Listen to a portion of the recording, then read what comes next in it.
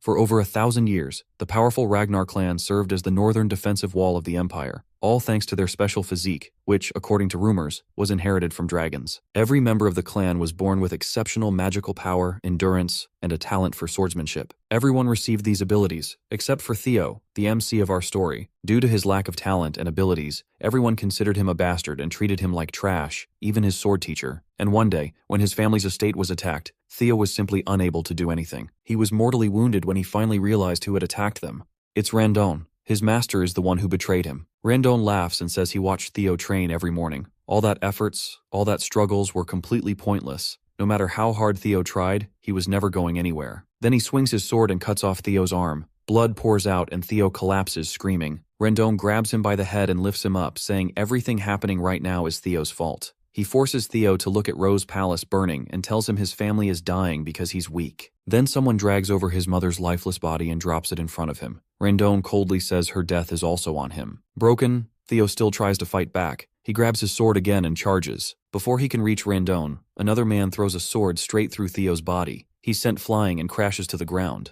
Randon casually apologizes, saying he just got carried away remembering the past. As Theo lies there, the world starts fading. He regrets his weakness, and then everything goes dark. But it doesn't end there. He regresses back in time with hidden traits and skills. Theo opens his eyes again, and standing right in front of him is that bastard Randon again. It looks like they're in the middle of sword training. Randon tries to snap him back to reality for being so absent-minded, but Theo still has no clue what's going on. He wonders if he's having flashbacks of his life, and can't believe that the face he flashed back to is Randon's annoying mug. It feels like a cruel joke from the universe. Suddenly, a system window pops up in front of him and he stares at it, completely clueless. The system window tells him to punch Randon in the face as part of his tutorial quest. At this point, Theo is more confused than ever about what the hell is happening. He wonders if this is how flashbacks are supposed to work. He also notices that Randon can't see this system window either. I guess Theo isn't complaining. He just drops his training stick, balls up his fist, and with all the power he can muster, lands a solid punch right on this bastard's face. When the punch connects, there's no change in Randon's expression. He has no clue what this moron is trying to do. Meanwhile, our boy smirks to himself, thinking about how everything feels so damn realistic. Randon finally responds to the punch in anger and throws a solid attack at Theo, sending him crashing backward. Theo is annoyed that he has to endure this pain in his flashback as well. Meanwhile, the bastard master just sighs and explains that he understands why Theo might be frustrated, especially with the awakening ceremony coming up soon and his lack of progress. But he still can't forgive a student who lashes out against their master. The mention of the awakening ceremony shocks Theo because that event happened almost 10 years before his death. Randon keeps on berating him for his behavior and walks away, saying he'll see him in the next lesson. The other clan members snicker among themselves, thinking about how this imbecile is blaming his master when he's the real talentless moron. While his peers continually shower him with insults, Theo finally starts to understand what's going on. He begins scratching the ground and can feel it clearly beneath his fingers. Then he looks at the injury Randon inflicted on him, and the realistic sensation hits him hard. It becomes clear that he isn't just flashing back. He's actually come back 10 years in time to when he was only 17 years old.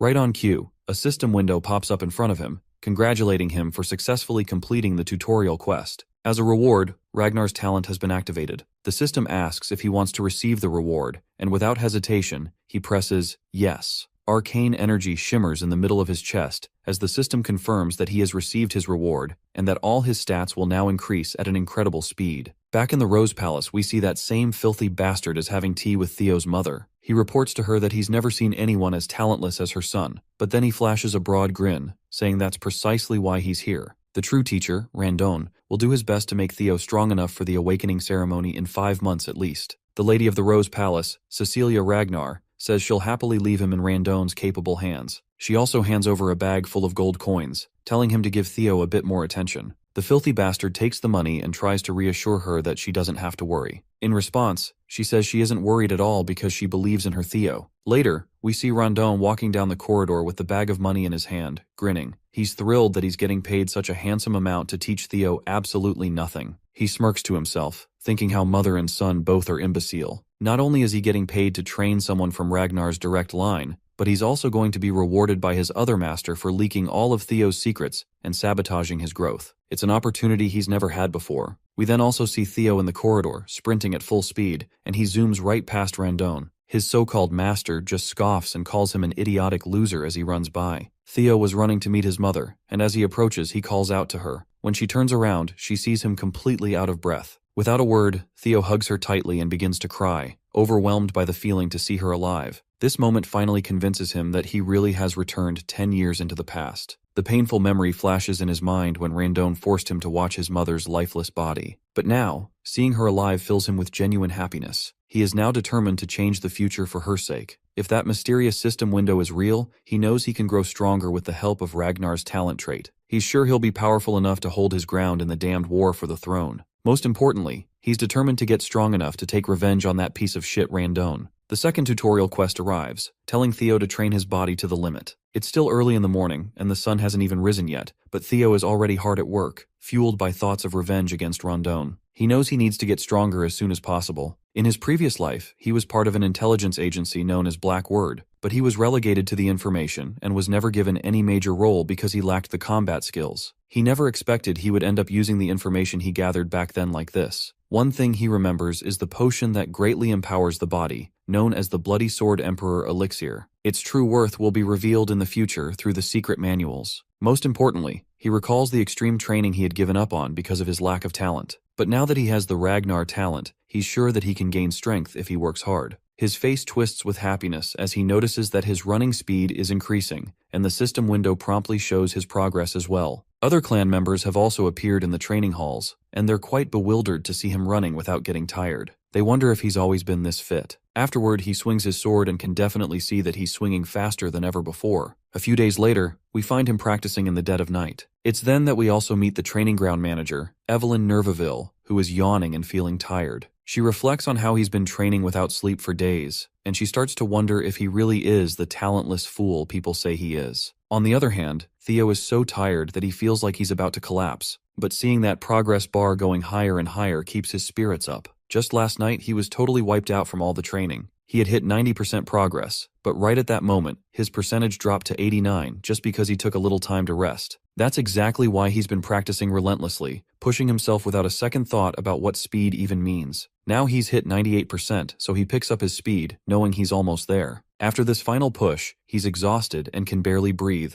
but there's still 1% left to achieve. Somehow, he manages to push through, and finally, his sweat pays off as he sees the 3-digit number he's been craving for so long. The system promptly congratulates him for successfully completing the tutorial quest, and informs him that he has obtained the Dragon Heart as a reward. But before he can read all those juicy details, he just faints from exhaustion, while the system hovers over him, asking if he wants to receive the reward now. His hand trembles as he tries to lift his finger, but he manages to press the yes button. As soon as he receives the reward, a blue light engulfs him, and the hall manager watches in disbelief as he undergoes this power-up. A while later, we see him in a room. As soon as he opens his eyes and looks around, Evelyn appears and reassures him that he's in the break room of Training Ground 4, and reminds him that there was no need for him to push that hard. When Theo spots her, he recognizes her right away, which surprises her that he remembers her and goes on to introduce herself formally as the manager of the 4th training ground. She explains that he lost consciousness while training alone earlier in the morning, so she brought him here to rest for a while. He thanks her for her kindness, and she offers him some water while reminding him that, within the Ragnar clan, opening one's mana hall before the official awakening ceremony is strictly forbidden. Theo has no idea why she's bringing this up but agrees, saying he's aware of the rule. She then asks if he knows why did he break it. He still looks unsure and asks why she's questioning him like this. That's when she reminds him that right when he lost consciousness, there was a mana wave that perfectly matched the opening of a mana hall. With a menacing look, she demands to know if he opened his mana hall. Theo is completely clueless about what she's talking about,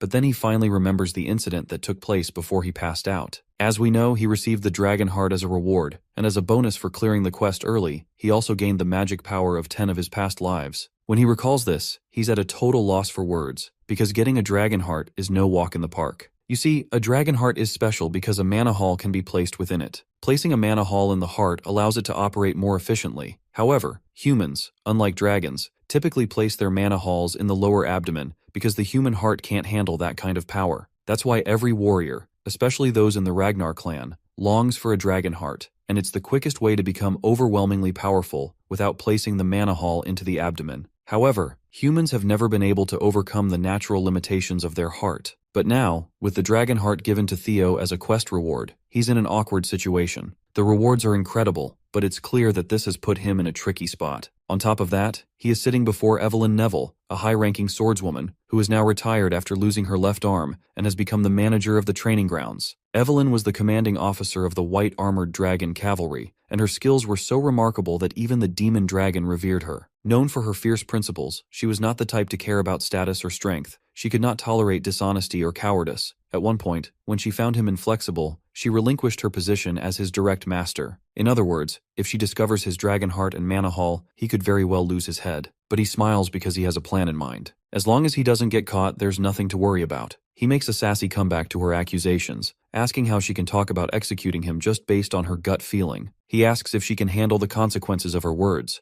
The girl falls silent, unable to counter his question. Theo further tries to demoralize her by reminding her that he is also an heir of the Ragnar clan. If they find out that the suspicions against him are baseless and false, it could be seen as defiling the Ragnar name. She agrees, acknowledging that these are the rules. With a menacing look on his face, he asks her if she knows what the punishment is for humiliating an heir. She confidently replies that it's execution. He is glad that she understands, and tells her to think before she speaks. The lady is blown away to see this new side of him and wonders if this is the same person she knew. In any case, she's sure that what she saw was definitely a mana wave, so she decides to investigate further. Even if he is of Ragnar's bloodline, rules are rules, and she intends to hold him accountable. However, she soon realizes that he actually doesn't have a mana haul. Her expression quickly falls as she understands she might have been wrong. Theo just feels cocky and asks her if she's satisfied now. According to the rules, she sits down at his feet and, without a shred of hesitation, tells him to just execute her, claiming she will pay for her sins with her lowly life. As she bows her head lower and lower, he reveals to us that dragon hearts are different from ordinary mana hauls. The existence of a dragon heart is essentially a mana haul that can be controlled freely by its user. In other words, he can hide his mana at will. Plus, the fact that humans can also possess a dragon heart will only be discovered a few years later, so Theo is confident that no one can accuse him of having one. Instead of executing her, he places a reassuring hand on her back and tells her there's no need for that. He walks away, saying she did her job and that not many would risk their lives to demand the truth from an heir, which he appreciates about her righteousness. But the truth is, Theo just doesn't want to kill her because she is one of the strongest. Keeping her alive would benefit him in the long run. He then explains that the restriction on opening mana halls before the awakening ceremony is meant to prevent overflow. He's glad to see her concerned about someone like him, who is a bastard of Ragnar. And with that, he leaves her sitting there quietly. Theo walks confidently, feeling on top of the world as he recalls that not only does he have the dragon heart, but he also gained 10 years worth of magic power from his past life. A few days later, we run into this shithead once again, screaming at Theo, telling him to swing a bit more to the right. It seems like Theo is pretending to be weak, and it's getting harder to listen to Randon insult him every chance he gets.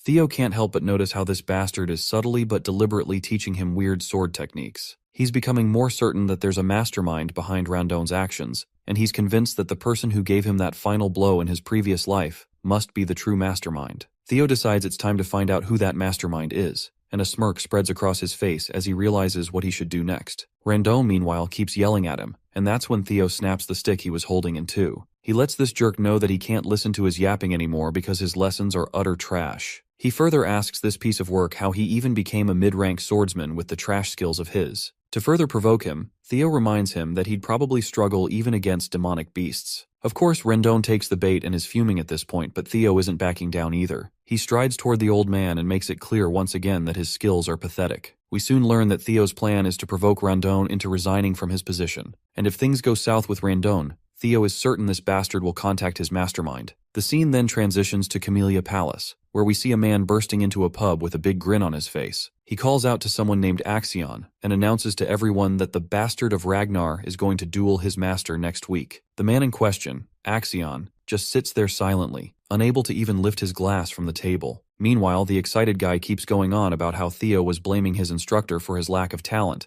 and is confident that Theo will be left disabled after the duel. Suddenly, the glass Axion was holding smashes into the loud guy's face, knocking him out cold with a single hit. The guy is seriously pissed off, and makes it clear that he doesn't care if some bastard ends up half-disabled. Of course he doesn't care. After all, he's just another Ragnar, specifically, the Four Hounds of the North, Dark Tiger Axion Ragnar. The man standing next to him is Remington Narcio, one of the Four Hounds of the North, Silver Lion. Just then, another guy makes his entrance, and this pissed-off man is Ed Troyven, the Nine Dragons Sky Dragon. He looks particularly worried and says that things might go wrong if they let their guard down. But Axion reassures him that this is only true for people with talent, so they don't need to worry about Theo, who is essentially a muddle-headed nobody. However, Ed points out that with the Ragnar clan, unprecedented things can happen, even from the slightest possibility. Axion responds that it's actually a good thing that Theo is trying to mess with Rendon, which means that the instructor should be more than capable of handling our boy. A week later, people gather at Training Ground 4, and it's not just members of the clan, there are also other big shots in attendance. In the arena, we see Theo, who appears quite anxious standing under the gaze of hundreds of spectators. He curses himself, recalling how he just wanted to get this shithead fired after the humiliation, but things have spiraled out of control. However, he isn't too worried since this was supposed to happen, and he's fired up to get revenge on Rondon.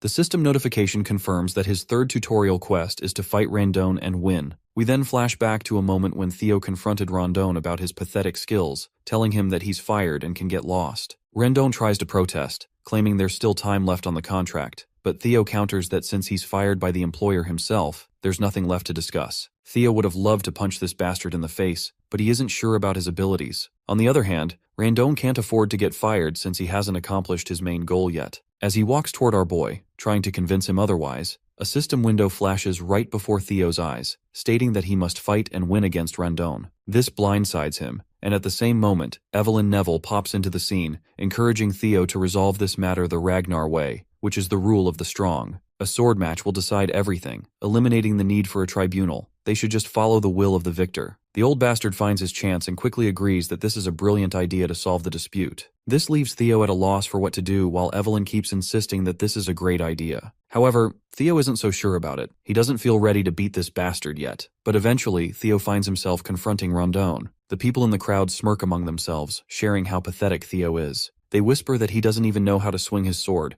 and are sure he's going to get crippled today, because there's no way he can beat a mid-rank swordsman. Rondon then cockily tells our hero that if he apologizes now, he'll pretend nothing happened, as there's no need to risk his life over his pride. But Theo has sass for days and fires back, saying that Rondon should be the one apologizing. He warns the old bastard that if he doesn't want to become a one-armed swordsman, it would be best for him to accept that he's been fired and leave quietly. Rondon simply smirks with a big grin on his face, thinking about how this fight is in his hands. He decides to take advantage of the opportunity to kill Theo while pretending it's just an accident. Once the battle starts, Rondon invites our boy to come at him first, offering the first strike as his teacher. Theo charges at him with his sword raised, and everyone's jaw drops when they see this imbecile charging recklessly, not even knowing how to swing his sword properly. Rondon delivers a few sword strikes, but Theo manages to safeguard himself. Meanwhile, the old bastard continues his barrage of swings. As he corners Theo, he thinks to himself that this is the obvious result. After all, Theo isn't even a low-ranked swordsman, he's an apprentice swordsman. He strongly believes that while Theo's skills may have improved slightly, it's still not enough. He admits that if Theo were at least at the level of the Four Hounds of the North,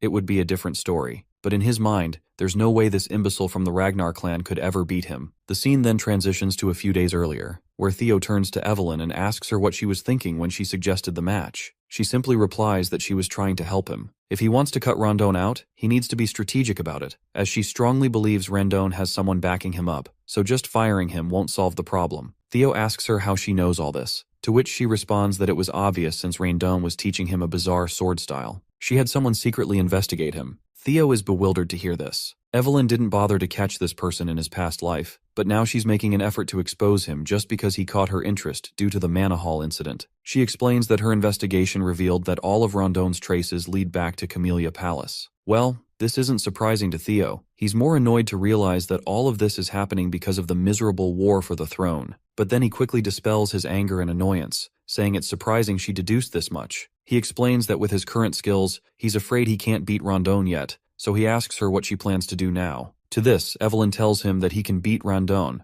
and advises him to stop underestimating his own potential too much. Back in the fight, Rondon keeps throwing one blow after another, but Theo fends off all of these attacks as if they're no big deal. This is making Rondon wonder what happened to this brat, as he's clearly not the Theo Ragnar he knew. The tables have completely turned, and now it's Rondon who's struggling. Everyone in the crowd can feel the constipation of defeat. We also see this hoodie guy, Remington, and he is also shitting his pants in some corner of the seating area, though I'm not entirely sure if he is Remington. Meanwhile, Evelyn is having the time of her life watching the fight. For some reason, she's really proud of him. Then, the scene shifts to the past, and we find out that in just 1 week, she's the one who personally trained him. She admits it is technically against the rules for her to do so, but since Randon is a jerk, he doesn't deserve to be a teacher anyway. This revelation puts a smirk on our boy's face. He's feeling a mix of excitement and arousal, convinced that having Evelyn in his debt was totally worth it after all. However, there's one thing he's concerned about. He wants to know what's her real reason for going so far to help him. He asks if it's because of what happened last time. She agrees that's true to some extent, but she also mentions there's someone she knows who would like him, because that guy is obsessed with collecting talent. Back in the present, the battle rages on, and Randon is getting more desperate by the minute. He starts to wonder if this brat has been acting like an idiot and pretending to be weak on purpose all this time. In the middle of the fight, our boy asks him who's backing him, which makes the old bastard lash out, questioning what he means by that. But Theo reminds him that he already knows he was teaching him trash lessons on purpose. He finally gets blunt and asks if he's working with Carmelia Palace. This revelation leaves the old coot stunned for a moment, and the old man's reaction confirms to Theo that it's true.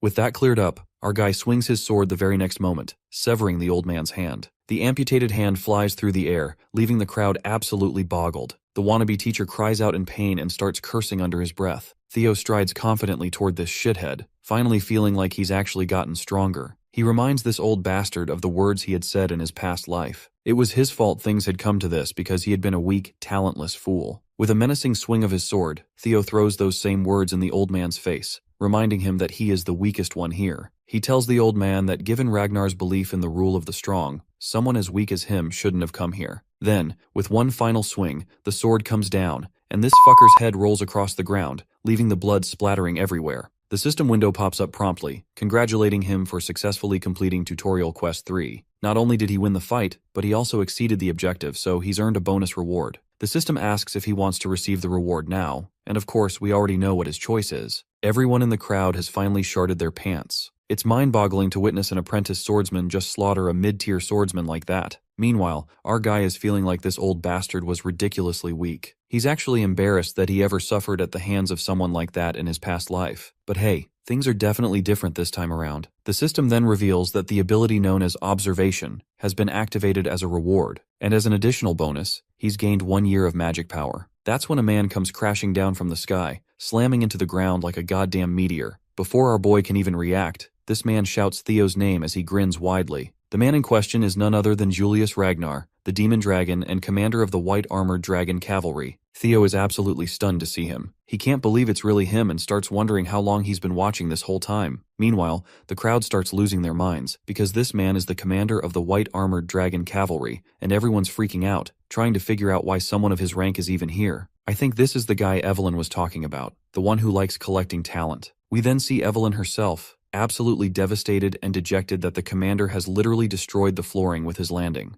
On the other hand, Julius looks like a literal beast, and his terrifying appearance leaves Theo sweating and completely unsure of what to do next. But his worries seem unwarranted as the man just laughs, flashing a big broad grin. He looks like a friendlier version of Brutus from Popeye the Sailor Man show. He gives gentle pats to our boy, which let's be honest are not so gentle. He continues to laugh, saying he's quite surprised to see someone carrying this much talent with him. He adds that it was a little disrespectful to kill his teacher, but he admits Rondon deserved every bit of it. Then, he bursts into laughter again as he pats Theo over his shoulder, and then promptly invites him to join the white-armored dragon cavalry. Evelyn had already expected this much, while everyone in the crowd is left with their jaws hanging open. They're struggling to believe that the infamous Julius Ragnar has scouted someone as inexperienced as him to join the elite white-armored knights. That's when we catch a glimpse of Remington once again. He asks a guy nearby if he's ever heard of a case where an apprentice swordsman who hasn't even undergone the awakening ceremony has been scouted. The stranger looks unsure how to respond and admits he's never heard of such an occurrence. Of course, Remington knows this too. It hasn't happened in the entire history of their world. Meanwhile, we hear our hero's thoughts. He thinks it's impossible to gauge someone's true potential while their mana hall is closed.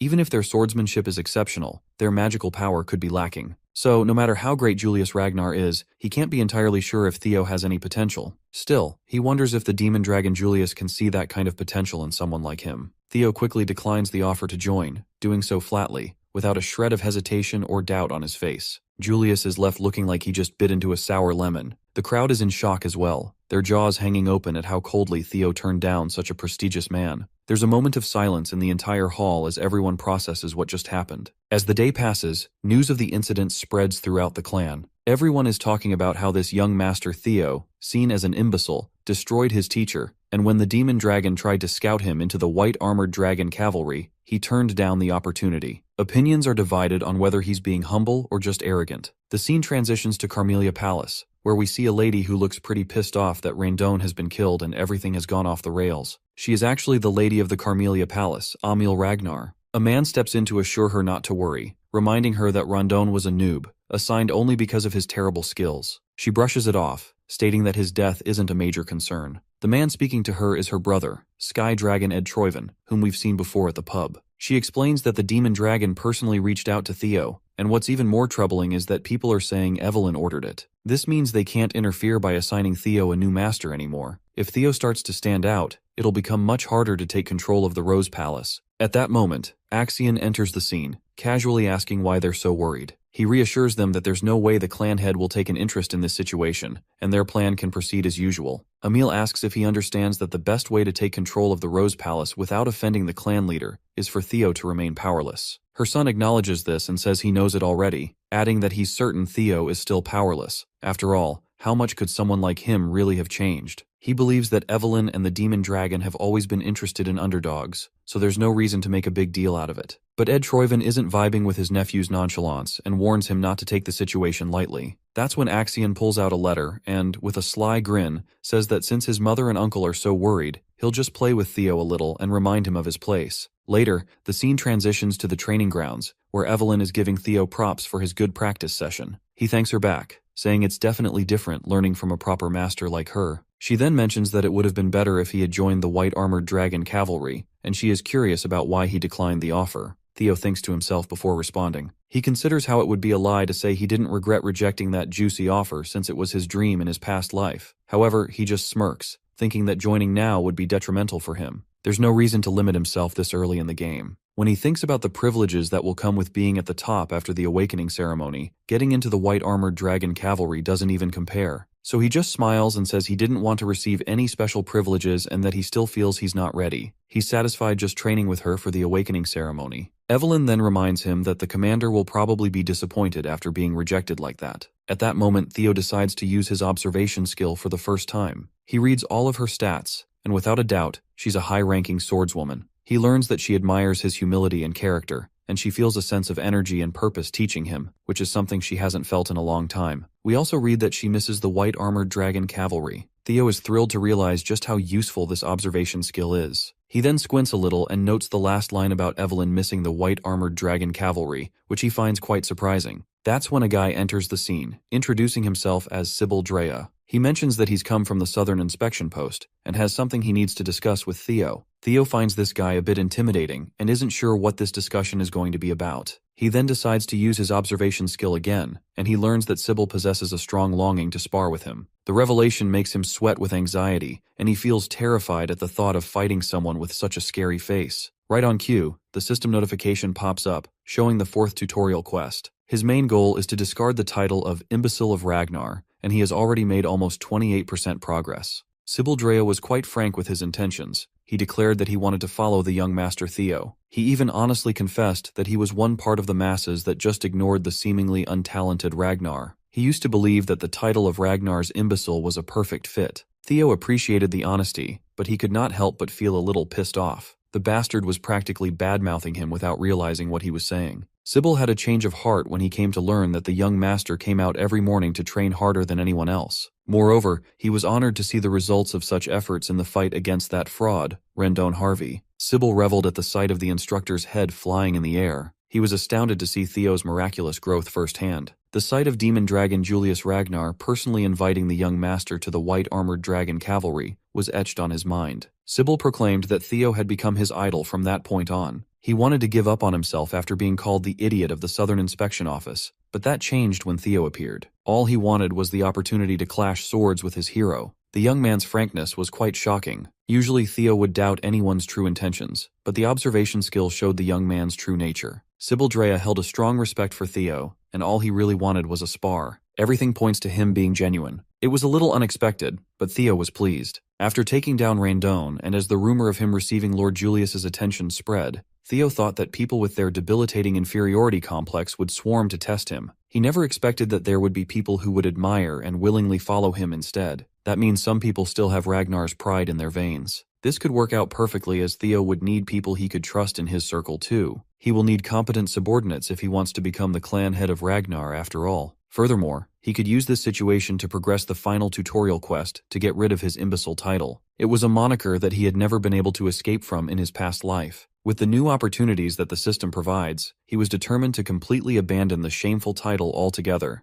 Theo turned to Evelyn to ask permission to spar, and his new master gladly obliged, urging him to show off his skills. With his blade in salute, he formally introduced himself as Theo Ragnar, the apprentice swordsman of the Rose Palace, awaiting the awakening ceremony under the guidance of Master Evelyn Nareville. The one-armed swordmaster smiled with approval. Sybil Drea clumsily saluted back as he introduced himself as an apprentice swordsman of the Southern Inspection Post. He inherited the swordsmanship of the Kurai clan and focused on the quicksword. Finally, the sparring session started, and Sybil blasted off the ground. He looked like a madman going for the kill right from the get-go. Theo blocked the first attack, causing their blades to spark in the collision. The idiot of the Southern Inspection Post was undeniably quick. His speed was the one thing that he was incredibly confident about. Just from their first exchange, Sybil could already feel that the young master's skill was the real deal. Meanwhile, Theo was wondering why the kid was labeled an idiot in the first place. If he faced this guy in his previous life, he would have struggled to take even just a few hits. But of course, he had come a long way from the previous him. Theo went on the offensive and swung his blade to send Sybil flying like a rag doll, losing grip on his sword. For the current Theo, this was child's play. Poor Sybil almost threw up his insides from the excessive force that hit his solar plexus. He eventually crashed against the training area's stands. Fortunately, he wasn't gravely injured. Sybil tried his best to stand up and praise young Master Theo's mastery of the sword. He immediately conceded the loss with gratitude. Theo remained graceful in victory and saluted the young man, telling him that it was a good fight. While holding his sword in salute, he stared at his reflection from the dazzling blade. An idea struck his mind. Maybe he can also use the observation skill on himself. Upon activation, he discovered that it does work. His talents included observation, player, Ragnar, and a bunch more beyond his current access. He's a level 1 swordsman with balanced stats and an abnormally high 190 points in magic power. Now that he has finally perceived stat points, they will be notated with numbers from now on. Under talent, his abilities were on full display. Based on the currently locked slots, he can just keep doing quests to get at least 4 more. Being able to check his own stat values anytime he wanted was also a great discovery. Theo attributed his abnormally high magic power stat to his past life's magic and the dragon heart beating on his chest. What he did not like was his negative 49 points in luck. He wondered if he was cursed to have such an abysmal luck stat. Maybe all the misfortune he suffered in his previous life was all because of this rotten luck. He definitely needs to figure out a way to increase his luck as fast as he can. Theo was so focused on his spar and evaluating his status that he failed to notice the crowd of young men standing all around the arena. They have practically formed a circle surrounding him, their intentions unknown. He considered that no matter how weak and trashy his previous instructor was, that bastard was still a mid-rank swordsman. Since he beheaded Randon, the fraud, and received the approval of a respected commander, the emergence of these young swordsmen was natural. With its rule of the strong motto, there could only be 2 reactions from the people under Ragnar's rule. It's either they become envious of Theo, or he becomes the subject of their undying admiration. As for the ones gathered in the arena, Evelyn could plainly see their stance. They belonged to the latter. They were amazed to see that the rumors regarding the young master were true. Respect and approval were evident in their eyes. Each of them imagined being in Sybil's shoes for the spar, and each one of them wondered if they could even block Theo's sword. This thought only spurred their desire to clash blades with the young master further. One of these young swordsmen was Eod Nalan. Theo scanned the crowd and was pleased with their reaction. He singled out Eod Nalan, surprising the young man. The young master called him to come forward and have a spar. Eod Nalan stalwartly saluted and introduced himself as the 3rd son of Viscount Nalan, specializing in the double ascension swordsmanship. Theo returned the salute and casually wished for a good fight. Without wasting any more breaths with formality, the fighters assumed positions and started going at it. With each clash of their blades, Theo's basic swordsmanship proficiency steadily increased. Eod was no pushover. He was fast and clever enough to sneak a slash that seemingly had no immediate counter. At that moment, Theo felt like the world slowed down. He shifted the grip on his sword and met the attack with a perfectly angled block. It was enough to make Eod's blade fly away from his hand. The crucial block increased Theo's proficiency in the changing heart swordsmanship. Eod was stripped of his sword. It was a clear and utter defeat in the hands of the young master. The young man acknowledged his loss and gave his eternal approval to Theo. Much to Theo's surprise, gaining Eod's approval also increased his luck. Maybe luck is tied to his reputation. If that was the case, he just found a method to remedy his abysmal luck. He could just keep on fighting until he literally turns his luck around. Next on the chopping block was Banat Ramiro. That was an easy dub. With another gained approval, his luck increased by another 1 point. Then came Eric Moran. He put up a decent struggle, but it was a struggle nonetheless. Next was the approval of Manfred Nonbert. Without stopping his sparring onslaught, he wiped the floor with Manuel Noir. The thuggish-looking Vero Perenc did not even last a whole minute. After a while, Theo was wholly immersed in battle as he continued his winning streak with Daniel Riemann. By the time he was done with most of the young swordsmen, he was itching for more. He called the next challenger, but no one was stepping up to the plate. He fought so much to the point of near exhaustion, but upon checking his quest progress to escape the imbecile title, it had only progressed by 1%. Maybe it's because these people have already approved of him. He might need to seek stronger foes or show off his skills in front of the people who still look down on him. Either way, he's going to need something different. Suddenly, a man parted the crowd, telling Theo that he looked exhausted. He argued that he'll rest when the need arises, but right now, he can still fight. Since he claimed that he's still in shape to fight, the armored man dubbed as the Silver Lion, Remington Narcio, formally asked for a sparring match. Theo and the crowd of young swordsmen were not expecting so esteemed to show up. Remington's one of the 4 hounds of the North, after all. The 4 hounds of the North consisted of Hulkus Lanka, Ray Ragnar, Remington Narcio, and finally, Camellia Palace's very own Axion Ragnar. They hold the title of the 4 strongest people within the Awakening Ceremony generation under the Ragnar clan. Remington Narcio claimed to have come early to observe the swordsmanship of the young lord before the Awakening Ceremony. Saluting with a smile on his face, Remington thanked Theo for honoring his request. The Silver Lion is a talented sword genius with keen senses and an outstanding work ethic. Right now, he's just surprised at the appearance of an unexpected rival in the form of Theo. Theo Ragnar returned the salute with pride. This time, he introduced himself as the 31st son of the great guardian of the North, Kyle Ragnar. He never expected to meet, let alone spar with the sword genius Remington. He respected this man in his past life. When he stated that he was honored to be able to cross swords against the famed young deputy clan head of Narcio, he meant it. Immersed in the intoxicating vibe of fighting non-stop, Theo just wanted to show Remington his skills. Both of them are looking forward to a great fight. Theo watched as the Silver Lion's aura exploded to a terrifying degree, and he wondered if his current self could actually defeat Remington. Both fighters charged forward, their blades colliding and sparks flying. How strong could one of the 4 hounds of the North be? Each one of their clashes shook the stage fiercely. Theo kept his eyes on the prize as shards of steel flew all over the arena. Remington smiled as he did the same. One of the fighters' swords was cleanly cut after sustaining quite a bit of wear and tear. Evelyn did not let her gaze wander as she watched closely. The young swordsmen who were defeated at the hands of Theo were speechless. In the middle of the deathly silent arena, the broken blade's clanging noise as it hit the ground reverberated. It was Theo's sword. In a single clash of sheer strength, Remington sliced his blade cleanly, stopping his attack inches away from lopping Theo's head off. To everyone who saw what happened, the result was clear. Young Master Theo lost. Sybil refused to believe that his idol would be trounced so quickly, but it was the obvious result. They resigned to the fact that no matter how much Theo had grown,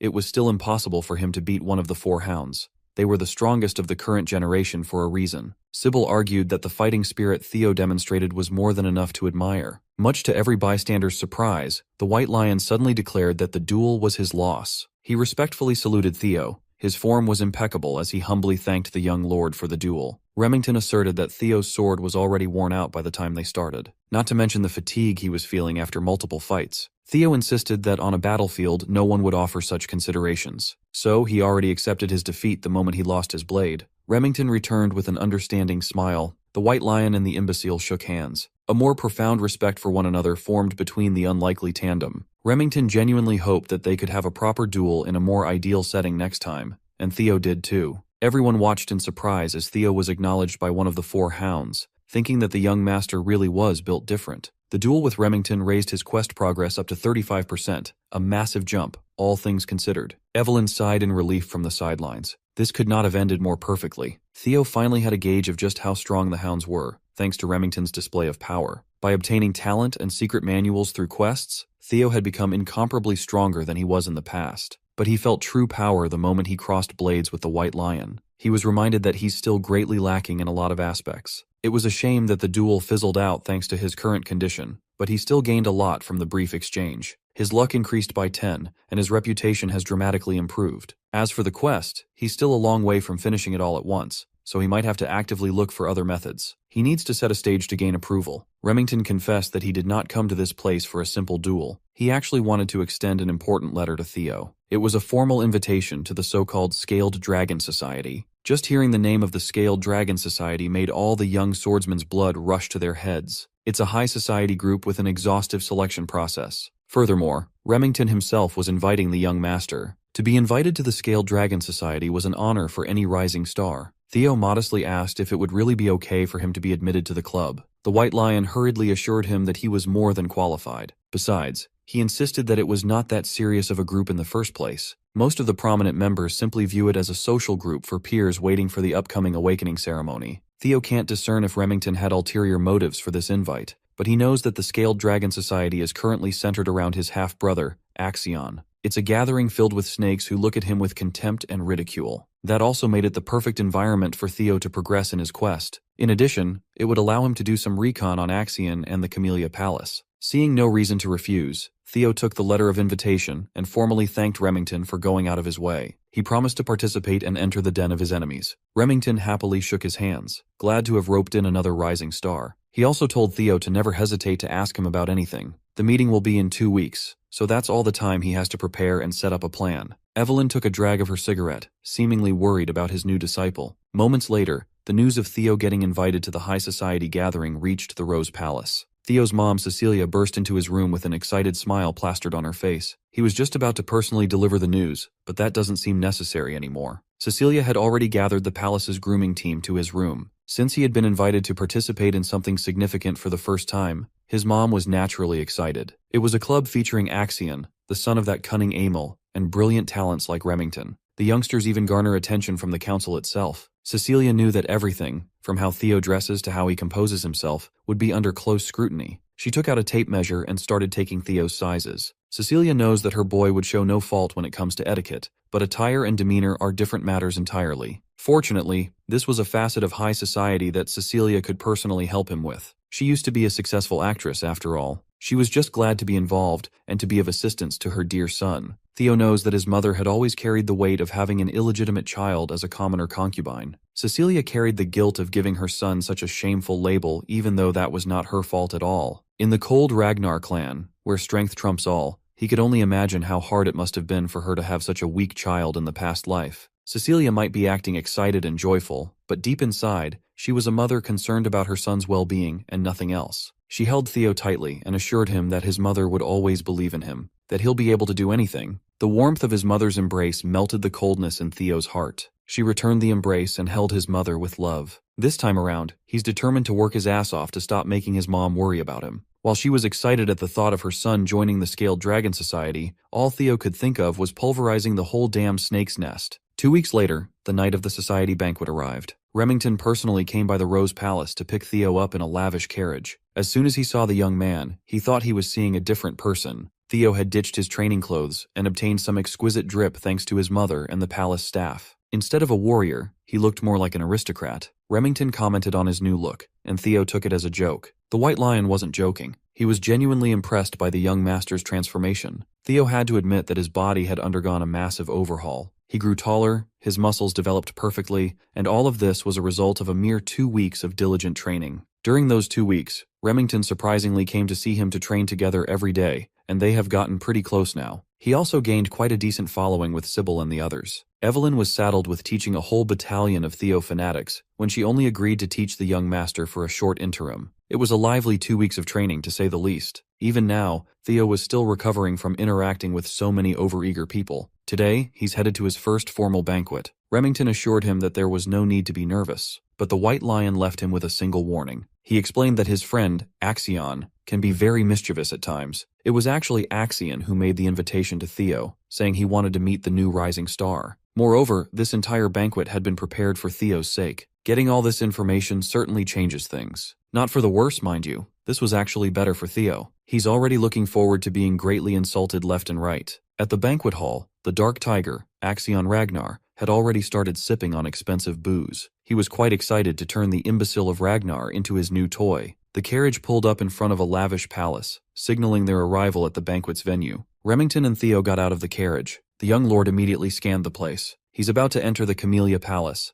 the home court of the scum who instigated Raindon to interfere with his growth. In the past life, they consumed him, his mother, and the entirety of the Rose Palace without mercy. His thoughts of vengeance were interrupted by Remington's invitation to go in. The lively Remington had received news that Axion would personally come and greet them, and he should be waiting at the entrance by now. It was obvious why that bastard Axion invited him in the first place. The fool must be thinking that since the imbecile of Ragnar is acting up, it's up to him to stop Theo's momentum. But the young master did not willingly come inside the snake's nest without a plan either. He will make Axion understand just who he's trying to mess with. As they got close to the palace, Theo stopped in his tracks as soon as he saw something in the corner of his eye. Up on the higher floor of Camella Palace, the bizarre blue light of a system quest called to him. He was momentarily distracted by a possible quest inside the palace, so he didn't notice something rapidly descending in his position. Remington tried to save him from the unknown material, but it had already exploded with white smog before he could get close. Remington panicked and hurriedly called Theo. Thankfully he was fine.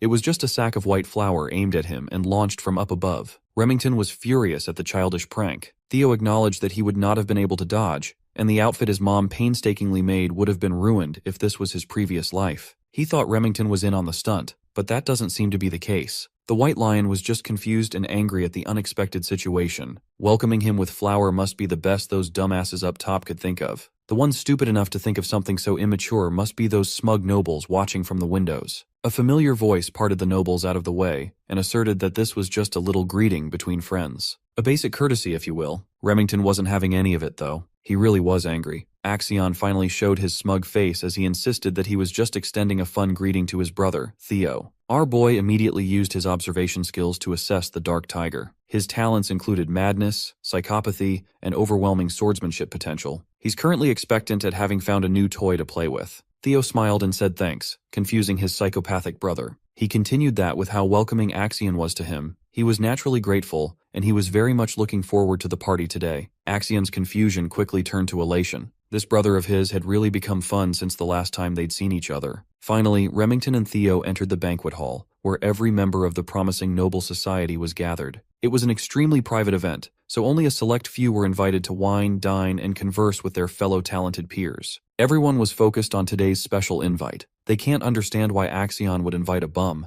Even if Theo is also from a direct line of the Ragnar blood, he's still widely known as the imbecile. Having such trash in the Scaled Dragon Society was an unpleasant surprise for most. They had to admit that the drip was cold, though. Most nobles were privy to the fact that Axion was just playing with his new toy. Seeing as the trashy nobles didn't even bother lowering their voices, Remington apologized to Theo, insisting that these gatherings aren't usually this scandalous. Theo was just letting them talk trash about him as much as they wanted. In fact, the more people badmouth him, the better. That would make crushing them later much sweeter. Also, he noticed that the location of the blue quest light was nearby. He was pretty sure that it could be significant, but he doesn't have a natural way to approach it yet. Axion, the host of the party, descended the stairs to ask his brother if he was enjoying the party. Theo forced himself to calm down and just proceed with his plan as he mapped it out. He smiled and thanked Axion for inviting him again. Axion sarcastically apologized for the flower incident a few minutes ago, playfully admitting that he went a little overboard. He closed the distance between himself and Theo in the blink of an eye, grabbing his brother's shoulders tightly as he pressed Theo to accept his apology in front of everyone. Remington wanted to intervene, but Theo interjected that Axion had nothing to apologize for. He insisted on using Axion's words that the prank was just a greeting between brothers. The psycho was at a loss for words. Theo was just too calm and composed to rattle. He laughed and patted Theo on the back as if he was a proud brother. He never knew that the kid had spunk. He had changed a lot from how he used to be when they were little. Axion actually liked him more and more now. The nobles took in the sight of Theo smiling, going along with his brother's whim, calling him Axion's bitch. They even commented on Theo's illegitimate lineage compared to the noble blood of Troy Van. While it's true that they were half-brothers, the nobles believed that Theo and Axion were on an entirely different level, even if they were both Ragnars. Troyvan clan is the swordsmanship powerhouse of the East, while Theo's mom is just a random woman who came from bumfuck nowhere. Theo smiled as he took in the blatant insults that the nobles were hurling at him, letting it fuel the flame inside. One thing the nobles were confused about was Remington's closeness with the imbecile. They started extending the insults to Remington, calling him an illegitimate son of the Narcio family. The White Lion had been on edge since they arrived at the banquet. Hearing these nobles broach a forbidden topic almost made him snap on the spot. Theo reckoned that in just a few seconds, Remington might just go and steal his spotlight. He was thinking of observing and listening to more insults for a little longer, but that won't do now. Before Axion could take him upstairs, he paused. Since he had just arrived, Theo asserted that he should greet his new friends as well. So, he walked over to the banquet table where the snickering nobles were gathered. All of their eyes focused on the imbecile of Ragnar. Theo quietly took a bottle of wine from the table, He walked towards the noble, who was running his mouth about Remington's lineage, and motioned to fill his glass.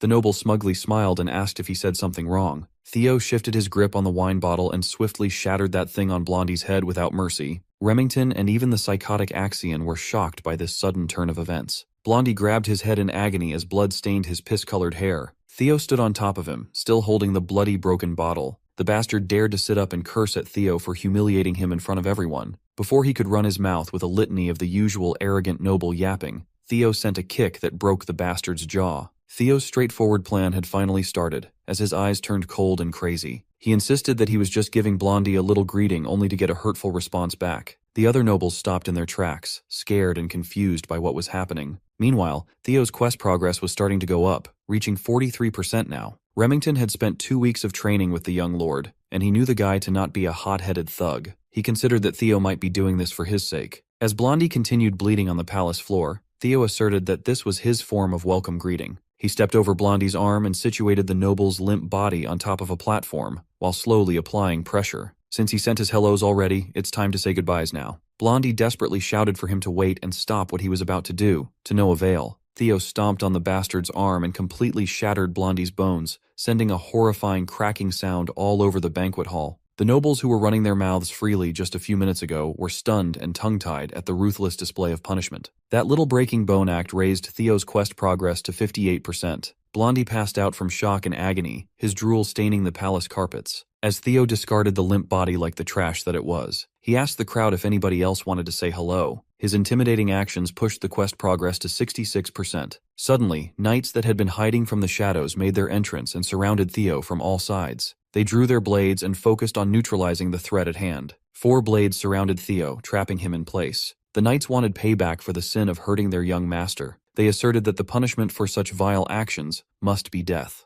Theo smiled as his plan just kept on getting better. He asked the knights who's the guy he just trashed. They answered that Blondie was the 3rd young master of the Hanavi clan, young master Ian Hanavi. Theo was amused by their confident answer. The Hanavi clan is one of the 6 snow clans that support Ragnar. He knew that the bodyguard knights of these spoiled nobles would not be able to sit by and watch the whole time. They always look down on the imbecile if he starts acting up. So, Theo asked the knights what the problem would be if he roughed up their young master. With a deep sense of pride imbued in his voice, he asked them if the dogs of one of Ragnar's Bannerman clans dared demand his death. Can they really take responsibility for threatening Kyle Ragnar's bloodline? He's not one to tolerate disrespect after all. The knights felt their grips on their swords loosen upon hearing Theo's threat. Their anger for watching their young master ruined was replaced by the innate fear they had for the Ragnar clan. In addition, the oppressive aura the young man was emitting was suffocating them. This was not the imbecile of Ragnar that they knew and routinely made fun of. Now that they're thinking about it, Theo also has the right of succession to the throne as a direct blood of Ragnar. On top of that, Ragnar is the Lord of the North, the overseer who reigns over the 6 snow clans. To declare death to the blood of the dragon is not something that any sane person should do. It is a sin for which the destruction of an entire insignificant snow clan would not even be considered unreasonable. That protection and prestige haven't been applicable to Theo for such a long time as a useless descendant that most people forget. But that won't do anymore. All 4 knights knew that they had made a colossal blunder, and they needed to apologize. But Theo had already issued the kill order to a mysterious presence lurking nearby. The swift glint of a blade blinded everyone with its speed.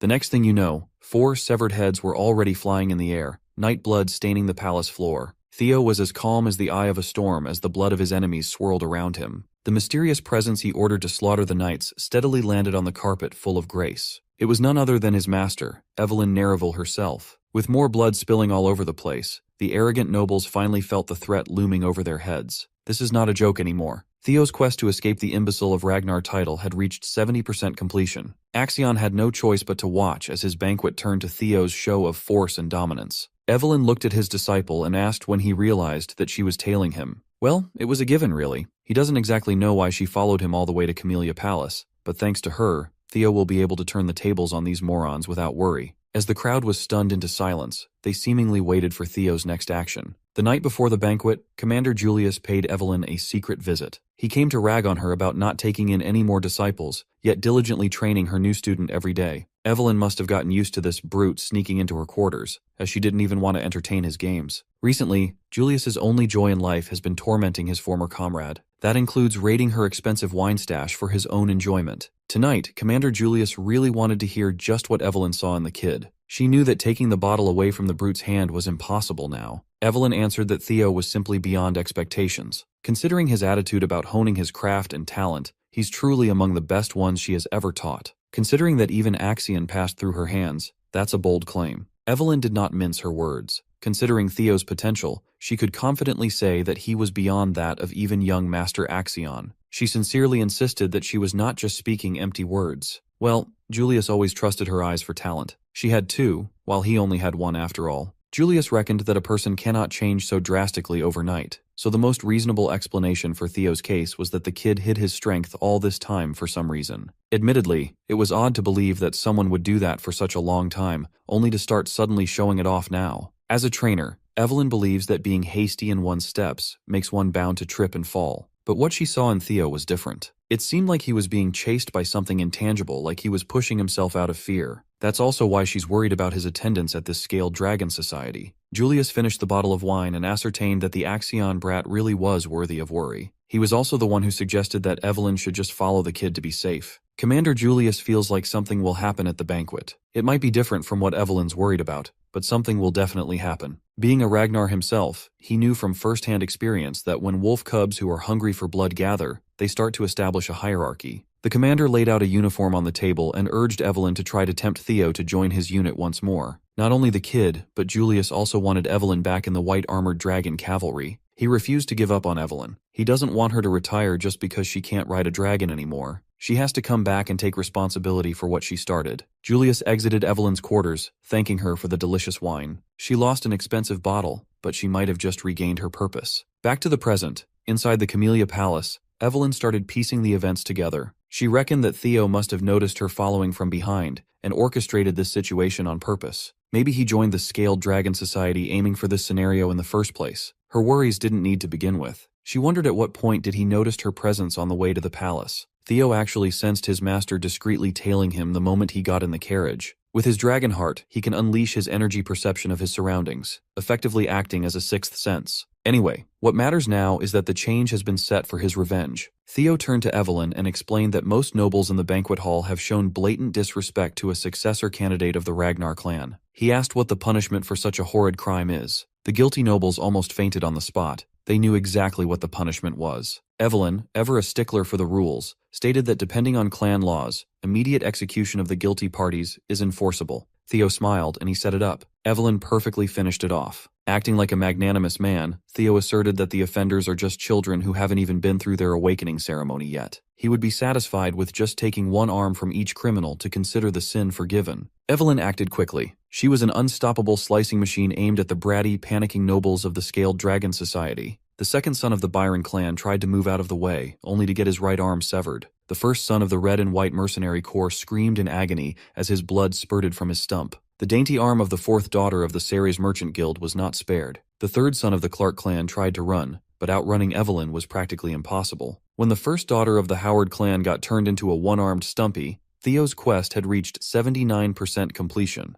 One of the pathetic nobles crawled towards Axion or Axe for those close to him to beg for help. Axe just repeated his brother's words. He can't intervene as this was just another form of greeting. The crawling noble saw a glint of blade in his periphery, and then his arm was sliced cleanly, his blood almost staining Axion's clothes. As the first son of the Parank family twisted and turned in anguish, Axe looked at his former teacher. Evelyn nonchalantly met his gaze and nodded. Axe never expected to meet his former trainer in the middle of such a grisly sight. Evelyn saluted with her blade. Axiom observed the bloodied banquet hall and ascertained that Evelyn only aimed for the ones who made outright comments about the bloodline. Theo made it so that even as a fellow successor candidate, Axiom would not have the authority to stop the slaughter. It only took Evelyn a few minutes to cut the right arms of 14 people under Theo's orders. As for their status, they can still take their arm to a priest right away and get them reattached. But their lives as swordsmen will be a different matter. Everything went just as planned. Axion was more interested in how Theo got both Remington and Evelyn to his side. Theo Ragnar, the imbecile of the Rose Palace, had evolved into something terrifying.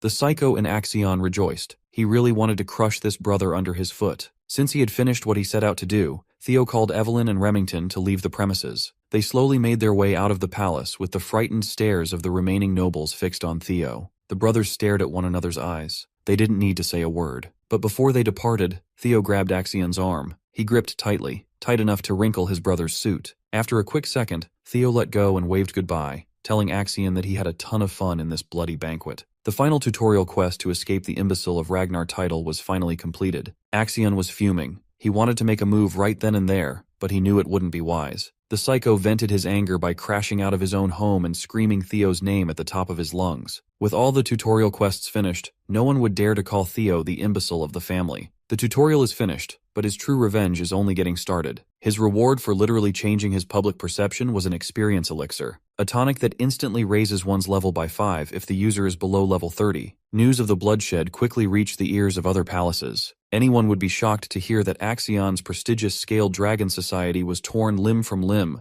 literally and figuratively. As for Theo, he was on a very celebratory move after flexing on those nobles. His subordinates took him to a pub in celebration of his flashy and gory high society debut. Every one of his followers was there. Even Evelyn stopped by to get some drinks. He wondered how the Scaled Dragon Society was feeling after being done in by a man they loved to call an imbecile. Inside the Camellia Palace, Emil Ragnar is in disbelief after learning that not only did they give the MC justification for his actions, but he also chopped off everyone's arms in front of Axion. Axion answers positively, which makes her feel frustrated since it makes no sense to her, and she remembers warning Axion beforehand not to take things so lightly. She is disappointed to hear that they didn't just try pressuring him into submission, but have given our boy complete authority to go wild. Axion tries to defend himself and tells her that once Theo gets recognition, it will be hard to conquer the Rose Palace, assuring her not to worry. However, she tells him to reflect on his actions and doesn't agree to listen to him any further. She points out his mistakes, which almost caused their great plan to get ruined. Axion decides to listen to her and leaves. Emil wonders who Axion takes after to be so obnoxious. Ed Troyven replies that Axion resembles her when she was young. She's not in the mood to joke around, so he apologizes and assures her that the incident might not be worth worrying about so much. He explains that the Rose Palace has been a part of the clan head's harem, so it's very difficult to get its ownership. Even though it has been outside of the clan leader's interest since it's a place where riffraff gathers, it still has the support of the clan leader himself. He shares his plan that all they needed was justification, and thankfully, since our boy Theo has created chaos at the scale of the Dragon Society meeting, he is slowly becoming the representative of the Rose Palace. By using the incident as justification, they can suppress the MC through legal procedures. Emil is left speechless after hearing this and contemplates that the reason she was afraid of Theo becoming stronger was that she feared his power and influence would expand over time if the clan leader focused more on the Rose Palace. However, by using Theo, who is slowly becoming stronger, she realizes the Camellia Palace can suppress him through legal procedures,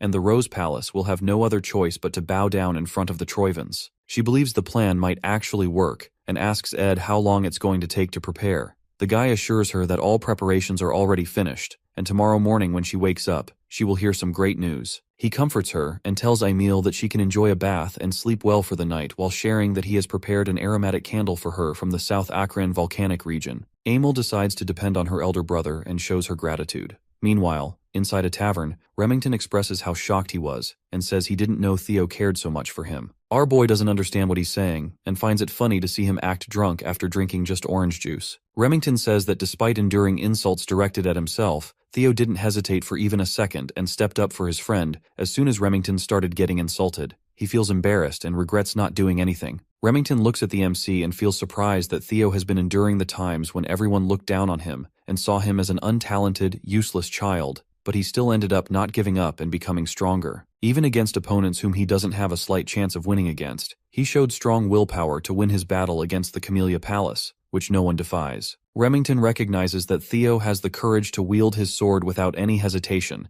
and Theo did all that just for him. Theo's friend starts to get teary, and he realizes Remington has greatly misunderstood the situation. The guy gets up and tells our MC that despite the orders of his clan, he wants to follow a different idea and shares that he wishes to follow Theo. The people observing both of them start cheering and call the MC and his friend amazing. Theo tries to clear the misunderstanding, but Evelyn telepathically tells him to just let his friend be. He notices her, and she shares that it's not a bad misunderstanding, and that everyone probably intends to get along with our boy. After hearing this, he starts to smile, but understands that he is nothing special since all of his powers are thanks to the status window. He looks at his own stats and realizes that whatever he has gained is thanks to the status window while recalling that at first, he assumed it was a fragment of his own regrets. However, seeing how detailed this is, he realizes the status window is something else. He gets a vague sense of déjà vu but decides not to care about it since it's helping him improve. After the Scaled Dragon Society incident finished, the MC notices that his level has increased. Whenever a level up occurs, the system gives him points that can be used to raise his stats. Theo understands he can increase his abilities however he wants, and feels scared of the shining future that someone like him, who has so much potential, will bring. Evelyn sees his evil smile and gets concerned. Theo decides to prepare for the counterattack of the Camellia Palace first, and asks Remington if he is willing to help our boy with something. His friend assures him he can ask anything, a bit surprised to be called Remy in such a friendly manner. Theo pulls something out, and while giving it to Remy, he shares that the war for the throne between our boy and Axion is going to begin soon, so he needs help in the preparation for when the time comes. Remy becomes silent, recalling that in his past life, Remington became the clan head of Narcio, and the clan's forces became powerful enough to confront the Ragnars. The MC realizes how valuable this opportunity is for him to pull Remy to his side. He gives Remington a piece of paper, and the guy assures him that since he has already pledged loyalty to our boy, he will do everything in his power to help. Theo shows his gratitude, and suddenly someone barges into the tavern while screaming Theo's name. Everyone becomes surprised as some knights barge in and announce that under the sword of law, Theo is under arrest for assault, threat, and intimidation. Evelyn calls it complete bullshit, but our boy tells her to calm down and moves forward to see the arrest warrant. He notices that it's real and that the ink hasn't even dried, which shows his enemies were in a rush. He decides to go without a fight, and they quickly handcuff our boy. As he is being taken away, he smiles at his friends since he trusts them to handle everything in his absence. Remington and Evelyn are in complete shock. Remy directs his focus towards the paper Theo gave him. The news of Theo getting arrested reaches the Rose Palace, and Theo's mother, Cecilia, becomes stunned to hear that her son is being taken to the tribunal and falls down on her knees in shock. Her servant becomes concerned, but she assures him that she's fine and questions why her son was taken away. He reveals that it's because of the Scaled Dragon Society, and her son is being accused of inciting a rebellion. She becomes surprised and questions if her son will be taken to trial. Her servant believes Theo won't easily get out of such a situation since he destroyed the Scaled Dragon Society. Cecilia was not expecting that her son being invited would lead to such a mess, but believes that her son will definitely be able to get through this, because that's the kind of kid he is. Cecilia wishes he comes back safely. Meanwhile, inside a carriage, as the MC is being taken away to the tribunal, they reach their destination,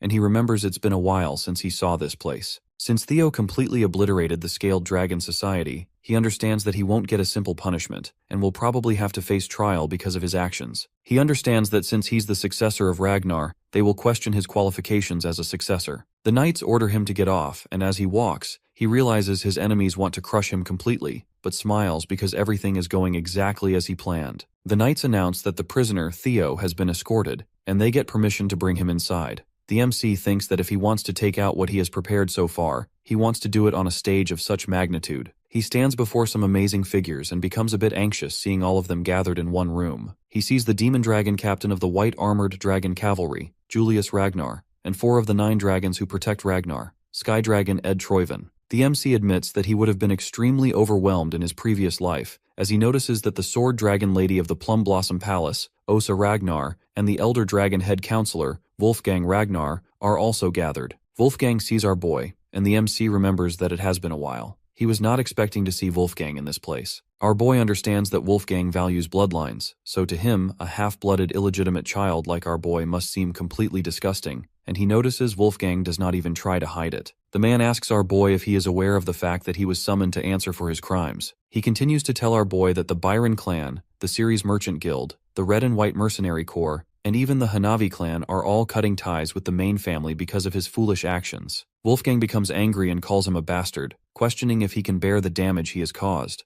He makes it clear that our boy is going to be held accountable for dragging Ragnar's honor through the dirt. Theo agrees with him and admits that he was far too careless. Instead, he should have cut off their heads, not just their limbs. Everyone becomes shocked, but the MC continues to tell them that all the other clans are their subjects. He says the Lord has given them land and honor, and the subjects are the ones that need to offer their loyalty and lives to the Ragnar. This is the way of chivalry, and despite knowing this, they defied their lord. The MC shows his frustration and says that if he had known about their insolent behavior, he would have severed their heads instead, and tells Wolfgang they should be punished to restore the principles of chivalry. He says he could not just sit by and watch Ragnar's honor, maintained for over centuries, get trampled on. Everyone becomes speechless while Julius calls our boy impressive and expects he will be given a normal punishment after the justification. Wolfgang thinks that the MC is mocking them with his sophistry, but Osa Ragnar understands his opinion and admits that Theo is correct. Wolfgang is surprised to see her take his side. Osa explains that Ragnar is strong, but it's not truly great, so they still need to listen to the voices of their vassals and knights.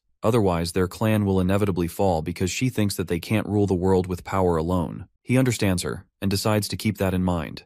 The MC observes that the first wife of the clan head, who is the best swordsman in the north, is fortunately taking his side, and is not hostile toward him. He is surprised by her actions and doesn't understand why she is doing that. Osa hopes our boy understands that the punishment he is going to receive is justified. He asks about the punishment, and Wolfgang tells him he will get 3 months of probation. Theo shares his wish to participate in the ceremony, which angers Wolfgang, as he thinks our boy is talking back, but Osa decides to take his words into consideration and allows our boy to participate in next year's awakening ceremony. Ed believes that it has already been decided that the children Theo injured will be participating next year, but thanks to the demon dragon's interference, our boy got a lighter punishment. Ed is satisfied with the results of his plans and knows that the delay of the awakening ceremony brings dishonor within the Ragnar, and since the MC is the one representing Rose Palace, for him to carry such dishonor will allow the Camellia Palace to forward take the Rose Palace. He starts smiling and believes that as his plan is put into motion, our boy won't be able to do anything about it, and he will have no choice but to accept defeat. Ed knows that if Theo decides to appeal, he will get killed, but Ed believes our boy is not that foolish. The MC announces that he wants to appeal, surprising not only Ed, but everyone else as well. Ed tries to stop himself from smiling as he calls the MC a huge fool, since his arrogance has no limits. Ed looks happy that things are becoming easier for him. Julius questions if our boy is aware of what it means to appeal. He answers positively and understands it's not something that can be resolved with just 3 months of probation, so the demon dragon definitely pulled some strings. But he decides to follow his plan, and tells them that in the strong and proud Ragnar, appealing means war. Theo is not planning on taking even a slap on his wrist, and says that in the end, only the strong speak the truth. He thinks he should be rewarded for his actions, which leaves everyone speechless. Meanwhile, at the hidden northern branch of the series Merchant Guild, as everything is engulfed in flames, Evelyn fights off the last guy left. Remington realizes this is where they were hiding, just as the MC said. Remy and Evelyn find something after destroying the place. At the trial, Ed's eyes light up with joy as he sees the Troyven Camellia Palace is now finished. As the MC stands before all the important figures, Wolfgang questions if he wants to take an issue that can be easily resolved if he waits 3 months into a war. Wolfgang calls it arrogance and questions if our boy is confident he can face the forces of 15 clans alone. Theo says that this is something he needs to handle. Since, in their case, the difference in power is huge, he thinks appeals through proxy battles are a normal thing. The MC understands that appealing means deciding the winner and the loser through a battle. However, if the war is completely impossible to win because of the sheer difference in power, each force is allowed to send a representative, and the winner gets decided after a 1v1 sword battle. This is how a proxy battle goes, which means our boy will represent himself. While there is a high chance that the representative of the plaintiff is going to be Axion, Julius understands that if this goes on, it is guaranteed that the MC will lose. He questions if Theo has a plan in mind, and thinks that if our boy believes someone will step up to be his representative, he will be disappointed. Theo requests to have a proxy battle in a week, just as the rules say. Ed thinks he can see through our boy's plan and understands that he is planning on having Julius or Evelyn as his representative, but no one is going to agree with him, so he will have to fight personally. Ed decides to send Axion as his representative to make the MC understand his place by finishing him off. Ed decides to announce his representative, but suddenly all of them hear someone and become completely speechless. Someone walks in and praises Theo's clever plans as he observes that our boy has changed a lot since he last saw him. He is the clan head, Kyle Ragnar. As soon as he enters the trial room, everyone bows down to show their respects, and the MC also gets on his knees and greets the incarnation of the great dragon god. Suddenly, the system window opens up, telling him to complete a new quest to take over the Camellia Palace and uncover its hidden secrets. He notices it's his first quest after the tutorial and questions if this is related to the blue light he saw earlier. The MC realizes he completely forgot about it because of what's been happening lately, and remembers that there was something there. He stops contemplating and decides to focus on the present as he faces his father. He needs to take care of the situation first since the king himself appeared, which is an insane variable that can jeopardize his plan. The MC asks the reason his father is here. Kyle tells him to stand up and says he heard about the whole situation and understands that his son is trying to make an appeal through a proxy battle. Theo responds positively, and his father says he recognizes it's going to be difficult for his son to enter the battle himself, and questions who Theo is planning on choosing as his representative for the proxy battle. Our boy realizes his father is trying to test him, and says there is no one who can stand in his place, so he is naturally thinking about stepping up himself and being his own representative for the appeal. His father believes his son will lose, but Theo thinks he shouldn't come to such a conclusion without even letting him try. The MC becomes determined to face his challenges and not bend against anyone willingly. After hearing all of this, the king bursts out in laughter and asks the other members of the trial if they heard what his son is talking about. The king becomes impressed by our boy not lowering himself against anyone, and recognizes that this is the best way to describe the Ragnars. The king praises his son for such an amazing attitude. Our boy feels grateful and starts to smile as everything is going according to his plan. He remembers the proxy battle is just bait, and since he doesn't have to fight, he feels amazing to say such words without holding back. He remembers the work he requested from his friends Remy and Evelyn, and understands that he will get his hands on the proof of Camellia Palace's treasonous conspiracy, which will make his victory absolute without even fighting. The king decides to give his son an opportunity, and as the master of Ragnar, Kyle says he wishes to test a single strike against our boy. Theo becomes shocked as his father tells him to forget about the trial. He says if the MC can endure a single blow, he will clear all the charges without punishment. The king tells Theo to come out, but Ed starts shouting as he tries to object. He thinks that testing a single strike against our boy means the king approves of him, which means that if, by any chance, Theo is able to endure the single strike, he will receive the approval of the clan head himself. Ed is sure the MC won't be able to endure it, but just in case he somehow does, Ed decides to object and tries to stop the MC from looking favorable in the eyes of the king. He questions how the vassals and bannermen dare to comment on the blood of the clan leader's son, and continues to talk about the rules of the proxy battle. But Kyle Ragnar tells him to shut up, and makes it clear that if a vassal dares to speak against the Ragnars, they need to just get rid of him. Ed has no choice but to follow the clan leader, and Kyle asks if Julius has anything to say since he has been giggling for a while. The demon dragon says he is just surprised to see the king show interest after such a long time. Kyle Ragnar gets to the point and asks his son if he is willing to do it. Our boy understands that things have taken a huge turn, and even though he was not expecting this, he smiles and decides to accept the challenge. The MC speaks up and tells the clan leader this is too heavy for him, as it is absurd to compare a single strike from the clan leader himself with a proxy war against vassals and bannermen.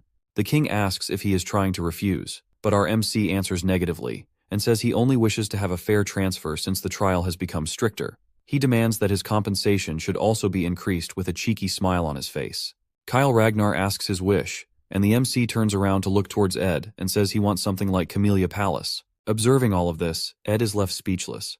Ed becomes frustrated, and Wolfgang calls it complete madness to propose such a deal with the clan leader himself.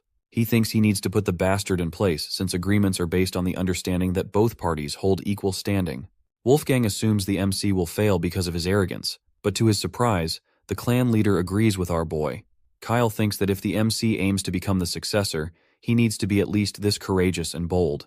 The clan leader asks if the Sky Dragon has any objections, but the man assures him everything belongs to his Lord Kyle, so he can't dare to comment on his decision. The Lord is happy to hear this and orders them to quickly prepare a stage, as he wants to test his son himself.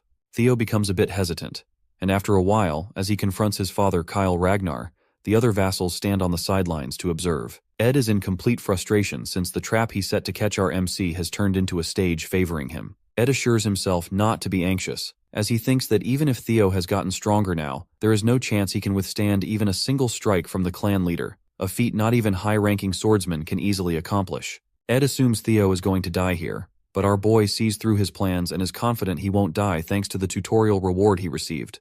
The king notices something about his son has changed and questions whether he consumed an elixir without anyone noticing. The king believes even an elixir won't help him change this much but decides not to care since it doesn't matter to him how the MC became so strong. Our boy realizes his father has seen through him easily. Even the 9 dragons haven't noticed he took an elixir. The king asks if he is warmed up. Theo answers positively, and his father cheers that normally he uses his great sword, but since our boy doesn't even know how to use mana yet, his father is trying to go easy on him by using a rusty steel sword instead. The clan leader asks if he has any objections. Theo says he doesn't, and the father becomes serious as he decides to begin the fight. An immense aura starts to spread everywhere as the clan leader moves forward, making our boy anxious. Theo observes the immense pressure his father emits with just his fighting spirit alone. The clan leader praises him, surprised that his son is still standing. Theo remains confident since his strength has almost tripled because of the reward he received after clearing the tutorial known as the Experience Elixir. Using the elixir, he was able to gain 5 levels, and he put all the stats into his strength. With this much strength, he feels true freedom as he leaves the realm of the weak and enters the realm of the extraordinary. The MC is confident he can survive at least a single strike from his father, and as the clan leader throws his attack, everyone becomes speechless while Ed believes the MC will die. Our boy puts all his focus into defending himself and is able to see the attack coming. The huge red beam of light falls to the ground, destroying the whole stage, and after the smoke clears, the clan leader smiles to see that he was able to finally find a decent son, as our MC remains standing, leaving everyone shocked. Theo proves his innocence through his will and determination. After successfully surviving the strike, the trial concludes, and the system shows that the sudden quest, Single Strike from Kyle Ragnar, has been successfully finished. Theo receives an inventory and a mysterious blue key as a reward for his achievements. After some time, our boy wakes up while questioning where he is.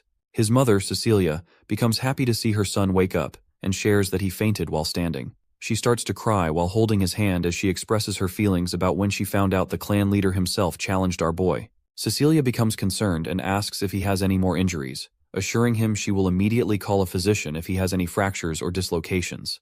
Theo tells her he is fine but doesn't recognize where he is. Julius comes in and says that by the orders of the clan leader, the Lady of Camellia Palace, Axion, and the Director of Intelligence have all been vacated. Theo becomes happy as he realizes they are inside the Camellia Palace. The system updates him on the situation and shows that he just needs to uncover the secret now. Inside the Camellia Palace's garden, Imel starts creating a fuss, as she doesn't understand why she is being forced to vacate her own property. The servants try to calm her down and start begging her not to create such a fuss. Meanwhile, observing all of this, Ed gives an order to Axion to kill Theo Ragnar. Axion shares his plan for the awakening ceremony, but Ed tells him to cut off Theo's head to finish him off for good. Axion observes Ed's eyes, which are burning with intense desire for revenge. After everything settles down at the Camellia Palace, our boy understands that despite everything going against his plan, he achieved far better results than what he was expecting. He managed to obtain the Camellia Palace without using his trump card, and on top of that, he has obtained another authority. He uses the inventory skill and pulls out an item from inside it.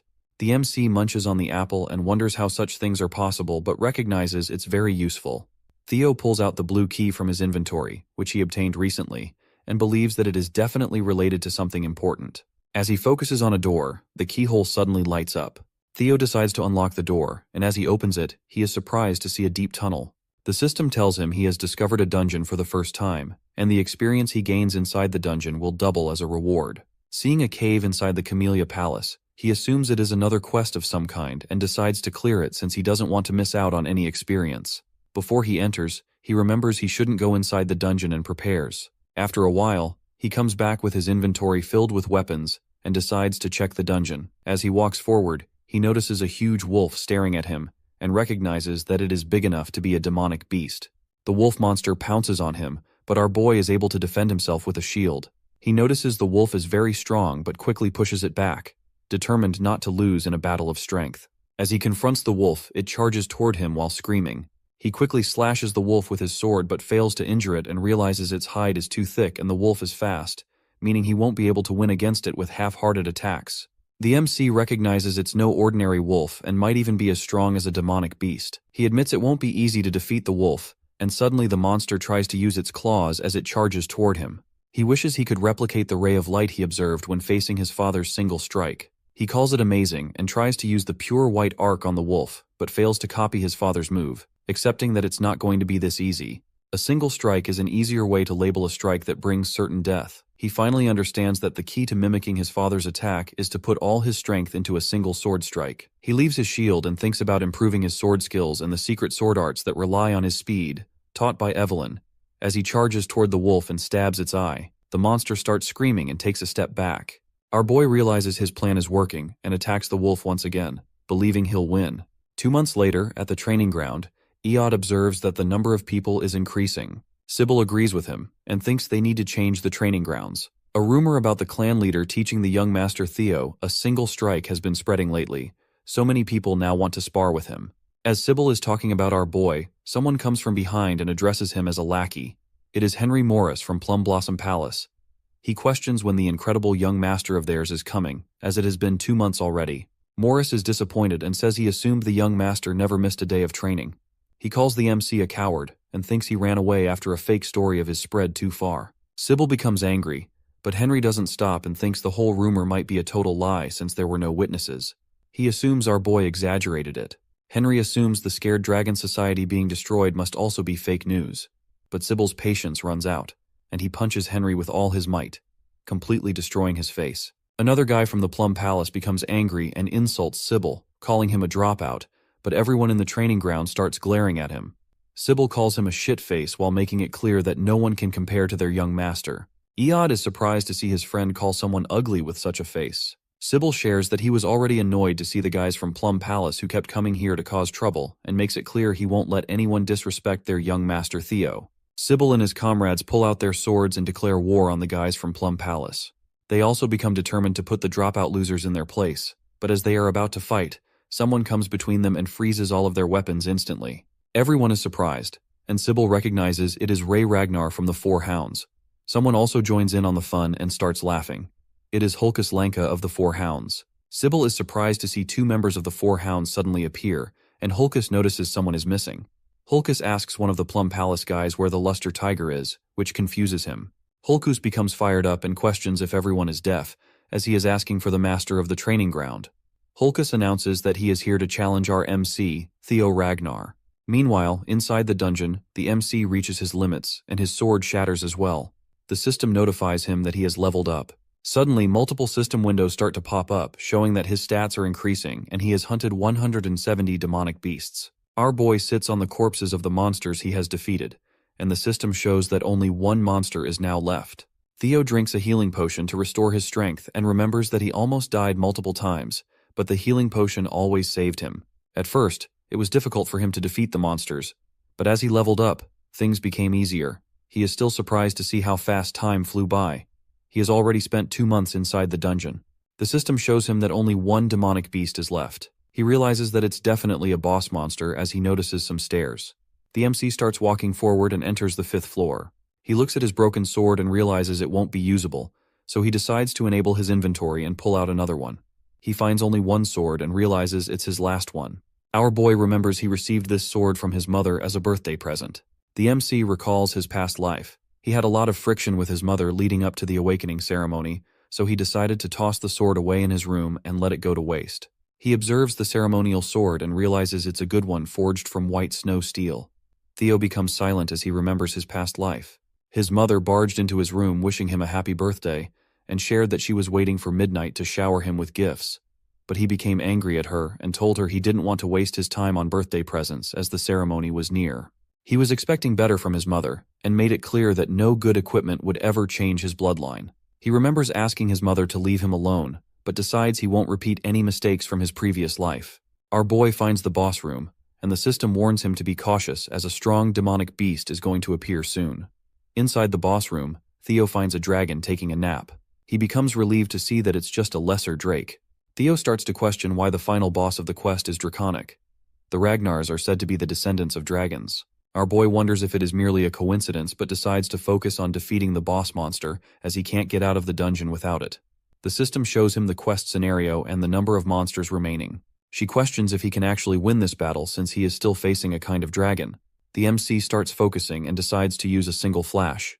He remembers practicing it a lot against the wolves he faced, and even though it might not be on the same level as his father's dragon flash, he charges toward the dragon, believing that if he utilizes his dragon heart to the maximum, he should be able to land a serious hit.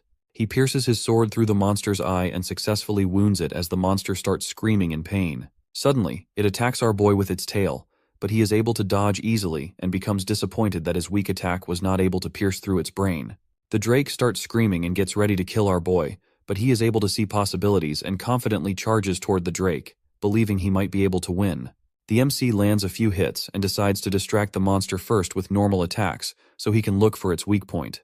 All of a sudden, the lesser drake starts screaming again, and fear begins to dominate the battlefield.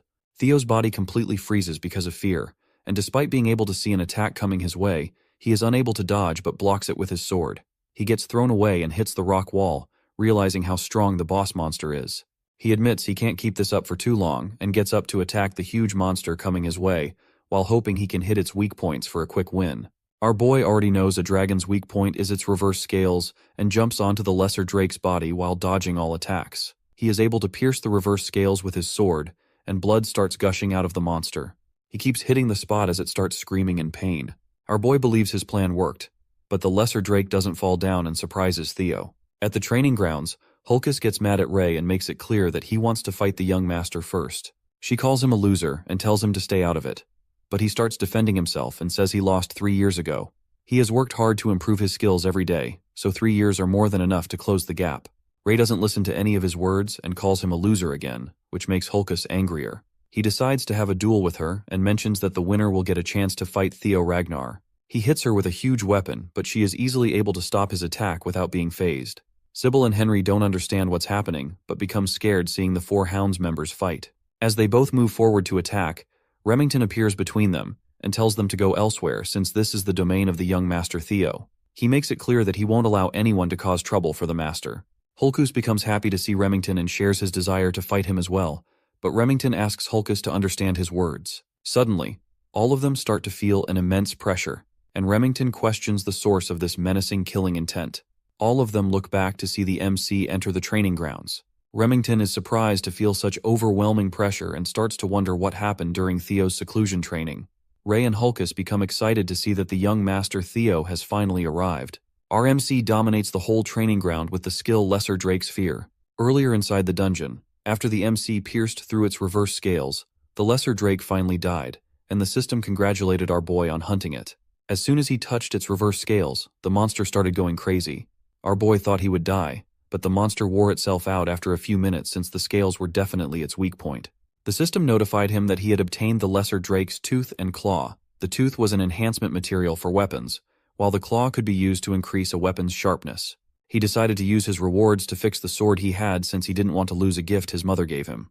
The MC also received a skill called Lesser Drake's Fear, which surprised him. He read the stats and realized the skill could inflict fear on a target weaker than him.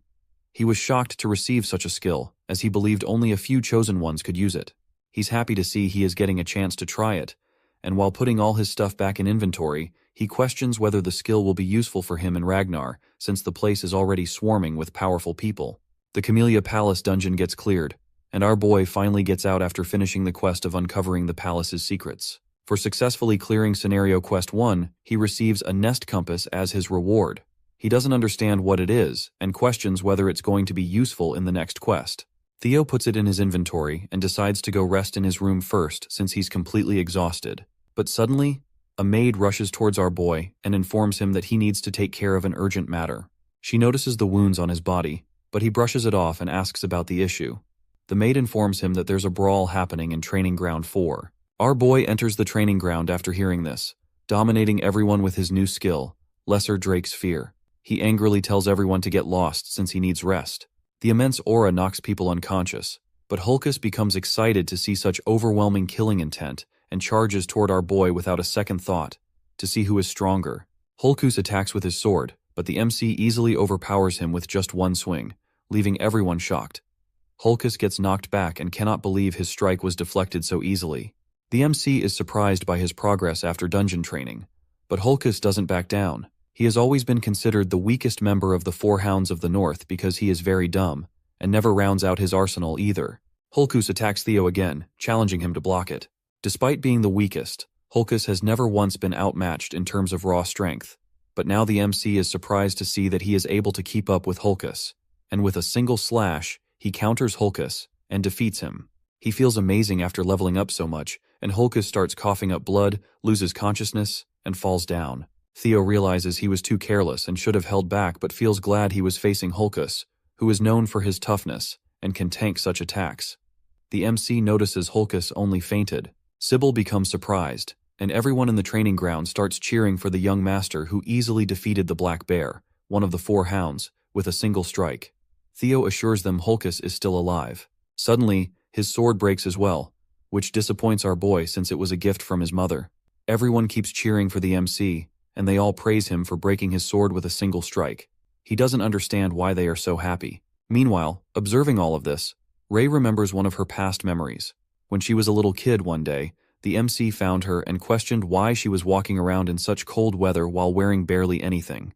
Theo gave Ray his own scarf and thought she still looked really cold, so he decided to take her to his house and told her he would take her home once the snow finally stopped. After recalling all of this, she starts smiling and leaves the battleground. Remington is surprised to see her smile. After a while at the Camellia Palace, Our boy looks embarrassed as the maids congratulate him on getting a new title, Luster Tiger. One of the maids is happy to see his hard work finally paying off and advises him to keep it up and maintain the momentum until the awakening ceremony. She believes he can do it, and suddenly, his mother appears and starts feeding him the new abalone dish forcefully. He tries to stop her, but she starts stuffing his face with more food as he begs her to stop. While eating, he remembers his past life and starts to feel grateful.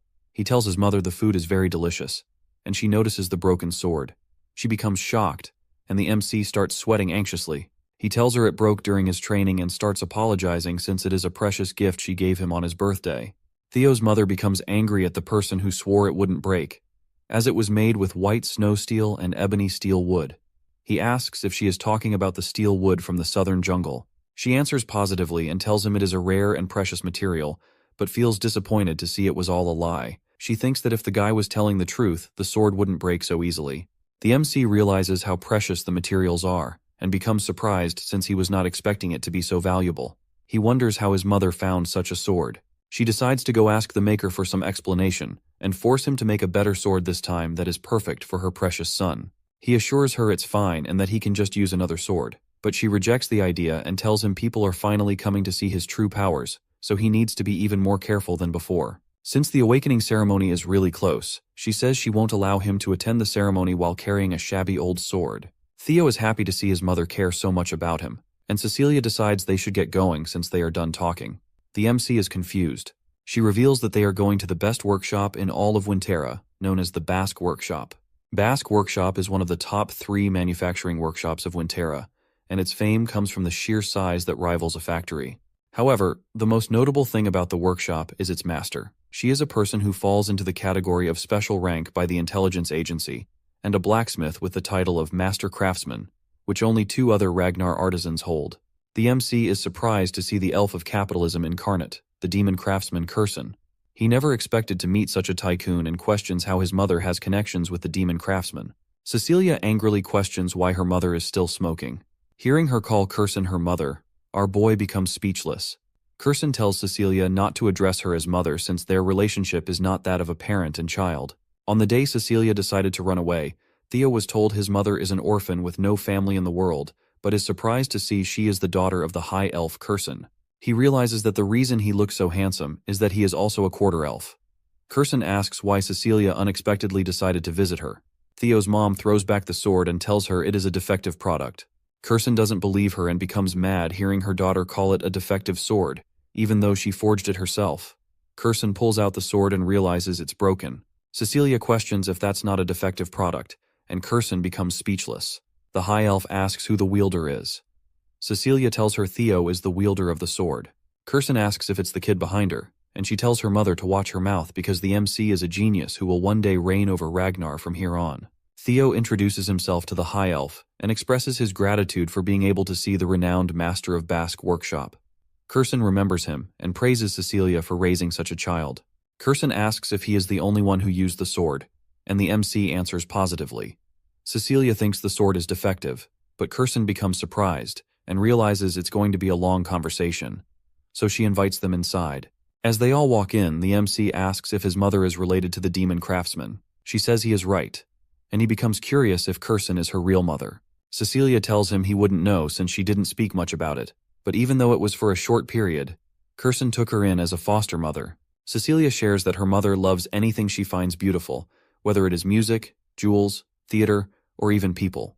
She says that is the reason Kurson took her in as a foster child. Kurson tells them to stop talking about the past, calling it pointless. Cecilia thinks she is lying, and her son asks how she ended up getting out of this place.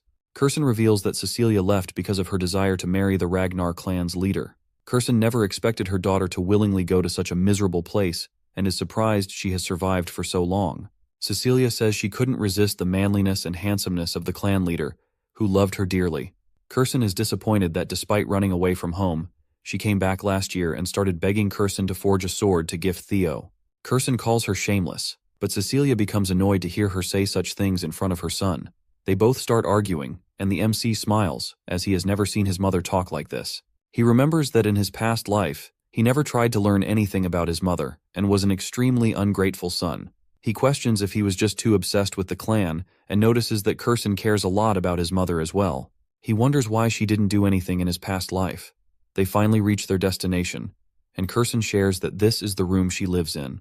Cecilia asks why her mother brought them so far inside, and demands her to make the best sword for Theo to make up for it. Kirsten suddenly tells Cecilia to wait outside as she grabs Theo and quickly closes the door, leaving Cecilia outside. Inside her room, Kirsten completely ignores Cecilia calling her and decides to get straight to the point. She asks if the MC has the relic of the primordial dragon. Our boy becomes confused and questions if she is talking about the ancestor of the guardian dragon that protects the clan. He shares that he has heard about the legend that treasure has been distributed across Wintera for the descendants of the Ragnar clan. She makes it clear that it's not a legend and questions if he really doesn't have any relic. Kirsten starts to tear up and becomes frustrated, wondering how he was able to destroy her sword, even though she poured her heart and soul into forging it. She doesn't believe the sword can break against anything other than a relic and questions if our boy has any idea how precious the sword was. He tries to apologize and remembers that the sword got damaged while he was fighting a lesser drake. He doesn't understand anything about relics, but she gives up and decides to show him instead so he can understand faster. She shows him a casket that's completely sealed with chains and asks if he notices something. The MC starts to see the blue glow and questions if it is a quest after recognizing it as the same glow he saw from the door of the dungeon in the palace. Kirsten shares that she doesn't see anything but believes he was able to notice something judging from his actions. She starts dragging the casket and tells him she has tried many times to open the sealed casket and obtain the item inside, but she always fails. She puts down the shield casket and mentions the primordial dragon's relic. Kirsten shares a story of the primordial dragon that removed one of its fangs and forged a blade from it, known as the monster sword, White Moonlight Blade. She tells him that if he tries to break the seal on the casket and is successful, she will hand him the sword known as the White Moonlight Blade. The MC looks a bit confused, and she reveals that if he fails to open it, he might lose his life in the process. She questions if he still wants to try it, and the MC starts smiling out of excitement. He makes it clear that the sword is now his. The system shows that the next scenario for the quest is to be chosen by the primordial dragon's relic, the White Moonlight Blade. The White Moonlight Blade is a sword of the leader of Black Snow, who is one of the 9 dragons known as the Black Dragon. Very few people know about the sword because everyone who has ever seen or talked about it has either died or gone missing. Our boy remembers a mysterious man who noticed him and was surprised he was visible to Theo. The MC ended up seeing the true form of the sword through sheer coincidence and doesn't understand why the Black Dragon let him live. He is surprised to find out that the Black Dragon's White Moonlight sword is here, and it is an actual relic of the primordial dragon. He remembers running into the Black Dragon 4 years ago and realizes Kirsten was in possession of the sword during that time. She asks if he wants to open it, and the MC starts smiling, becoming determined to obtain the sword no matter what. He tells her it's his sword now, and while observing the casket, he realizes it's very similar to the Camellia Palace. He tries to use the blue key to open the casket. Kirsten is confused as our boy unlocks the gasket, and a weird light starts to shine. Suddenly, Kirsten becomes concerned as our boy starts getting pulled inside by a mysterious black fog. The MC tries to free himself but fails and gets dragged into a mysterious place. He opens his eyes and doesn't understand where he is. Theo recognizes the Rose Palace while everything is engulfed in fire. He doesn't understand why he is seeing all of this again, and while watching his past memories, he realizes he completely forgot how weak he used to be. Because of this, he needs more power, enough to defeat Randone and crush the Camellia Palace. A griffin starts messing with his brain and grabs our boy, ready to eat him whole, but the MC wakes up and grabs its beak, catching it off guard. He becomes aware that the monster is trying to take over his mind by using his desire for power against him. The MC realizes this is why it is called a monster sword. The mysterious griffin calls him insolent and tries to free itself, but the boy confidently tells it he has already conquered all the despair it's trying to show him a long time ago. He questions if the monster was hoping he would be tempted by its useless powers, even though he has already seen many quests. The griffin becomes confused, and our MC notices it looks very different from the griffin in his memory. The monster tries to free itself, but our boy doesn't let go and remembers it was at least 10 meters tall, but right now they are both of similar heights. He questions if the griffin became smaller because it was seen for a long time. He decides not to care about it, and makes it clear that the Moonlight Sword is now his as he tries to punch the griffin with an evil look. The monster tries to talk it out with him. Meanwhile, inside Kirsten's room, Cecilia starts screaming after seeing her son knocked unconscious. She tries to wake him up, but nothing works, and Cecilia starts crying as she questions her mother why her son is unconscious like this. Kirsten becomes speechless as Cecilia cries and says she never asked her mother to do this. She just wanted a sword for her son. Kirsten observes that there is a monster's energy linked with Theo's bloodstream, which is something she has never seen or heard about before. She was hoping he would be okay since he already possessed a relic. Cecilia tells her mother that if anything bad happens to her son, she will never forgive Curson for her actions. All of a sudden, the MC grabs the moonlight sword, and a mysterious light starts to form around his chest. Cecilia becomes concerned and tries to wake him up. Theo finally opens his eyes. She hugs her son tightly as she starts to cry. She tells her son she was very worried, but he assures her not to overthink it as he is completely okay. The system congratulates him on hunting a griffin and finishing the quest. As a reward, he becomes the owner of the white moonlight sword. The MC understands that he survived because of his luck. The griffin was easily defeatable because it was just freshly unsealed, and any psychological attacks were of no effect on him. The system notifies him that he has observed the monster energy of the white moonlight sword, so now his magic power has greatly increased. His magic power surpasses 200, and his body starts glowing. Our boy learns that his magic power has started to gain divinity, and has increased to the level of a high-ranking swordsman. He feels disappointed to know he can't use the magic power right away, as he needs to hold himself back until the awakening ceremony. Curson expresses how surprised she was and congratulates him on succeeding. He questions if she is going to keep her promise, and she assures him that elves do not lie. He notices the sword is being rebellious and questions if the sword still hasn't acknowledged him as its master. He becomes a bit anxious, but the elf assures him the sword is acting this way after being trapped for 400 years. She says since the sword is finally out in the world, it wants to release all the pent-up frustration. Curson suggests he can try taking a swing at the wall with all he has. He questions if it will be okay, but she starts mocking him and thinks he is worrying for no reason because, even if it is the legendary sword, a swing from a brat like him who is inexperienced and hasn't even had his awakening ceremony can't damage the Basque workshop. He becomes unnerved to hear this and decides to give it a try. Our boy understands that he can hide his dragon heart whenever he wants, so this is a nice opportunity for him to test out the new legendary sword he just received. He walks toward the wall and tries using all of his magic power. The MC excuses himself and removes the cover of the legendary moonlight sword as he gets ready to take a swing. Curson observes him and becomes concerned. She tries to stop our boy, but he ends up using an attack known as Single Flash, completely destroying the workshop's wall. Cecilia becomes astonished while Curson's eyes fill with anxious tears at the sight of the destruction. Contrary to what Curson thought, my guy literally split the building wall in half with just one swing of his sword, and he was not even aiming to destroy the wall. Curson couldn't help but sink into despair at yet another costly loss from our boy, especially after the sword he had just broken. Even Theo thinks this is seriously overkill, and he's already running on empty because that sword drained all his magic to pull off that devastating slash. Right at that moment, Curson starts giving him some mana, and she dashed towards him so quickly that he didn't even notice when she reached him. She's startled to see he really has no control over his magic at all. Whatever the case, after looking at this massive crack in the 10-foot thick wall, she's sure this lad is an absolute genius. She starts to feel kind of proud to have a grandson like him, and I can see those dollar signs in her eyes, which clearly show that her greedy mind is cooking up something juicy to profit off our boy. She puts her hand on him and tells him she'll be his patron from now on, and all he has to do is spread his wings and show the world his skills. Well, there you go. She's literally using him as a walking, talking billboard for her workshop, and Theo can clearly see the glint in her eyes. He bluntly tells her he can see those dollar signs shining right back at him. As the night deepens, Theo and his mother prepare to leave Basque's workshop. After exchanging their last goodbyes, they part ways. We see the fangs she's holding, and it turns out Theo gave them to her as wall repair funds. She's thrilled to have this loot from a Drake, and is sure he must have snagged it while obtaining the relic. She's also feeling proud of her daughter, thinking about how she raised such an incredible son. Right at that moment, someone drops by and greets her with her title of Demon Craftsman. Curson freezes for a moment at the sound of this familiar voice. She turns around and asks why he's here, but this mysterious crow of Rober Ragnar just simmers with a red glint in his eyes and doesn't say a word, leaving us hanging in suspense. 5 days pass, and the day of the awakening ceremony has finally arrived. As usual, Evelyn and Theo are in the middle of a sparring session. After exchanging blows with him, she can tell that his swordplay has gotten stronger and faster overall.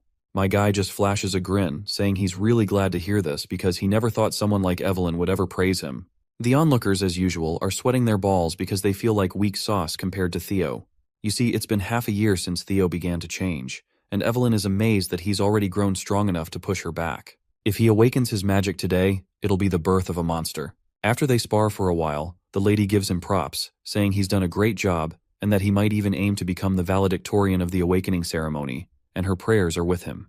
Theo flashes a big smirk back at her, thanking her for her kind words. He says that if he becomes valedictorian, he'll mention her name during his speech in front of everyone. Of course, Evelyn gives him this worn-out look, wondering if that's even necessary, while his fellows come over, excitedly telling him to mention their names too. Theo couldn't help but feel a bit proud, thinking that being popular is such a drag, while Evelyn just gave him this creeped-out look, clearly thinking how he is getting way too full of himself. The scene then transitions to the central headquarters, where Theo makes his grand entrance, introducing himself to the guards as Theo Ragnar of Camellia Palace. Once inside, he notices the large crowd in attendance, as the awakening ceremony is the most important annual event for the Ragnar clan. Every participant is hoping to get good results, and as swordsmen of Ragnar, this is their first chance to be acknowledged and honored. With everyone from the Ragnar clan watching, including the clan head, Kyle Ragnar, the pressure is high. Even some big shots are present, like the 9 dragons and the former clan head from 2 generations ago, Hilda Ragnar. The more Theo looks at Hilda, the less she seems like someone who's 150 years old. Either way, he is relieved to see her attending again. The conductor then bangs a drum to grab everyone's attention. This guy is Vana Ragnar, the judge of the ceremony and a Dragon Gate swordsman. He snaps everyone to attention and tells them it's time to begin the preliminary examination.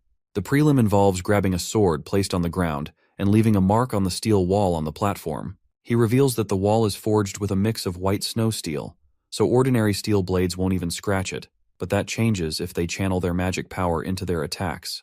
To help with that, he decides to hand out Soma to everyone. This single Soma pill will provide the power of 10 years' worth of magic, an elixir designed to help open their mana halls. He tells them to swallow the Soma and focus on opening their mana hall in the Dantian, and only then will they be able to cut through the white snow steel wall with their swords. The depth of their cut will determine their results. Vahana screams out that from now on, the participants whose names he calls will have to step forward, grab a Soma, and get on the platform. The first participant is Theo Ragnar, and they tell him to come forth. Of course, my guy steps forward promptly, and as he's taking that pill, he reflects on how, in his past life, Axion was the valedictorian. He then grabs a sword and walks toward the white wall, determined that this time won't be like the past. As he does, a system window pops up with Scenario Quest 3, become the valedictorian of the awakening ceremony to clear the quest. We then cut to the 150-year-old Hilda asking Kyle if this boy is the one he mentioned before. Kyle responds positively and asks if he has caught her attention too. Hilda replies that she's definitely curious after hearing so much about this boy and wants to see for herself just how competent his descendant really is. My guy stretches his shoulder muscles, while he can't help but to feel nervous. The judge Vana promptly appears and reminds him to swallow the Soma. Theo promptly pops the pill into his mouth, reflecting on how in his past life he had swallowed the Soma but was unable to control the mana, seriously injuring his Dantian. But this time, something like that won't happen. As soon as he swallows the pill, he feels a surge of power, and the mana begins to scatter around the area. Vana finds himself bewildered to see this brat causing a mana wave of this size. He's worried Theo might not be able to properly control it. You see, when someone swallows Soma, they need to handle it with care. In order for the mana hall to settle in the Dantian, the more talented Ragnars, who have loads of mana, need to be extra cautious. If not, they can end up disabled, and Vana is certain this brat is done for. But, as surprising as it is, my guy quickly stabilizes. Theo couldn't help but feel a rush of happiness, realizing he has both a dragon heart and a mana hall. It's almost a bit disheartening how easy it feels this time, unlike in his past life. But anyway, from now on, he's officially allowed to use mana, and he won't have to hold back the vast amount stored in his dragon heart. He prepares himself, leaps into the air, and just unleashes everything. A dragon manifests from his mana, soaring straight toward the wall. In a single flash, it hits the wall, creating a giant crack. Vana is left absolutely boggled, and he announces without a doubt that Theo Ragnar has passed. The spectators are equally bamboozled by such a display of power. A system window promptly pops up before Theo, announcing that the curse of bad luck that's been in effect has ended, and his fame is beginning to spread throughout the world. A genuine joy spreads across our boy's face because he's finally reached the same starting point as the others. The system further reveals that many people have taken an interest in his impressive performance. Osa Ragnar Plunus wishes to take him in as a disciple, while Julius Ragnar is discontent with the amount of attention focused on him. Meanwhile, Rober Ragnar remains cautious about him. And lastly, Hilda Ragnar shows interest as well. My guy is thrilled that not only the Black Dragon and the Sword Dragon are paying attention to him, but the fact that he's also caught Hilda's eye makes him especially happy. After all, she has the heart of Garuda. He thinks to himself how amazing it would be if he could just obtain that. The other contestants also try their luck with the white wall, One of them manages to leave only a tiny scratch, as thin as a hair. He cries out to see that he has a long way to go to even come closer to Master Theo. Ray Ragnar gives it a shot, and so does Hulkus Lanka and Remington Nacrio. They all do their best, but none come anywhere close to the massive cut my guy left in the wall. This poor guy is absolutely devastated that all 4 Hounds of the North had monstrous results, yet not a single one of them made a mark as great as the young Master Theo. It's finally Axion Ragnar's turn, and as he walks forward, people start murmuring among themselves. Some say that at this rate it's a contest between the Luster Tiger and the Dark Tiger, while others doubt even Axion can match that level. The fact that people are talking about Theo like this only angers Axion beyond belief. He strides toward the wall with his sword in hand, and once he swallows the Soma pill, he's fired up. The mana crackles around him, and out pops a giant red dragon that slashes directly at the wall. The sheer power of it leaves Vana utterly speechless because this is the first time he's been surprised so many times in one day. The crack in the wall is massive, and Vana promptly announces that Axion Ragnar has passed as well. The crowd goes absolutely bonkers because Axion's slash has left a crack just as big as Theo's. Now everyone is on edge, knowing that the precision grading will be the deciding factor in who comes out on top. As dusk begins to settle in, Vana announces that with this, the first stage of the awakening ceremony is officially over. This year, he's particularly satisfied to see so many people significantly increase their scores. He says that those who passed should prepare for the second stage of the awakening ceremony in 4 days. Finally, the rankings that everyone has been waiting for will be announced, including the valedictorian for the first stage of the awakening ceremony. Everyone in the arena held their breaths in anticipation as the valedictorian for the first stage of the awakening ceremony was announced. The clear front-runners, Axion and Theo, were locked in as they both hoped to hear their names called. In the end, Theo Ragnar manages to clutch the win for himself. While he is stunned, the arena erupts in booming cheers. Vana Ragnar is pleased to announce that his performance earned him a perfect 10 out of 10 from the judges. Whether it's technique, magic power, control, or speed, every aspect was flawless. While his followers were cheering, most of the candidates found it hard to believe that the Flash Tiger had taken first place instead of Axion. As it turns out, the depth of his sword mark came close to the record held by young Master Thorkel. That little tidbit made the crowd go even wilder. Thorkel Ragnar is an enigma. He is one of the 5 major candidates of Ragnar, and he is speculated to be the closest in the line of succession. The Salutatorian award fell on Axion Ragnar, and his displeasure is apparent. He also got a perfect 10 out of 10 score. However, he has been relegated to second place as his sword mark was a bit shorter than that of Theo's. That fact made his blood boil even more. Remington Narcio snagged 3rd place, Ray Ragnar in 4th place, and Hulkus Lanka in 5th. The Hounds of the North had the top places on lock. Meanwhile, the idiot of the Southern Inspection Post and Theo's first follower, Sybil Drea, eked out the last slot at 87th place. The second stage of the awakening ceremony will start in 4 days at the treacherous Winter Mountains. All 87 examinees who have passed are advised to prepare as best as they can. With that, they are dismissed, and the first day of the ceremony concludes in an unexpected direction. That night, Theo's faction immediately went straight to the tavern for a celebration. The place rumbled with cheers for the first and second placers. Everyone felt vindicated as the true might of Training Ground Number 4 was made known to the world. Praise and applause for their very own Sir Theo and Sir Remington started flowing along with liquor. Theo thanked his men for the support, but he knew better than anyone else that the trials were not over yet. His goal is for every one of them to pass the second stage together. He pulled his buddy Remington closer and confidently announced to everyone that they would be aiming to be the final valedictorian and salutatorian of the batch. Evelyn is also in a festive mood, and she genuinely believes that the two can pull it off somehow. Remington personally congratulated the young master for such a splendid display of power earlier. Seeing Theo's hard work bear fruit filled everyone with pride, but at the same time, Remington cannot help but feel ashamed of himself for falling so far behind his friend.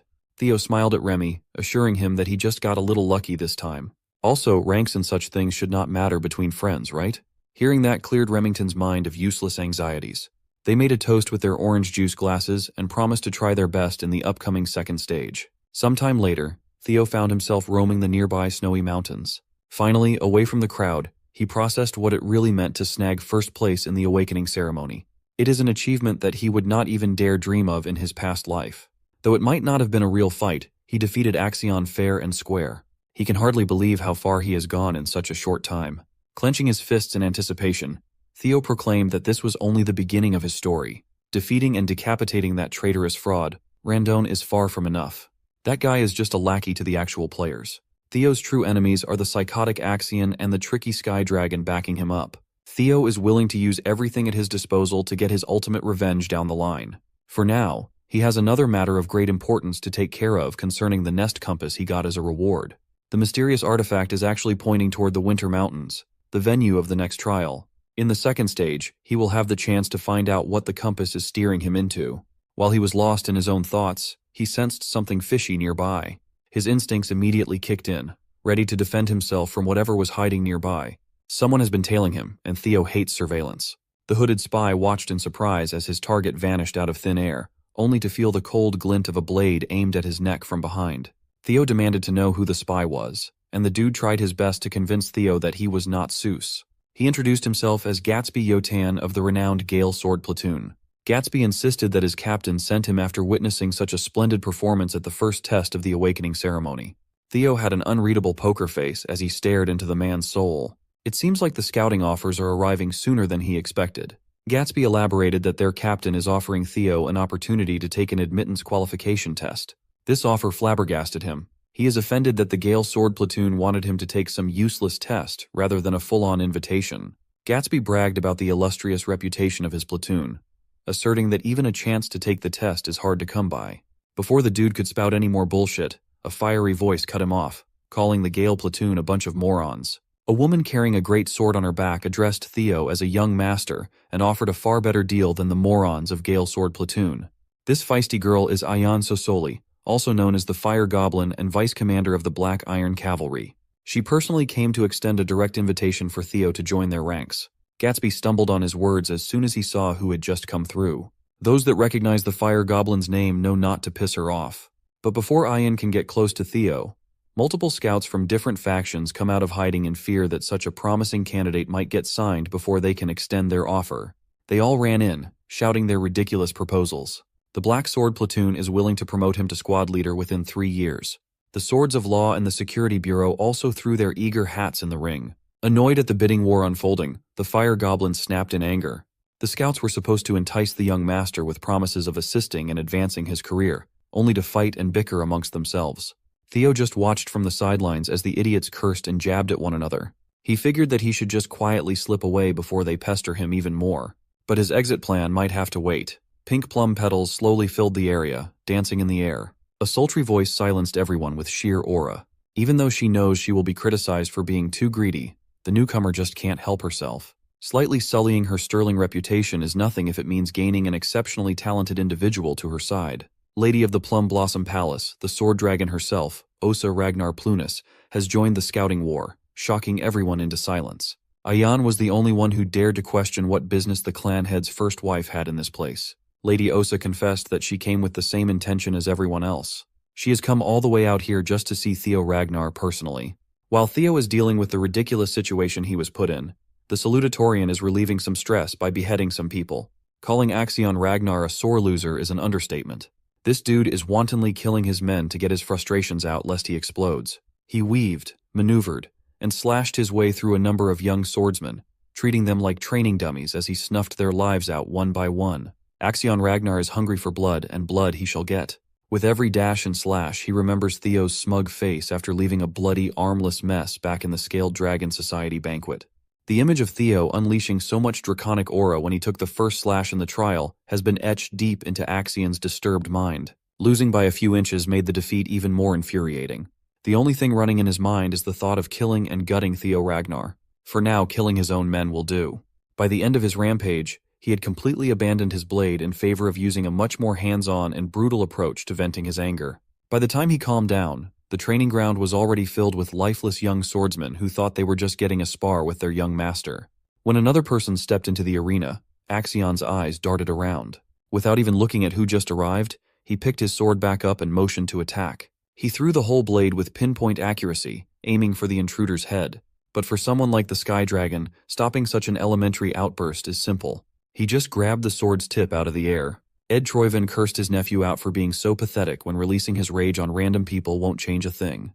When Axion got a good look at his uncle, he calmed down a little. The Sky Dragon advised that at times like this, Axion needs to cool his head and come up with a proper plan. Ed Troyven had already put some things in motion, and Axiom only needed to follow. The nefarious uncle and nephew duo are hell-bent on turning the second stage of the awakening ceremony into Theo Ragnar's funeral. Back in the snowy woods, the scouts made way for Lady Plumblossom out of fear and respect.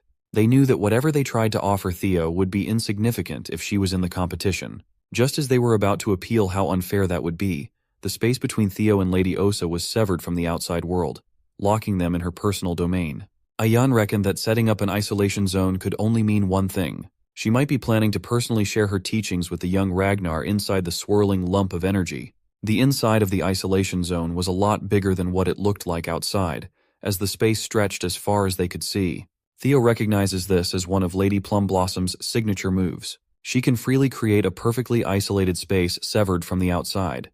He used to hear stories about the technique, and now he's experiencing it. His popularity is catching up with him. Lady Plumblossom laughed at his reaction. She's certain that Demon Dragon will be furious once he finds out what she's trying to do, but no one can stop her from giving Theo a gift if she wants to. By gift, it can only mean one thing. She slowly unsheathed her blade as she described how intense the clan head's swordsmanship was. It is akin to dragonfire descending from the heavens and destroying everything and incinerating everything in its path. Lady Plumblossom's style cannot be more different than that, for she prefers to embrace countless variations in her sword. Theo looked around to see that the snowy trail he had walked on a minute ago had turned into a tranquil field of vibrant plum trees. Her steps are rhythmic, sending ripples on the surface of the still water floor with each stride. This is the form of the dragon that she pursues, one that contains constant and infinite changes. As the sword dragon began slowly moving forward, she started swinging her sword, making the plum blossom bloom as countless petals gently drifted down. Her blade softly traced through the petals as they danced alongside her blade. She executed a peculiar flow of movement that seemed impossible. She slashed, stabbed, and chopped with a strange tempo. By the end of her demonstration, she slowly lowered her sword, making the petals spiral alongside the blade, beautifully falling on the ground. It was absolute cinema, a feast for Theo's eyes. The ridiculous thing was the entire sequence was performed within just a single breath. What she just showed is the celestial flower rain, the first full bloom technique of the plum blossoms. Opening her eyes, the First Lady's deep gaze turned towards Theo. The young man was speechless as he felt his heart pound loudly. He just witnessed something truly awe-inspiring. Within a single continuous movement, he counted 120 circles and variations. It gave credence to the claims that, in terms of pure swordsmanship, she is above even the clan head. If Theo could absorb and apply even a little bit of what he had just seen into his single flash, his power would undoubtedly skyrocket. He humbly asked her if he's really deserving of such a gift. She laughed lightly and assured him that it was fine as long as he enjoyed watching it. Finally, Lady Plumblossom dissolved the isolation zone. The tranquil field of plum trees vanished, and the snowy woods returned. She asserted that if Theo ever wishes to see what comes after the first technique, he can come to find her whenever after the awakening ceremony. Such a blatant offer shocked the scouts. The First Lady simply wishes for Theo to become a new wind in this desolate place. With that, her body turned into a pile of beautiful plum petals drifting away. Theo knows more than anyone that he just received something far too great. It would be hard even for him to act shamelessly and not show any gratitude to the First Lady. Now he's in a complicated position. He reckoned that it would be way too greedy to become Lady Plumblosom's disciple and join the white-armored dragon cavalry at the same time. 3 days later, the second phase of the trial has finally kicked off into full gear. The 87 eligible candidates have gathered at the Winter Mountains near the northern Great Wall. Such a treacherous venue is perfect for the challenge ahead. Winter Mountains stretch across a ridiculously vast distance, from their home of winter all the way to the Demon Sea. In this place, the Ragnars have shielded humanity with all their might. They have been at war with the cursed land beyond the Great Wall for over a millennium now. They have been culling the Demon Sea, a place where countless demonic fiends lay waste. High-rank swordsman and second-stage exam overseer Jackie Ragnar cautioned everyone that the new generation would inherit that duty one day. This makes Winter Mountain the perfect testing ground. However, as apprentice swordsmen, the examinees are not allowed to cross over to the Demon Sea, and the exam area is restricted to the inner side of the Great Wall. Today, the exam is very simple. They will have 15 days to defeat demonic monsters that roam the Winter Mountains and retrieve the bells that have been placed on their necks. There are 7 different colored bells out there: red, orange, yellow, green, blue, indigo, and violet, the colors of the rainbow. Each bell increases in point value in the same order. Naturally, higher points mean confronting a more powerful demonic fiend. Overseer Jackie emphasized the danger of violet bell fiends. Those abominations are at a level that no apprentice swordsman can touch, let alone defeat. Yet they are worth a ton of points. The hunting method will be left entirely up to the examinees. Whatever method they choose to use doesn't matter. All they have to do is bring back the bells to be tallied before the exam ends. Everyone picked up on what the overseer implied. Since they can use whatever method they want, snatching someone else's prey or bells is allowed. No, it is encouraged. They are purposely sowing seeds of discord amongst everyone. But that's just another reflection of Ragnar clan's law of the jungle approach to things. As a final note, the overseer taught them about the totems that repel fiends installed across the mountains. Inside these safe zones, supplies have been buried nearby, and everyone's encouraged to utilize them effectively. Finally, Overseer Jackie formally signaled the commencement of the second trial. As soon as he dismissed everyone, several candidates rushed off and scattered without hesitation. Most of them had the same idea as Sybil. Since the exam will stretch for 15 days, supplies are essential. First, they must secure those resources, and then go with their own strategies. It had only started, but Hulkus Lanka loved every second of this test. He is in his element. Axion, motivated by revenge, has come into this exam with a malicious goal in mind. His Sky Dragon uncle heavily emphasized that he must move precisely according to plan. All he has to do is play his role, and Theo will fall. As Axion single-mindedly pushed forward at breakneck speeds, he failed to notice someone tailing him from behind. It was none other than the ever-so-mysterious Ray Ragnar. Seeing as everyone was already rolling out, Theo walked towards the woods to get started too. But before he could get far, a familiar voice called to him. Remy ran to his side and asked if Theo remembered how he said they were friends. The Silver Lion has thought long and hard for the past 3 days leading up to the trial, and it seems that he considers Theo both a friend and a rival. With that realization, a desire has taken root inside him. The desire to truly surpass young Master Theo in power. The young dragon was shocked at first, but he eventually grinned with delight. He knows what Remy is feeling all too well. The moment they first crossed swords in that training ground, a mutual respect for one another blossomed. Theo felt the same way as the Silver Lion. He considered him a dear friend and rival too. Remy heartily laughed in relief as he had been stressing if the feeling was one-sided. With renewed clarity, Remy proclaimed that he would try to beat Theo during the second stage. Theo genuinely wished him good luck with that goal. Without wasting another precious second, Remy exploded in speed and headed deep into the Winter Mountain. Theo took a second to soak the feeling in. Someone incredible like Remington has set him as a goal, someone to surpass. It made him feel a thrill he never felt before. He's finally becoming someone that's truly strong, and it is delightful. Opening his inventory, Theo set the mushy feelings aside for after the trial. He retrieves the nest compass and officially starts the search for the dragon's nest. The compass needle pointed him in a general direction, enough to get started. On the side of one of the deadly cliff faces, the familiar blue light of the system shined through a hidden cavern. The nest compass led Theo to the treacherous outskirts of the Winter Mountain. Upon arriving at his supposed destination, he was confused and saw absolutely nothing that stood out. The compass has turned its needle to the ground, so that must mean something, right? Maybe he needs to start digging until he hits the jackpot. If that was the case, he really should have brought a shovel, as using the white moonlight blade to dig in the snowy soil would have been a gross misuse of a legendary blade. As he was considering what to do, Theo's spidey senses started tingling once more. He steadily took his sword out of the scabbard and turned around on a dime, his eyes fixated on the unwelcomed presence. Sometimes, if the wind is not doing its job, then you have to take to the oars. He sent a sweeping attack, the force of the slash mowing everything on its way down. The trees were cleared in a single file and the ground was wrecked. Spilling some killing intent to the presence tailing him secretly, he gravely urged them to come out. Some unsavory characters started coming out of the woods, confused as to how Theo noticed their well-concealed presence. As soon as Theo saw the man's face, he was taken aback. It wasn't just one man, there were 3. In Theo's previous life, he knew these monsters as the 3 scoundrels of Vuk Mountain, Hyde, Cow, and Rune. These aptly named scoundrels are the scum of the earth. They were widely known as the ones who slaughtered civilians under the guise of accidents during missions. They are the cancer that cropped up as a side effect of Ragnar's rule of the strong. Theo especially cannot ever forget the massacre they committed in Vuk village.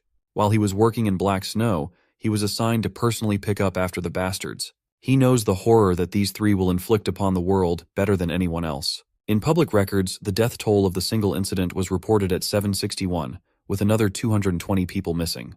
The shocking part was that none of the corpses could be identified at all. It was because their killing method involved absolutely decimating the heads of their targets for fun. He already considered that their terrible nature would get in the way down the line, so he's planning to deal with them at some point.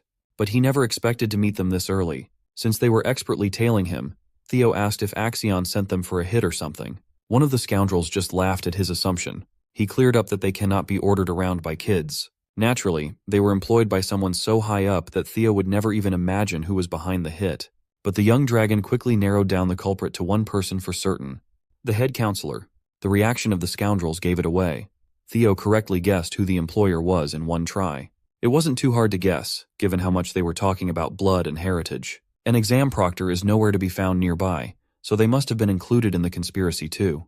Theo's sharpness was a big problem, but the scoundrels were confident that they would get this job in the bag no matter what. The leader of the scoundrels asserted that he feels the best when he crushes a good-looking face like Theo's. Bro is just glazing at this point. The Flash Tiger remained unfazed as he refused to let the three out of his sight. He did not even let the mouthy scoundrel continue with the childish trash talk. Theo immediately slashed away, summoning an avatar of an ancient dragon with his force. They hadn't even gotten the chance to close the distance yet, and the scoundrels were already at death's door. Theo chopped his sword thrice in quick succession with perfect precision and executed his newly formulated technique, Triple Dragon's Claw, each one targeting a scoundrel. The young master never shies away from violence, but he does not want to become like these pieces of trash. So they do it as revenge for a crime that they won't commit until a few years down the line. He will do the opposite of what the scumbags did. Only their heads will remain. The destructive power of the dragon's claw was so potent that it could decimate a human body into a pulp while leaving the head intact. He simply flexed on these criminals, giving them the comeuppance they deserved. Theo was actually surprised at how fast these troublemakers fell by his blade. Maybe that's because they were still young at this point in time.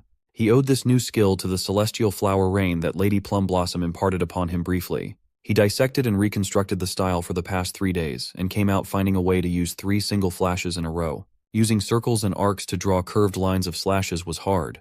A whole new world of different transformations and applications has opened. Of course, completing those transformations 120 times in a row like the First Lady is still out of reach. Theo quickly grabbed the severed heads with the scoundrels' pained and surprised expressions have been preserved.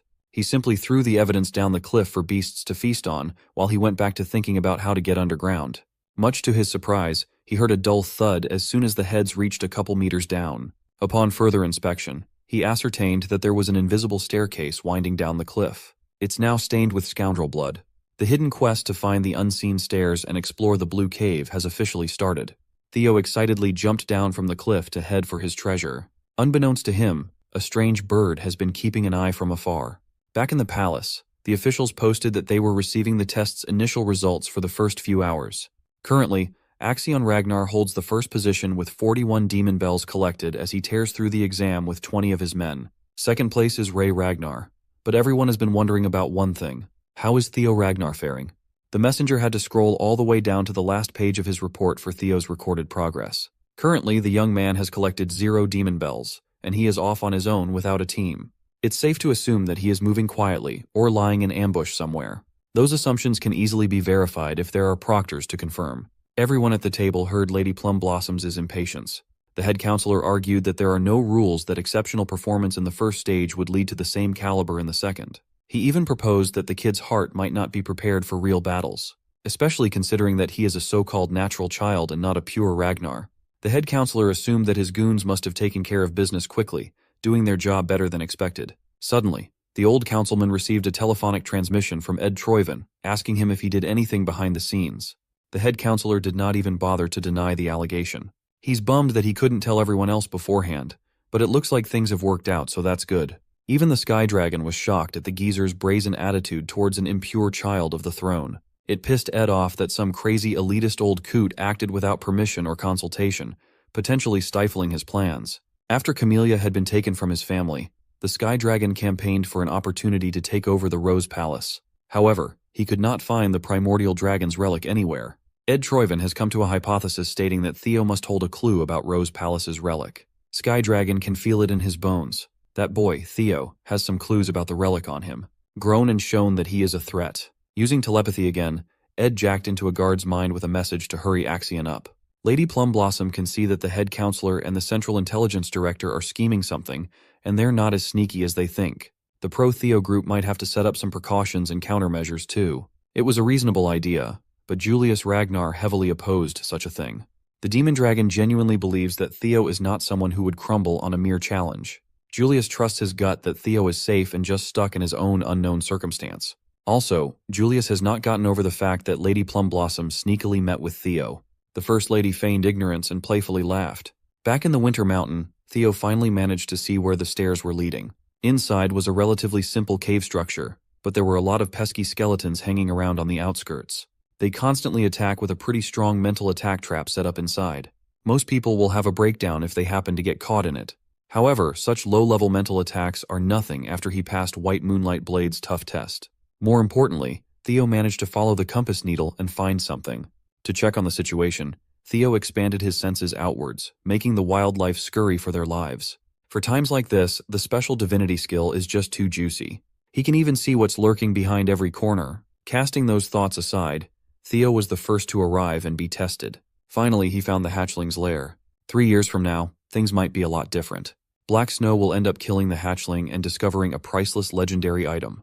Walking deeper into the cavern, Theo quietly apologized for the future of Black Snow as he planned to take one of their historic records. Behind the gate is the Amon Grimoire, a one-of-a-kind game-changer. As soon as Theo entered the gate, he was frozen in place, overwhelmed at the sight before him. There were literal mountains of gold and legendary weapons, gems and trinkets scattered everywhere. One thing is for sure, this place is not a hatchling's nest at all. In the middle of the gigantic room was a sleeping draconic beast and an ancient dragon, using its sea of gold coins as the most expensive bed in the world. Looking a bit closer, he saw that it seemed to be in a deep sleep, uncaring of the outside world. Theo wasn't delusional. He knew that if this thing woke up and attacked, he could forget about the relic and all the riches in this place, and he would surely die. Could the reports from Black Snow be false? Why is there a full-grown dragon in the chamber instead of just a hatchling? Maybe he's a victim of misinformation. Or maybe he just came 3 years too early. Either way, he needs to think of his next move in this unexpected situation. He seriously considered just leaving without touching anything. It's unfortunate, but he can always just come back before the Black Snow can get here again a few years later. But that choice left his hands as soon as the dragon opened its eyes. When he turned around, Theo was locked into a staring contest with one of the most archaic beings in the world. Much to his surprise, ancient dragon Roadbroke spoke in human tongue, calling him the first selector that had come in a long time. The giant beast was actually kind of chill. It even introduced itself without a hint of hostility. Roadbroke explained that the Ragnar calls her the guardian dragon and the owner of Winter Mountain. Everyone who grew up around the clan knew the name Roadbroke. Trying not to be rude and disrespectful, Theo crashed down to his knees and paid respect to his ancestor. Roadbroke was quite interested in the fact that the young human called her an ancestor. As far as Theo was taught his whole life, the guardian dragon Roadbroke is the companion of the Ragnar clan's progenitor, Sigurd, and the mother of Friedreif. The beast asserted that Friedreif the bastard must have been spreading nonsense out there. While it's true that she and Sigurd were old companions for a time, she viewed it just as a sign of respect for the contractor who sold his soul to dragons. There wasn't much emotional exchange between them. It is impossible for humans to mate with dragons in the first place. Maybe the humans in this world are not real monster bangers. This led Theo to ask if his family's line really has the blood of the dragon, or if it is just one big propaganda to lift the Ragnar name up. Roadbroke cleared up that the claim was not wrong at all. Through the long-term contract between her and Sigurd, her dragon's blood is shared. Just as Theo was about to ask more questions about his family's history, Roadbroke cut him off as she was done with the pleasantries. She will now begin her duties as a guardian dragon to the selectors. From this point forward, Roadbroke is going to keep the covenant made at the beginning of the clan, and will allow the selector who passes her test to ask 3 questions. He can finally breathe in relief and thank the gods, as this seems like a non-battle situation. Since his goal is to eventually stand at the peak of the clan, deepening his knowledge of the family's lore is crucial. Through these 3 questions, he needs to get as much information as possible. Outside, the second phase of the awakening ceremony is still in full swing. Axion continued dominating the leaderboard and the beasts in the surrounding area. His 1,000 Dragons roar is already powerful enough to one-shot most enemies. As a white tiger beast fell to the snowy ground, bloodied and lifeless, Axion walked closer. He was heading for the green bell dangling on the poor cat's neck. With another bell secured, that makes 57 confirmed kills. He's quickly racking points up. Nevertheless, killing these monsters was secondary. Axion was just itching to find Theo, but his scouts kept on telling him the same report that Theo was nowhere to be seen over and over. One of Axion's lackeys, Orion Gardner, smugly remarked that Theo must be scared now that he has to risk his life and face real monsters. Orion was determined to attach himself to Axion's entourage the whole way through, no matter what. He fears and believes in the maniac's strength. But he might have run his mouth a little too far when he admitted that Theo got stronger, but lived as an idiot for far too long. The next thing you know, Orion's tearing up and gasping for oxygen as Axion's hand slowly crushes his windpipe in a chokehold. Axion reckoned that this pissant of a follower must not know a simple fact because he had never been strong. In the clan, having power means having no need to fear anything. The Dark Leopard is on the brink of mentally breaking at this point, and he's still as cruel and paranoid as ever. Orion tried to eke out an apology between his desperate gasps for air. This little outburst would have continued if not for another messenger coming in with a message from the director of the Central Intelligence Bureau, Ed Troyven. The message was simply a reminder to hurry up and carry the plan out. Axion threw the pissant away like garbage and asked the messenger to send a reply to his uncle to stop pestering him. He doesn't need to be reminded of the goal because no one in this world wants to kill that punk, Theo, more than this psychotic half-brother of his. Meanwhile, Theo is just chilling down in the dragon's den, still trying to think of a fitting question that would give him as much information as possible. After a while, he finally came up with his first question. Roadbroke yawned. She was just glad that the young man finally made up his mind as the boredom nearly knocked her back into a deep sleep. So, the first question was why the guardian dragon is still here. He kept it short and sweet. Roadbroke instantly clocked his strategy of asking basic questions to figure out some hidden background knowledge and praised the kid. The reason why she's still hanging around is quite simple. There exists a monster situated at the very edge of the world. Its body is spread across the seas. They call this entity the Nameless Monarch. For the past 1,000 years or so, Roadbroke has been lying in wait and staying in her lair because she was tasked with the mission to protect the world. The Winter Mountain and this dragon's den are just an outpost. Theo fell silent, digesting the bombshell that his ancestor had just revealed. He was certain that he did not feel it wrongly. For a brief moment, he felt what seemed like fear in Roadbroke's eyes. Who would have thought that an almost godlike figure who's as powerful as an ancient dragon is still capable of feeling terror? There is an existence out there that brings fear to a deity who has reigned for over 1,000 years. The Nameless Monarch must be one freaky bastard. Theo desperately wants to ask more questions and dig deeper into the lore, but there are more important things he has to find out first. So, for the second question, he asked what exactly these ancient dragon's relics he kept on hearing about. Roadbroke answered that there are about 3 relics out in the world. Though she doesn't know much about them, she can sense that the young selector has been quite lucky. The 3 that Roadbroke knows of are the dungeon in Camellia Palace and the White Moonlight Blade. As for the last one, it's a bit more complicated. Roadbroke called it the ancient dragon Papnir's relic. It is a result of a great ancient dragon's soul fragmenting into 31 different pieces. These pieces were then bestowed upon humans in hopes of protecting humanity and resisting the Nameless Monarch. The form of these ancient dragon relics is not limited. Some could be an item, some could take the form of an experience, and a rare few even turned into intangible yet strange phenomena. Hearing that last part made the gears in Theo's head turn. He can finally see that he always had the last relic in him. Everything he experienced after regressing in time flashed before his eyes. Going through 20 years of life and being brought back in time to the brink of death is the strangest phenomenon one can ever go through. His regression must have been just another form of the ancient dragon's relic, which means Theo himself contains the relic. He must have been given a fragment of Papnir's soul. But something's not adding up. There's always a dragon protecting the relics, but there was no such thing in his regression. Realizing something, Theo came up with the third and final question. He looked at Roadbroke right into her piercing eyes and asked why he was chosen. Why would the hand of fate choose someone as talentless as Ragnar's imbecile to fight something as powerful as the Nameless Monarch? Roadbroke stared back fiercely and decided to answer his final question with a question of her own. She asked why Theo would think that he was the only one chosen out there. The simple reply made Theo realize that he had not been looking at the bigger picture. He might not be the only one chosen by these powerful relics. Sky Dragon Ed Troyven, Demon Craftsman Curson, and even the Black Dragon all knew about the existence of relics. They even actively go out of their way to find and collect said relics. Chances are, they were also chosen by some form of Papnir's soul fragment. If that's the case, are they also seeing the same messages he has been seeing? Did they also regress back in time? While these series of questions led Theo one step closer to uncovering the world's truth, it also made things a lot more complicated. To summarize, there is a nameless monarch lurking at the fringes of the planet that even the ancient dragon fears. And it is entirely possible that there are more regressors apart from Theo. Now that Roadbroke has answered his 3 questions, the quest is complete, and Theo will be given his reward. The young man was so engrossed in all the implications of what he just found out that he almost forgot that he came to obtain Amon's grimoire. But now that his horizons have expanded, he had changed his mind. He needs something bigger, a lot bigger. He wanted something that cannot be compared to any item in this treasure trove. As a reward for the quest, he is given the chance to pick and take anything from the ancient dragon's treasures. Roadbroke proudly boasted about the variety and sheer quantity of her treasures collected from all around the world. There were gems, relics, elixirs, skill books, armaments, anything you could think of. She had them in stock. Whatever Theo chooses will be a priceless fortune worth beyond his wildest imagination. Roadbroke urged him to pick wisely, and she said she would deliver. Theo's lips slowly twisted into a sly smile.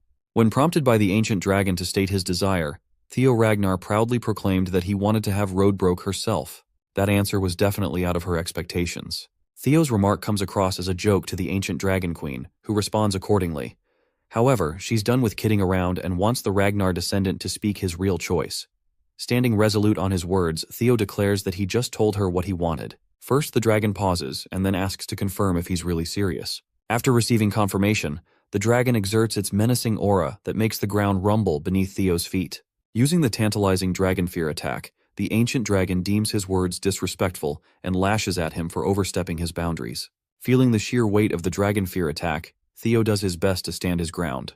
That mere roar of the dragon is powerful enough to make blood come out of every crevice of his face. In response, he counters the roar with a lesser drake's fear of his own. Of course, it's a pointless attack in every sense of the word. Even Lodbrok thinks he's an idiot for challenging an ancient dragon's roar with an incompetent one. Determined on his feet, Theo shouts his request, reminding the guardian dragon that he was told to select any treasure from its nest. According to his own words, there wasn't a condition preventing him from selecting the guardian dragon Lodbrok as his desired treasure. He may be speaking confidently, but even Theo thinks this is a huge risk he's taking, one that he's willing to put his life on the line for. This beast, the guardian dragon Lodbrok, has firmly established the Ragnar clan with the help of the progenitor, Sigurd. Becoming her partner will mean for Theo to have proven himself as a legitimate warrior of the Ragnar clan. In order to prevent the atrocities of the dark past, he's willing to cast his life away for this opportunity. Theo demands the guardian dragon to surrender herself as she promised with her own words. The warrior begs for her aid with his aching voice. Just then, the guardian dragon sees a shadow of the legend of Sigurd. Seeing his image trailing Theo, Lodbrok releases her roar and accepts his request, much to Theo's shock. Seconds later, the dragon materializes into a smaller and more human-like state, her sharp golden eyes peering him down. Lodbrok has been impressed, so she's willing to give him a shot. She stands before him in her majestic beauty, causing him to go speechless for a few seconds. Lodbrok reminds him that she's over 2 millennia old, so there's no point thinking about those thoughts. Addressing the guardian dragon, Theo points to her chest, and he's not talking about the pair of personalities that you horn dogs are probably thinking about. He's referring to the hole which was a result of a battle 50 years ago. Lodbrok lost her heart, and ever since then, awaited her death. She's only got 3 more years in her before she dies. That's why she also can't leave her nest, which means she won't be of his aid in a direct manner. That's why, extending her offer again, she wants to know if he's really in it to select her as the desired treasure. This simpleton smiles and confirms that he hasn't changed his mind, and that he would like to select her as his desired reward. You know guys, under different circumstances, this would sound horrible. The system confirms the selection of the guardian dragon as his reward. Lodbrok deems it a foolish choice, but thinks it's just one of his qualities as the chosen one. The system has granted him the title of the guardian dragon's significant other, as well as the descendant of the progenitor of the clan. Promising to become even stronger and reach greater heights, Theo confesses that he will obtain the rest of the relics of the primordial dragon Fafnir. A soul link between the guardian dragon and the warrior is established as Theo promises to find something that could very well substitute Lodbrok's heart. After all, among the relics of the all-powerful primordial dragon, he believes there has to be something miraculous to help her out. He also levels up after gaining the experience points as a result. Theo thinks it's only right for him to do that much in order to claim the title of the guardian dragon's significant other. You guys see what I'm talking about, right? She gives him a smirk and hopes to be in good care of her new partner. Yeah, this is going on Santa's naughty list. Lodbrok reminds him that she's still incapable of leaving the domain, so he's going to have to find a solution for himself until she hibernates for the time being. Also, she's got something for him, which appears to be an ancient book. Lodbrok explains that in order for a true soul to synchronize with her, it's necessary for him to read the artifact and awaken one's mind gate. She estimates that he'll be able to pull this off within a month, recommending that he take his time while skimming through. The system informs him about the bonus reward he just received. It's a grimoire called Amen. Inspecting its properties, Theo is impressed to find that it contains magical principles that date back to the beginning of time. It's a special book containing rich knowledge of everything in the universe. Theo is glad that he was able to get his hands on this baby, but his real concern is the duration she just mentioned. He asks Lodbrok what she means by 1 month. The guardian dragon expresses that it usually takes that long to awaken a person's mind gate, and asks if he's got something more important keeping him busy. Theo is disappointed to express that he's got to deal with the second stage of the awakening ceremony, which is happening as they speak. The problem is, the exam is only 15 days long in duration, which means he's got less than half a month to work things out. That's why Theo wants to wait until the exam is over to get things going. Eyeing him down, Lodbrok unfortunately confesses that while it's possible, she won't allow that to happen. After all, she doesn't want him escaping so soon. That's why, for this dude, she wants him to open the mind gate even before the second stage ends. Until that time, Lodbrok will make sure that he stays here. Now that's a bone-chilling threat. The total time for the exam to conclude is 13 days, or roughly 300 and then hours. So he's got to wrap it up with that. Let's rewind things a little. There were 3 days left before the start of the second stage, when Axion's uncle talked about the details of how totems created anti-fiend safety zones. The cause is due to the fiend summoning marble resting inside the totem. It's a small sphere with amplified fiend energy resting inside of it, making sure that other fiends are repelled from it.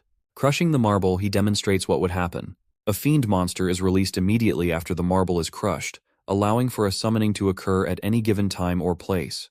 We can see multiple fiends surrounding the man, which goes to show how convenient the summoning marbles are. He crushes them with his dragon spirit, claiming that the objective of the second stage exam is to eliminate fiends and collect points. That's why Theo's only option is to hunt for his fiends for his points. Axion is starting to get a big picture of his uncle's strategy, which involves using the marbles to bait Theo into a trap.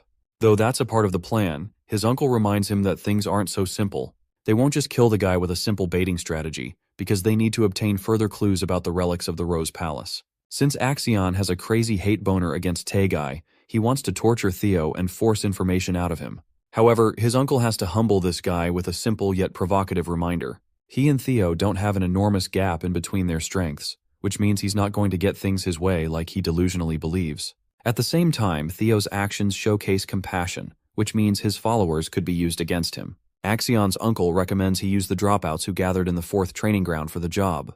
He thinks it will be easier to use them as hostages, and then extract information from Theo regarding the artifact. Since it isn't a direct approach of strength, Axion is pissed, but he accepts anyway. Fast forward to their plan and action in the present. The Dark Leopard internalizes how Theo shocked everyone by keeping himself hidden until the final moments of the exam. After all, only 12 hours were left until the second stage concluded.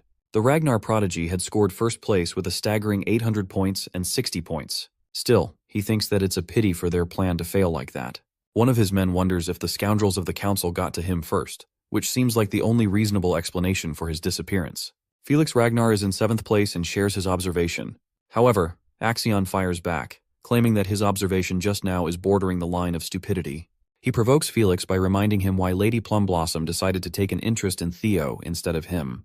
The guy is infuriated that he's reacting harshly when all he's trying to do is help him catch Theo. Felix is pissed as hell by his offensive remark, but it's not Axion who could give a damn about his feelings. He gets up and offers a declaration with his sinister smile. If Theo isn't prepared to come out in the open, he's willing to force him out. He's got both, the members of the Scaled Dragon Society and the Plum Blossom Palace working under him. And it's time to lead the charge and murder the failure of the 4th training ground. This psychopath intends to maintain his killing spree until Theo is forced to come out. Eavesdropping on this conversation from her hiding spot is Ray Ragnar, who is in 3rd place on the exam. The scene transitions to a frost lizard fiend getting slayed by the warriors. They celebrate having defeated a yellow bell creature, thinking that it's a monumental achievement. These poor guys barely have any points for themselves, and there's only 12 hours until the exam concludes. They're worried for Theo, especially since they prepared a whole bunch of supplies. Maybe he's out to do something more important. That's what one of them thinks at least. After all, survival is just the bare minimum requirement of the exam, since rankings don't matter at all. Still, they wanted to see him top the charts and become the valedictorian once more. As they're carelessly chatting, one bastard impales them with his thrust. Orion Gardner has just killed Sybil in cold blood, while the rest of his friends question the actions of the Scaled Dragon Society. They're scared to learn that they've become the targets for the day in order to bring out Theo. These poor guys are going to eat shit for literally just existing. During the same time, we revisit Lodbrok's nest of gold and treasures. The Guardian Dragon is fervently impressed by Theo's remarkable ability to open his mind's gate in less than half a month. The system confirms his initial grasp on the magical principles. This is all thanks to what he heard in his previous life before regressing. The key factor in learning the Amon Grimoire is the quantity and quality of the magic power. Since Theo shares both a Mana Hall and the Dragon Heart, the tasks come natural to him, and he can learn twice as fast as the average person. As a result, a lower-ranked skill also manifests called the Hatchling Synchro. It allows mind reading of objects using psychokinesis magic. Lodbrok believes that he's proven himself worthy of becoming her partner. With that, He's got the fundamentals down, and the rest can be finished with training. She also tells him that when the time is right, at the higher level, he will start hearing her voice. Finally, she'll receive the greatest buff by being able to cast Lodbrok's power, gaining him the same ability as the progenitor of the clan. But before that happens, the guardian dragon requires her recovery, since she's only got 3 years left. However, an optimistic Theo is prepared to impress her with his accomplishments. Satisfied, she declares the completion of the primordial covenant. Lodbrok dearly offers him a farewell and hopes to meet him again soon. At last, we saw this guy finally stepping foot outside. It's a good thing he got the pack down, but still, he has no points right now and only 12 hours to go. Even he thinks he's playing life on extra hard difficulty. Theo assesses his options, because if he hunts fiends in the typical manner, it's just going to be an impossible task to score first place in 12 hours. So the only reasonable strategy is to steal bells from other candidates. Remembering how Axion got first place in his past life, he thinks the same would be the case now. So all he has to do is take care of his Ragnar rival and claim the top spot. Of course, that's only easy to say. Behind him, a figure emerges from the woods.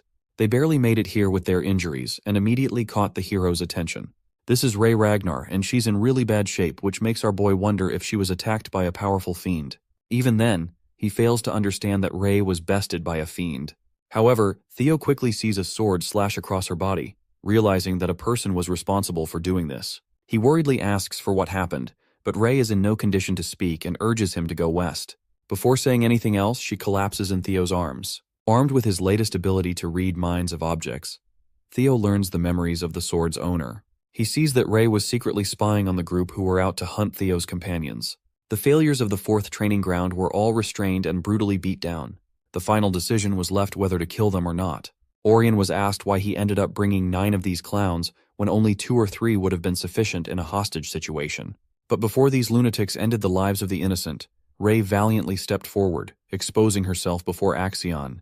The Dark Leopard reminded him that this is a personal matter, so she wouldn't be interfering. However, Rey refused to let this madness slide and prepared to fight Axion. Axion is disappointed that Rey has been persuaded by Theo and prepares to take her down. Their fight chaotically began with a powerful exchange, but by the end, Rey suffered a brutal slash. Beyond that, the memories are locked because of his low skill level. Theo is infuriated and perplexed as to why Axion went so far as to capture his allies, while Rey is shocked that he managed to uncover the truth without her saying anything at all. He begs her for answers, and in her half-dead state, she explains that Axion's goal has always been to capture Theo from the beginning. However, since he wasn't anywhere to be found, he took matters into his own hands by taking his friends hostage. This strikes a chord with Theo, who is supremely furious. He realizes that his enemies in his previous life aren't willing to back down in this one either.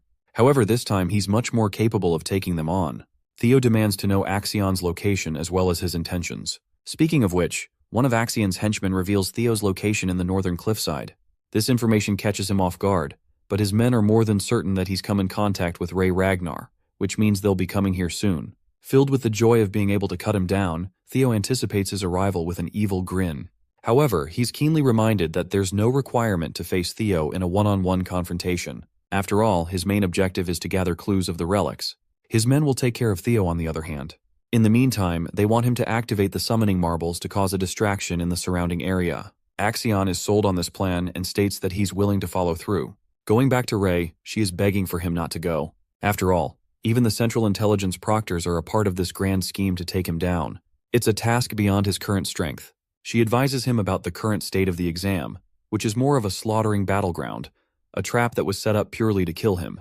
That's why going alone is the riskiest move ever, and it's better to seek the help of proctors. Even so, Theo thinks there's just no time, and while he's grateful for what she did, he can't allow his conscience to ignore the state of his friends. That's why he's willing to go at once after she drops Axion's location. At this point, the girl is convinced that he's gone crazy. The stakes are too high and death is promised if he goes there. She recommends playing it safe this time. In response, Theo lashes out claiming that he has no desire to lose his precious loved ones a second time. They promise to make it out of the second stage together after all. Mouthing the inevitable fate of the Ragnars, Rey reminds him that sacrifices are always on the table. He bites back by pointing out her personal resolve to fight against Axion's cruelty, because not even she could bear to sit around and watch the terror unfold. The scene makes him relive the memories of his original life, where everything he knew went up in flames, all because he was weak in a clan that was meant to foster the strongest. Theo is done with always losing people and being played for a fiddle. He emphasizes how he doesn't want to relive the mistakes of his past. Fueled with his anger and determination, Theo demands to know Axion's location. The scene transitions to Remington Narcio's side of things, who has just come across the abandoned supplies dropped by Sybil and the rest of his friends. There's blood indicating that something is wrong. He turns to confront the two warriors standing in the distance, Holkus Lanka, who is in 5th place, and then Erica Lanka in 4th place. Finally, Remington Narcio is revealed to be trailing behind Axion as the 2nd placer. Going back to Theo's side of things, he's out here fighting a snow fiend. The first few attacks he manages to dodge, before quickly finishing the fight in one move, prioritizing other pressing matters. Theo runs in the direction of Axion, hoping that some of his friends are still alive and well. He knows for a fact that Ed is playing with Axion's feelings, and making sure that Theo is taken out without much outcry from the clan. There's the fact that the Intelligence Bureau proctors are siding with Axion, which is the greatest piece of evidence available. Theo cuts down the creatures with his Triple Dragon's Claw Strike, reflecting that the proctors who are supposed to kill him will likely suppress Axion from lashing out. Still, he prioritizes his speed, knowing how Axion is just easy to provoke and impulsive in his actions. Lunging for an aerial strike against the fiend, Theo thinks that he could very well manipulate this nature of his in his favor. The sword pierces the creature's head, releasing a pool of blood. Let's see how Ray's doing. She collects her thoughts, remembering how Theo has never once changed from when he was a child. Despite her injured state, she wishes to help him out this time. The hostages are getting brutally smacked around under Axion's heel, who is prepared to cut them down for even making the slightest noise. Again, he's reminded by the proctors not to act on his own to cause unnecessary conflicts. That's why Axion stops his blade and patiently waits. He knows that 4 high-ranking swordsmen from the proctors are being sent to silently assassinate Theo. After all, his uncle is of the opinion that Axion isn't powerful enough to take down Theo, which is frustrating for him to accept, since he regards Theo like an insect. To everyone's expectations, the devil himself decided to show his face. Axion spots him covered in trails of blood like a killing machine of war. Theo is armed with his determined eyes, seeing the hurt state of his companions all around. He glances at the scumbags who caused such a scene, and then turns back to Axion, who had been waiting for him for a long while. Finally, his eyes turn towards the corpse of his friends, making him clench his weapon.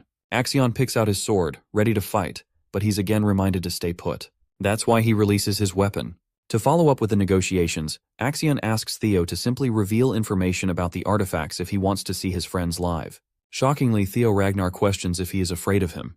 This is a calculated approach from him, because he was planning on using Axion's nature against him. Theo arrogantly mocks him for being a coward and taking extreme measures, all for the sake of preventing a crushing defeat. Axion's blood boils, but the other guy's shit talk continues. He claims that the only reason Axion is surrounded by his scumbags is to protect his own name. Then, there's the hostage game going on. To Theo, he thinks it's just an all-out effort to prevent a defeat as a man unworthy of the title of the 4 Hounds. Axion is now royally pissed, which is exactly what Theo wants, as he keeps egging him on, challenging him to a duel like a real Ragnar would. Unless he wants to back out like the coward he is, as Theo puts it. This is the final push for Axion, who can't contain himself anymore. Theo lays out the conditions for the fight. If he loses, he'll give up the information and his life. But if he wins, he will walk away with his friends. The Black Leopard has lost himself to his madness, and arrogantly reminds the imbecile of the Ragnar of his place in the clan. He laughs before peering at him with a murderous glare, mocking his understanding of the situation. The CBI tries to intervene, even though they know he's trying to stir up Axion with his words. They urge him to follow the plan, but this guy is done playing around. He accepts Theo's challenge and walks forward to take him on, just like our boy wanted. The proctors watching the scene realize that things are going the opposite way of what they intended. They're prepared to act accordingly as planned if Axion is nearing a crushing defeat. The brutal warrior reminds his group not to step in to carry out the tradition of honor in a Ragnar duel. He also doesn't want anyone to hurt the hostages for the time being. Their fight begins with Theo taking the first slash and surprising his opponent. With that settled, it's time to get serious as both swordsmen clash on equal grounds. Axion talks down to his opponent and goes on the heavy attacks.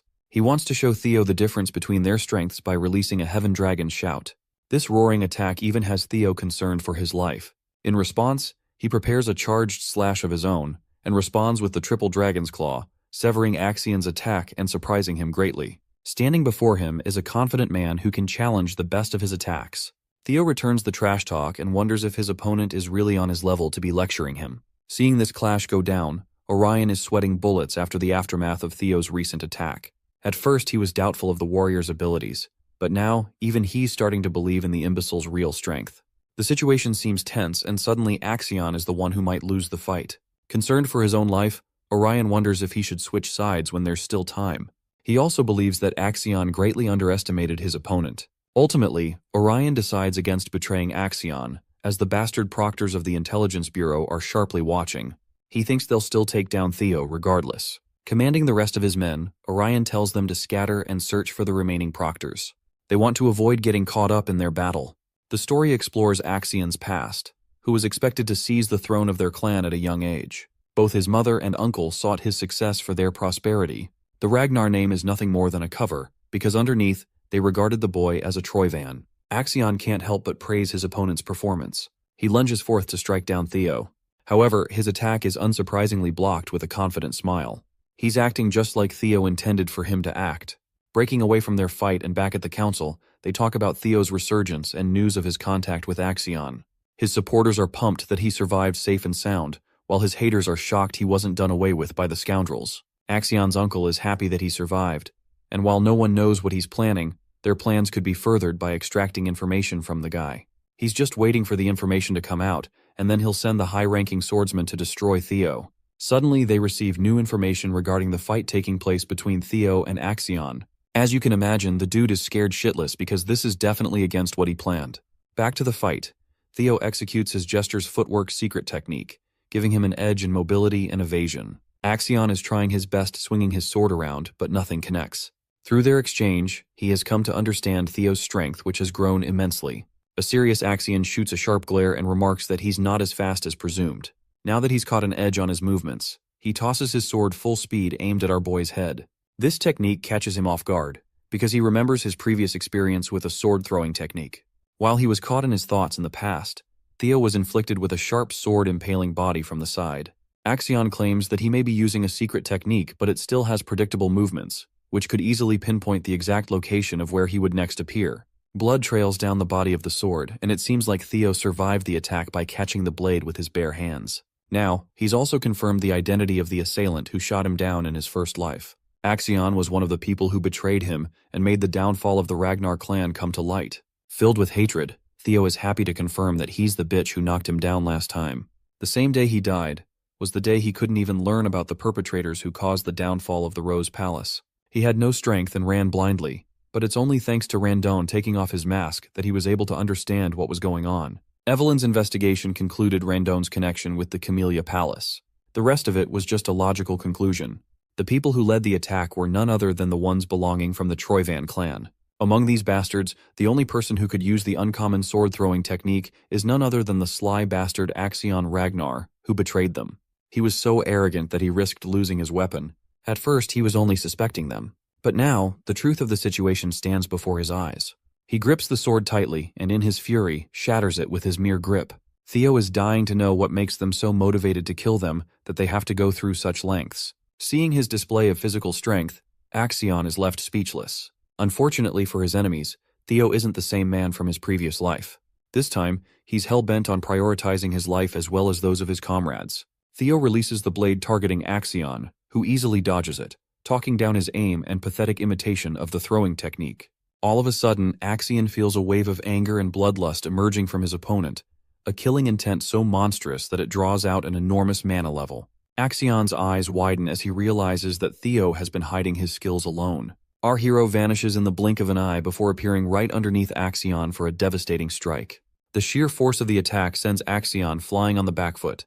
He's the one going defensive against Theo's attacks now, who even manages to graze his face with a precise cut. Smirking at the impulsive warrior, Theo wonders when Axion is going to decide and pull out his full strength, provoking him even more. Surprisingly, Theo's arm is caught as Axion returns the favor by slicing his face. They're fighting each other on equal grounds. Theo chooses to disappear before his eyes again, and ushers a slash so strong that it knocks away Axion's blade. Now he's left wide open without any defenses. Theo quizzes his opponent before preparing his blade to pierce his damn stomach. He's about to take the kill shot and not even Axion can dodge it at this distance. Let's focus on Remington's side of things. He observes that the blood trails are caused by the dragging of an injured body. The only person that comes to mind is Axion, even though it doesn't make sense for him to act recklessly, especially with first place already secured. Remington cleverly deduces their plan to hunt down Theo during the second stage of the exam. Hulkus is pissed that he had to take such measures and took the way of a coward. But Erica is unsurprised, stating that things like these are supposed to be within expectations in the awakening ceremony of the clan. Remington knows this, and claims that it's the very reason he despises the Ragnar way of doing things. They blindly believe in raw strength and cross boundaries. A provoked Erica warns him to watch his tongue. Remington doesn't really give a damn and focuses on saving the lives of his friends just like Theo would do. He wants their help and Hulkus is all in. For Erica, she doesn't care and turns away. She only wanted to meet Theo and he's nowhere to be found. She has no interest in saving weak men, which prompts her brother to ask if she's really that much of an asshole. Remington understands her intrigue to meet Theo, and he advises her that by helping him now would serve her benefits in the long run. The three warriors bounce to uncover the hostages' location. Remington is hoping they are safe and sound until they arrive. However, they're stopped by a bunch of men. Warriors of the Scaled Dragon Society are confronting them out of the blue, indicating betrayal. Orion is a little upset that the white-haired punk ran away to Theo's side and now associates himself with meatheads. Hulkus is greatly offended while Remington warns his friend to take the easy path and step aside. But this bitch is apparently looking to catch some smoke, so he doesn't want to move. Faced with no other option, he draws his blade. All three of them lunge forward to defeat the Scaled Dragon Society. The scene cuts to the hostages, one of which has grabbed the shattered blade that Theo threw. The purpose of the blade wasn't to attack Axion but to land right next to the hostage. It's an opportunity to escape using the blade, their only chance of doing so. The man wriggles his knees in an effort to cut the rope. Zooming in on the battle, it turns out that Axion's life was saved at the last second by one of the higher-ranking swordsmen. They finally decided to show up after acknowledging the situation. This man is Liam Troyven, and he's even prepared to accept punishment for his intervention. Liam breaks their clash and suggests his men to take care of Axion. He begins his aggressive attack on Theo, while the rest of the proctors praise the young master for his fight. They even return him his blade. Axion doesn't seem to be furious or anything, just disappointed. Liam's ferocious slashes are really giving our boy a tough time out here. But still, Theo is managing to respond well in a near-equal exchange. Liam launches a forward strike, which Theo blocks handily. From this short encounter, the high-ranking swordsman is rather impressed by his defenses against both Axion and him. Despite this, it's clear as day that he's no match for Liam's sword skill. There aren't any proctors nearby to monitor the fight, making it the best opportunity to kill the swordsman prodigy. So for the sake of the Troyven clan, he takes an aerial strike to finish Theo Ragnar in this one attack. Time for a plot twist. It's not Theo who gets impaled, but rather Liam out of nowhere. The one who impaled him is none other than Axion, who wants to remind his men of the fair warning he issued at the beginning not to interfere. The fight has just experienced a sudden upset by Axion's betrayal to his own men. The other swordsmen confront the young master for lashing out so blindly. Axion turns to them, furious that they thought he was going to lose. He deems it a mockery of his skills as the heir. Theo acknowledges that he's gone completely mad. As for Axion, he finally recognizes the man's skill as Ragnar. His uncle fed the boy the delusions of grandeur from a young age, goading him to climb to the top and sit on the Ragnar throne. Axion claims that while Theo is stronger, he's weaker in comparison to him. He declares himself as the man who is destined to become the strongest warrior to claim the throne, so there's just no shot of him being beaten here in this fight. Axion is prepared to cut down anyone who stands in the way of his ambitions and lunges to initiate a slash. But this sword slash just doesn't catch Theo, who has used his speed to soar to the skies. He manages to shock Axion with an attack that actually connects. Also, turns out Liam is still alive, just gravely injured. He tells his men to go and help Axion no matter the cost. They need to kill Theo while they still have the chance. However, the high-ranking swordsmen are against the idea, seeing how it led to Liam's downfall. Liam doesn't care and orders them to go, since they'll all die if the young master doesn't make it out of the fight. Axion is seriously on the back foot, completely baffled that he's being outclassed right now. He remembers his uncle's words, who told him that the Ragnar clan is a realm of unpredictable outcomes. Anything could overturn the impossible odds. Axion is in denial, inches away from defeat.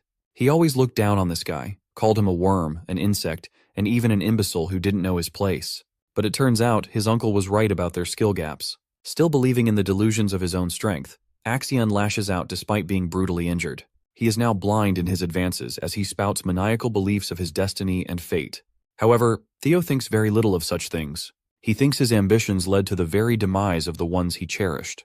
That's why, if Axion isn't willing to concede, he's going to forcefully subdue him. Saying that, Theo channels his powers, casting a beautiful blue dragon. One last time he roars Triple Dragon's Claw, declaring to become strong enough to slay anyone in his path. His attack pierces Axion clean.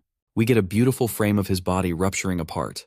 When the smoke settles, a corpse hits the ground, its head severed from its body. Axion's head descends from the air and plummets to become a paste. Blood trickles down, but nothing can be done now. The victor of this long fight is Theo Ragnar, who stands firmly after exacting his revenge. Lastly, Liam is left dazed at the sight of the young master's headless state, a fitting death for an arrogant man. Knowing his fate if news of this blunder reached the Sky Dragon's ear, Liam spurred his remaining men to at least kill Theo in retaliation. As high-ranking swordsmen, the Troivan protectors snapped out of their daze and charged forth. Theo stood tall. A satisfied but wry smile was etched on his face. He is in grave trouble. Even if he was in tip-top condition, trading blows and surviving against a coordinated attack of 4 senior proctors would be improbable. With his current condition, it's even more hopeless. His stamina had reached the limit, and his mana pool had run dry from killing Axion. All he could realistically do was buy some more time with what little he had left in the tank. By his estimation, help should be coming any time now. The proctors finally got in range for one final effort to avenge the young master. Thankfully, the valiant Remington Narcio and the lanky siblings pulled together and arrived just in time. They surrounded Theo, forming a formidable wall of defense to shield against the proctors. From Remington's perspective, it's only natural that comrades should have each other's backs in times of need. Theo looked at the reliable Silver Lion and felt relief. Erika Lanka shot Theo a glance, pleased that the rising star she had heard so much about had handsome looks. Hulkus Lanka, on the other hand, was elated to see someone strong enough to kill Axion and hold his own against powerful swordsmen. Pumped up by the cavalry's arrival, Sybil Drea forced himself to get up and lend his sword to assist his young master. Remington turned his blade against the corrupt proctors and listed down their crimes. He would gladly pass down judgment on these low lives, directly interfering with a sacred tradition. Now that things have gotten even more complicated, and with additional witnesses to their misdeeds, the proctors turn to Liam Troivan for the next move. Realistically speaking, they are doomed no matter which path they go down. They couldn't even find out anything about the Rose Palace's artifacts. That was their primary goal. They couldn't get rid of the biggest thorn in their plans in Theo, and the young master died under their watch. With so many witnesses and traces of their fuck-up, it's basically a game over. Even so, the proctors still believe that their Sir Liam would think of a way to slither out of this hopeless situation. When things get too convoluted, it's best to go down the simplest route. Just kill everybody. Liam still has the marbles in his back pocket. They could cover everything up by staging an abnormal outbreak, which led to the extermination of all candidates on site. Disguising their botched torture and assassination plot as a freak accident would erase all traces of the Troivan family's involvement. With desperation, Liam dropped 20 5th-grade monster marbles on the ground. If they could stage the site just right, they might be able to pull it off. Even in the face of destruction, the proctors chose to put the interest of the family on top of everything. Before the marbles could materialize into their true forms, Liam felt a sharp pain in his stomach for the second time tonight. The poor guy got a second round of backshots for the night. This time, the man holding the blade was the White Dragon clan's supervisor, Selford Gardner, alongside another supervisor, Aaron Bacchus. Aside from the White Dragons, the Plum Blossom Palace and Daffodil Palace also pulled up with 2 supervisors, Natasha Koppel and Sally Gardner, respectively. Liam, the crafty son of a bitch, finally fell on the cold, hard ground. Supervisor Selford urged the remaining traitors to drop their weapons unless they wanted to die on the spot.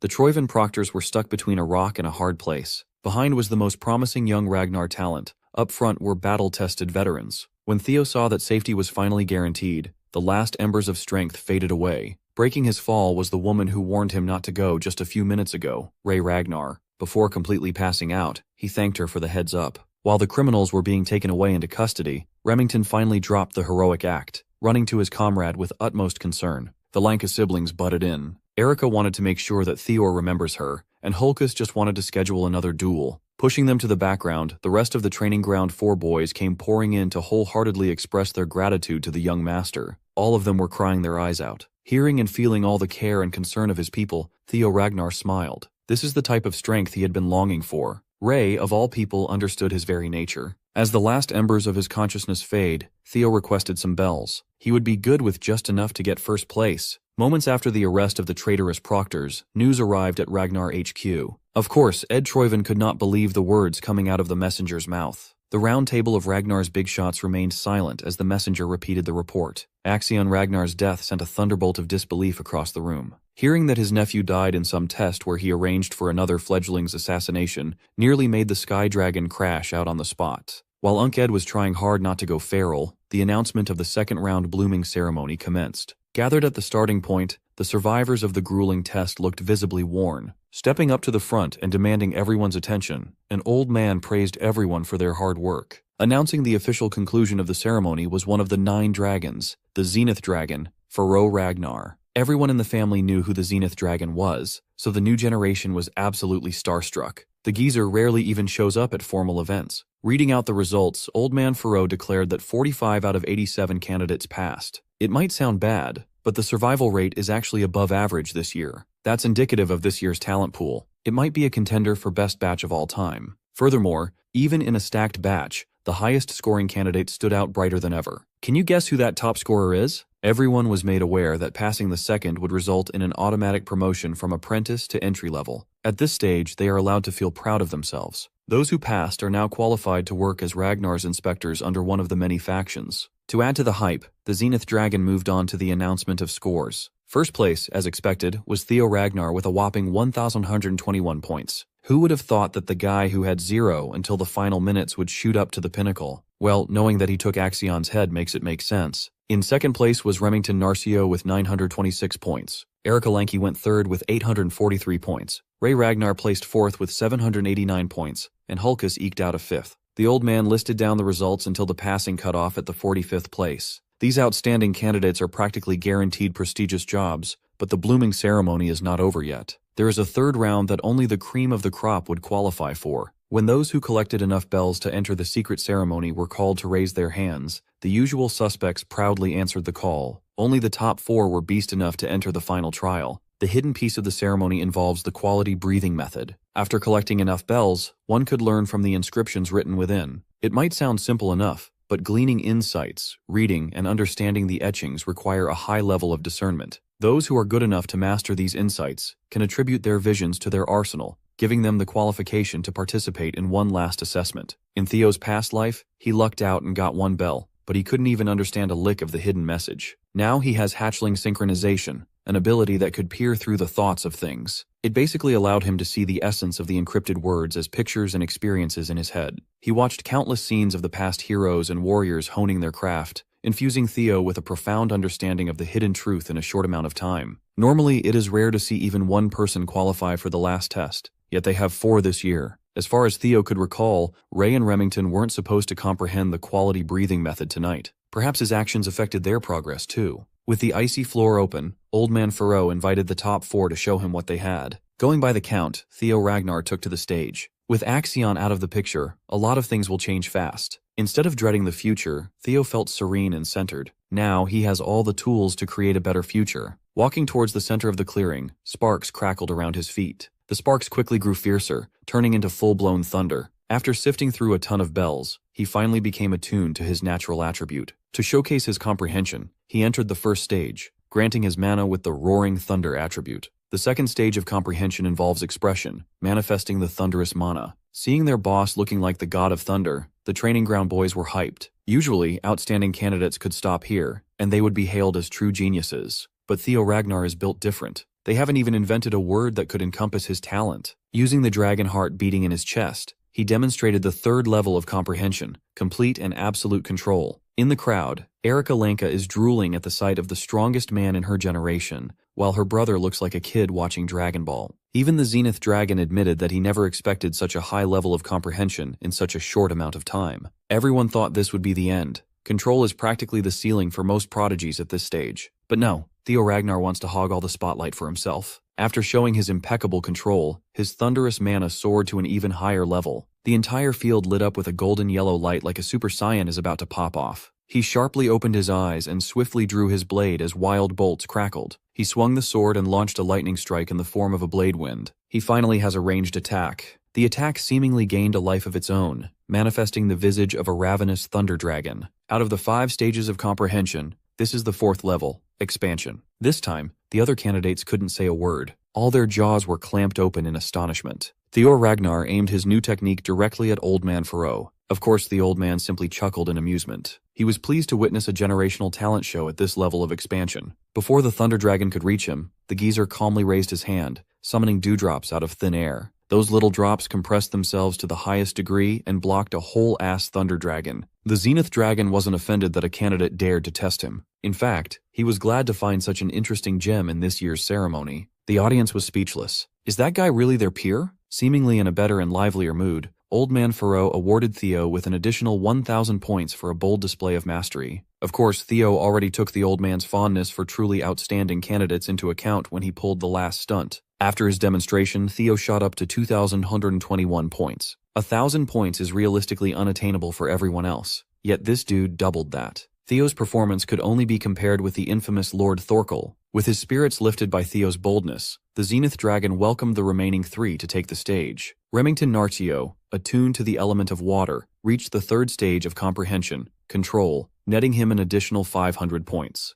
Ray Ragnar attained the second stage, expression, for another 300 points. Her cold demeanor befits the ice attribute. Likewise, Erica Lanka reached the level of expression for 300 points. Just like her fiery attitude, she's rocking the fire attribute. The geezer was extremely pleased with the level of talent this year. Usually, breaching the 1,000-point mark would put you at the very top. In other words, there are 4 candidates in this batch that could be the top dog in any other year. Of course, the gap between the first and second was astronomical. Theo Ragnar cannot be compared to normal geniuses. Except for the third-round candidates, everyone was dismissed in preparation for the nomination ceremony taking place next week. The top 4 remained to be briefed for the next step of their journey. From the top of the Snow Mountain, an all-encompassing killing intent covered the entirety of the region. The top 4 almost fell to their knees from the hostile pressure bearing down on their bodies. With a grave expression, the Zenith Dragon officially started the next stage of their lives. With all the information he has about the future, Theo had never heard of something like this before. To add to his confusion, he felt a familiar power boiling at the top of the mountain. The force trying to grind them down is Lodbrok's energy. The final part of the blooming ceremony is a secret that only a select few are allowed to undergo. A face-to-face with the family head himself. No one knows what happens in this meeting. Everything depends on the whim of the patriarch. Through this meeting, a candidate may be selected as a prospect for the fight for the throne. Currently, all 5 frontrunners as the next family head participated in the ceremony's last trial. Being chosen for the family head battle is a mark of a strong candidate. That means Kyle Ragnar is currently waiting for this year's top contenders on the mountain peak. Still, that doesn't explain why Theo could sense Lodbrok's energy from up there. Then a chilling idea entered his mind. Could it be that the man who took Ancient Dragon's heart was his father? Old Man Faro gave the go signal for the top 4 to ascend, break through the fear, and meet the Lord. Well, that is easier said than done when they could not even take a single step forward. To help his fellow contenders, Theo urged them to forget about withstanding the pressure with pure force and simply match the pressure's wavelength using mana. Remington quickly caught on to what he was trying to say. It will be difficult, but creating an anti-phase wave to neutralize the mounting pressure could theoretically work. This test is basically a way of culling candidates who can't properly control the magic power. Erica listened on the sidelines, confused as to what the nerds were trying to say. Remington gladly elaborated and blabbered about the vibrational properties of mana. Erica just stared at him like an alien speaking an unknown language. In essence, they just have to project mana power with properties that are opposite to the pressure.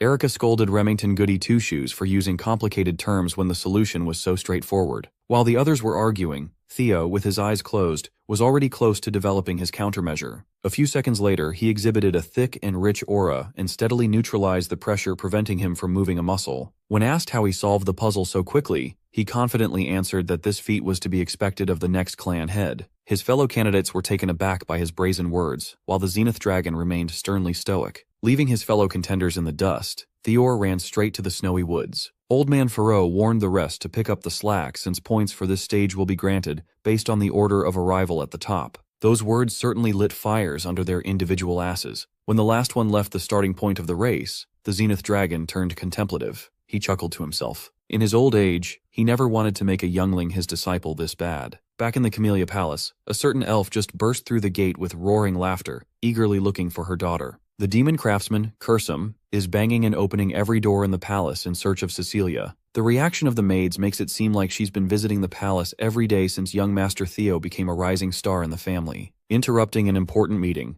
Cursum pushed the right door open and cheered upon seeing her daughter. For the nth time, Cecilia warned her mother about maintaining decorum within palace grounds. Cursum could not care less about pointless shows of manners. She's about to become obscenely wealthy after all. Sure, she's already wealthy by every metric, but soon, her coffers will overflow with obscene treasures. I have to remind you that she's also known as the elf of capitalism incarnate. Since Theo became a star, orders have just kept flooding her workshop. Her business finally reached mainstream popularity. Of course, Cecilia is happy for her mom. More than that, she always believed that her son would excel. That's all she wanted before. But seeing her little boy in dangerous situations, a mother would not be able to stop worrying. What if he gets hurt? What if he can't stand the pressure and attention? Cecilia feels useless as she stands idly on the sidelines. Unable to contain her frustrations, Cecilia turned to the only thing she could do for her son, making sure that her son always has an immaculate drip. Meanwhile, Kursum is yapping about her future plans to expand her business. Aside from weapons, her workshop is about to venture into crafting and selling accessories too. Profits from that expansion alone could make her revenue grow tenfold. Since Cecilia had been thinking of ways to help her son more, she turned to her mom with a proposition, an order for a specially made prosthetic arm. Up in the snowy mountain peak, Kyle Ragnar is howling in laughter upon hearing his son's blatant declaration of aiming for the throne.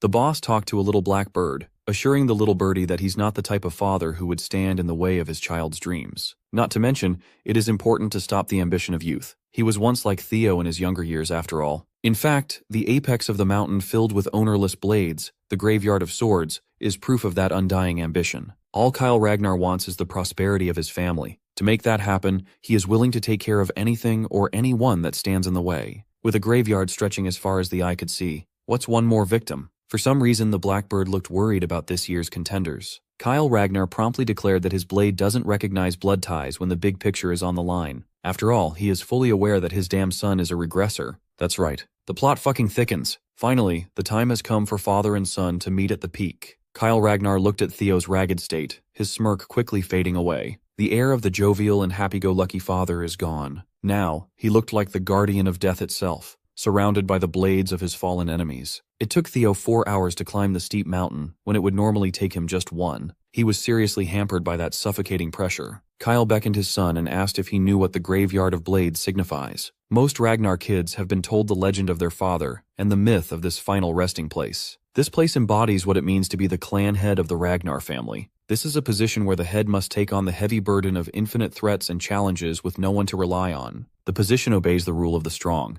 A clan head must stand tall above every mortal. When asked if he has what it takes to seize such a position, Theo answered with a resoundingly confident yes. His father warned him not to give such a definitive answer so lightly. In Kyle's journey to the top, he had to send thousands upon thousands of souls to the afterlife. Not everybody can carry all that resentment. In this place, Kyle is reminded of his bloody warpath. He can still hear his victims' curses and threats of revenge beyond the land of the living. Even so, Theo's resolve remains unyielding. The kid knows what he wants to be. As for his reason, everything goes back to his past life and thirst for vengeance. If he can seize the throne, he can finally bring an end to the damned bloodshed inside the clan. Achieving that mission is the top priority. Of course, he can't give that kind of answer to his father. So, in true Ragnar fashion, he elected to answer the loaded question with his sword. Kyle Ragnar grinned. His boy definitely knows what to say in situations like this. Since he chose to answer with his blade, he shall no longer be treated as a son, but as a challenger instead. Kyle is also itching to see what this brat learned from a special someone. Theo was certain that his dad was referring to Lodbrok.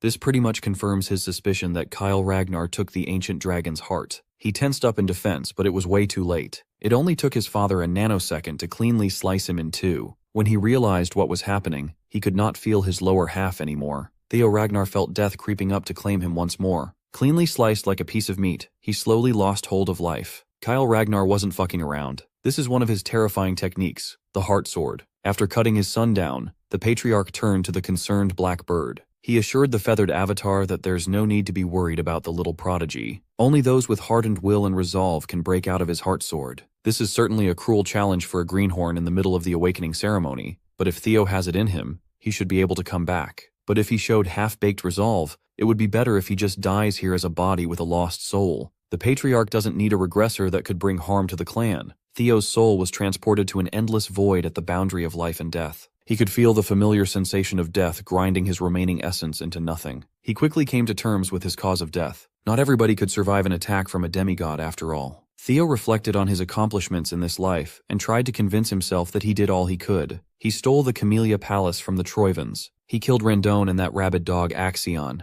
the bastards who cut his previous life short. Everything else aside from that would just be a stroke of luck. Compared to his first go-around, he lived a happier, albeit shorter life this time. Perhaps it would be fine if he just lets go and rest peacefully for good. As his will waned, accepting his untimely demise, the last bit of his soul evaporated like a dewdrop. Before the last droplets of his being were erased from existence, the griffin residing with his sword interfered. The giant bird forced himself into the infinite void to reprimand his boss. If the kid was going to give up so easily like this, the griffin would be incredibly pissed. Hearing the snarky voice talking trash to him, Theo's soul sparked once again. That first spark and the bird's sobering words were enough to wake him up from thinking like a loser. This will not be Theo Ragnar's final resting place. His soul quickly grew back to its original form, drawing upon his undying will. He had already given up once in his previous life. He can't possibly let his story end so soon. After rebuilding his soul, Theo went above and beyond to manifest a blade that could cut through the endless void. Theo remembered his solemn vow to himself. His body, mind, and soul might break, but Theo Ragnar will never yield. Inside that empty space of nothingness, he brandished his blade with a desperate reluctance to pass. His purest slash to date proved to be sharp and strong enough to cut through the possibility of fading out of existence. The illusion of death shattered, letting in the light of life that rained upon his soul. Theo opened his eyes, and he was back on top of the mountain. He successfully cut through the effects of the heart sword genjutsu.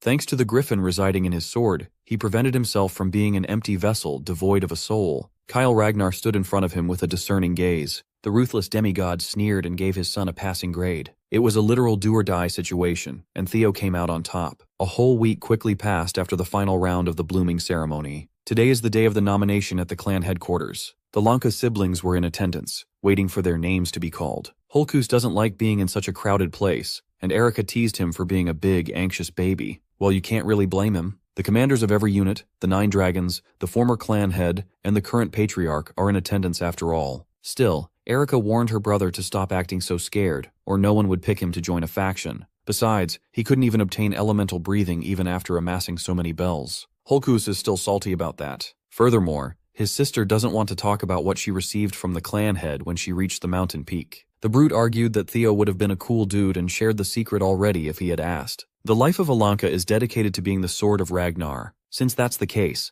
Hulkus has already committed himself to the coolest and strongest man in their batch. The man who has it all: power, character, and ambition. Holy glaze. Hulkus is determined to bet his life on the young master, even though he never really talked to the guy. He thought he could just be directly folded into Theo's camp by slyly joining the same unit that he would join. This is only possible because, for some unknown reason, the Patriarch is not taking Theo into the clan head's manor. That means scrubs like Hulkus and other fans should be able to follow their idol into whatever faction he chooses. Cutting through the noise of the arena and the crowd, the ceremonial drum was beaten, signaling the start of nominations. Without further ado, the overall valedictorian of the batch, Theo Ragnar, was called up to receive his honors. The crowd was filled with civilians and swordsmen alike, every one of them cheering for someone who was once subjected to the worst insults. Theo took it all in with a smile as he stood before the Ragnar higher-ups. In the middle of the crowd, Evelyn Nereville silently cheered for the young master she helped nurture. If it were up to her, she would like to see the young man join the white-armored dragon cavalry. Of course, that would just be a selfish dream on her part. As class valedictorian, he has proven his ability to excel in every single category, outperforming every single one of his peers. Just as when he was about to be prompted to choose a faction, an unlikely figure stood up from the row of the 9 dragons. Ed Troyven, the Sky Dragon and director of the Central Intelligence Bureau, wordlessly garnered everyone's attention. Tensions rose. Everyone was thinking that the madman might try to pull something to avenge his nephew. Of course, that would be an incredibly stupid move considering the other big shots in attendance. The announcer pushed back and firmly asked the Sky Dragon to sit back down. Theo reckoned that this man is likely still in shock over the death of Axion, but he doesn't feel too threatened, considering where he's standing. But much to everyone's surprise, Ed Troyven flashed a bright, phony smile and invited the young man to the Central Intelligence Bureau as the new deputy director. Theo murdered the dude's nephew, and he's getting a job offer as a reward? Earning the honor of being a valedictorian in the Ragnar clan holds a special meaning. Theo used to belong to the lowest position in the succession ladder. Now, he had finally hatched to rise up and take flight. Word about his accomplishments quickly spread around the clan. News about him killing Axion and going toe-to-toe with a proctor was all everyone could talk about. His story of starting from the bottom and rising to the top resonated with the hearts of many apprentice swordsmen. Now more people look up to him than ever. The perception of the general public quickly changed from disdain to admiration. The imbecile of Ragnar no longer exists. What took his place was a generational genius with monstrous potential. As he stood in the middle of the stage, the system rang out. The 3rd scenario quest has been successfully cleared. As a reward, he obtained an ether core. Theo was pleasantly surprised. He spent so long without hearing from the system that he forgot about his quest. Considering how long the quest took to complete, This ether core thing should be something really nice, right? He couldn't even enjoy his reward without a two-faced asshole offering him a deputy director seat to one of the family's most integral factions. Using observation on Ed Troyven, he discerned that this asshole is aiming to take him under his wing to be used as a pawn in order to uncover the secrets of the primordial dragon relics. They knew that already, but it's nice to have confirmation. The Sky Dragon probably suspects that he already has one of the relics. Unfortunately for Ed, Theo would never prostrate himself to a Troyven. It is his life's mission to crush that cursed family with his bare hands. The demon dragon Julius immediately protested about Ed's thinly veiled coercion. Julius didn't hold back in calling the snake out for trying to scheme his way to vengeance. The Sky Dragon dismissed the allegations with mocking laughter. He admitted that he holds some resentment as an uncle, but as the central director, he only wishes to recruit the best man for the job. Julius clicked his tongue. Ed Troyven is a slippery son of a bitch. Even now, he's focused on fulfilling his hidden motives. The announcer broke up the argument before it got worse, and asked the 9 dragons to refrain from speaking out of turn and let the proceedings formally commence. When asked if he already has a faction in mind, Theo answered that he has yet to pick one. For now, he wants to hear what the various factions have to offer. He effectively wants to start a bidding war for his services. The first one to take the bait was the Sword Dragon, Osa Ragnar Plunis, director of the Plum Blossom Palace. She swore to take Theo as a direct disciple and a junior lord. Lady Plum Blossom doesn't have any children of her own, so being her direct disciple and junior lord is a straight shot to a nifty legacy. She's essentially offering to accept Theo as an adopted son and successor of the Sword Dragon title. 2 of the 9 dragons presented their offer, as expected of a hot commodity like Theo. With such lucrative offers on the table, most commanders and directors won't be able to compete at all. Despite the intense bidding war, another prominent figure wanted to throw his hat into the ring. He made a flashy and thunderous entrance, a bird crashing down from the skies. Covered and masked up with bandages, Robert Ragnar, head of the Black Snow, also known as the Black Dragon, has joined the bidding war for Theo. The audience was aghast. Most people had never seen this guy make a public appearance before, but he was closely watching the awakening ceremony from the start. Robert conceded that Kyle was right, and the boy was quite interesting. If he agrees to work with Black Snow, the Black Dragon will gladly appoint him the rank of Null Snow. As a covert intelligence agency, Black Snow agents move in the shadows. The exception to that is the Null Snows, the highest-ranked officers within the faction. They're allowed to have a public persona to attain fame and honor. In Theo's past life, there were only 8 of them in the faction. He tried so hard to attain that rank, but it was practically out of reach, yet now it's being offered right out of the gate. Stealing the spotlight from the Black Dragon, Old Man Pharaoh, the Zenith Dragon, spoke up. Theo Ragnar left quite an impression on him during the 3rd stage, so he wanted to say that the Zenith Academy would gladly take on the most promising talent the family has had in a long time. That makes 4 out of 9 dragons, personally throwing their offers on the table. Of course, the Demon Dragon, Julius Ragnar, commander of the White Armored Dragon Cavalry, would surely try to recruit Theo too. Despite everybody's attractive offers, Julius strictly stuck to his guns and refused to offer Theo any special treatment. His troops were yelling at their commander that this was not the time to stick to principles, but Evelyn already expected this from Julius. Honor comes from proving oneself. The White Armored Dragon Cavalry lives and dies by that philosophy. Julius wants to remain fair to the other recruits, but he proudly guaranteed that Theo would receive full support for proper development and the pride of being a dragoon. Theo understood where the commander was coming from. In fact, he respects it. Just as he was about to make his choice, a sultry voice from some supple lips rang inside his head and his head alone. The former clan head, Hilda Ragnar, asked him if he was a regressor. Judging by her tone, she already knows for certain that he is. Trying to maintain his composure, he telepathically replied, feigning ignorance. Hilda praised Theo's impeccable acting skills, curious as to what kind of life he lived in his previous cycle. Hearing her mention some sort of cycle made Theo realize that regression might not be limited to just one do-over. While he was having an existential crisis, everyone else in the arena was still waiting to hear his choice. So, he asked for a little more time to gather his thoughts. Hilda smirked at his flustered appearance. She assured him that there's no need to hide anymore. After all, she's also a regressor like him. But the cycles she's permitted to repeat had already run out. This old-ass, fine-ass grandma of his is basically admitting that she's been through the cycle of regression multiple times. This is a lot of information to process on the spot. Perhaps asking Hilda directly for a better explanation would be better. When he asked about the meaning of cycles, Hilda was surprised that he didn't know such a basic thing.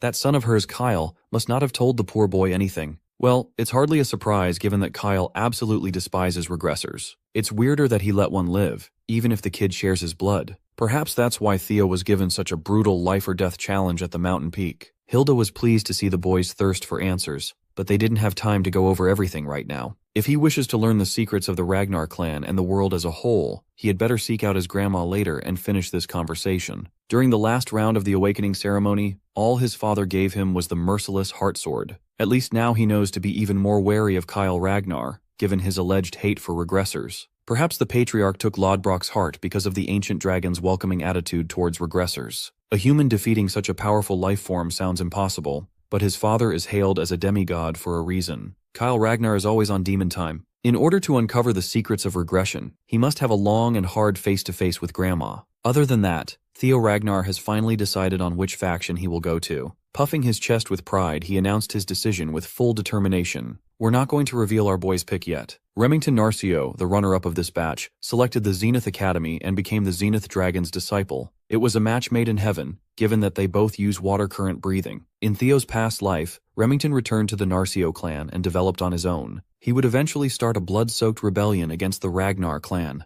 Having the Silver Lion as your enemy never ends well. But this time, he opted not to leave the clan, a change brought on by Theo's influence. It is a temporary farewell for the rivals for now. They will be going on to improve themselves in different factions with a promise to meet again when they're stronger. In a short span of time, they have become true brothers in arms. As expected, Rey Ragnar returned to the Daffodil Palace, where her mother, the Ice Dragon, reigns supreme. There is no place better suited for that lady. As expected, Sybil and the other schmucks from Training Ground 4 wanted to follow their young master, but their grades were insufficient to get accepted to his chosen faction. It was a shame to part ways with comrades, but it is a necessary change. Theo is looking forward to seeing his new friends spread their wings on their respective paths. After everyone was dismissed, the Lanka siblings approached Theo. Hulkus tried to pretend that it was just happenstance that they ended up in the same faction as Theo. Of course, he politely greeted them and extended his thanks for their assistance during the second stage ceremony. Erica will be holding that debt over his head for the future. She likes strong guys, and so does her hulking brother. No Diddy. One of the supervisors warned the new recruits to pay attention. The commander is coming. You already know that Theo would pick the most honorable unit within Ragnar, the perfect place to boost his career and spearhead his campaign as the next clan head.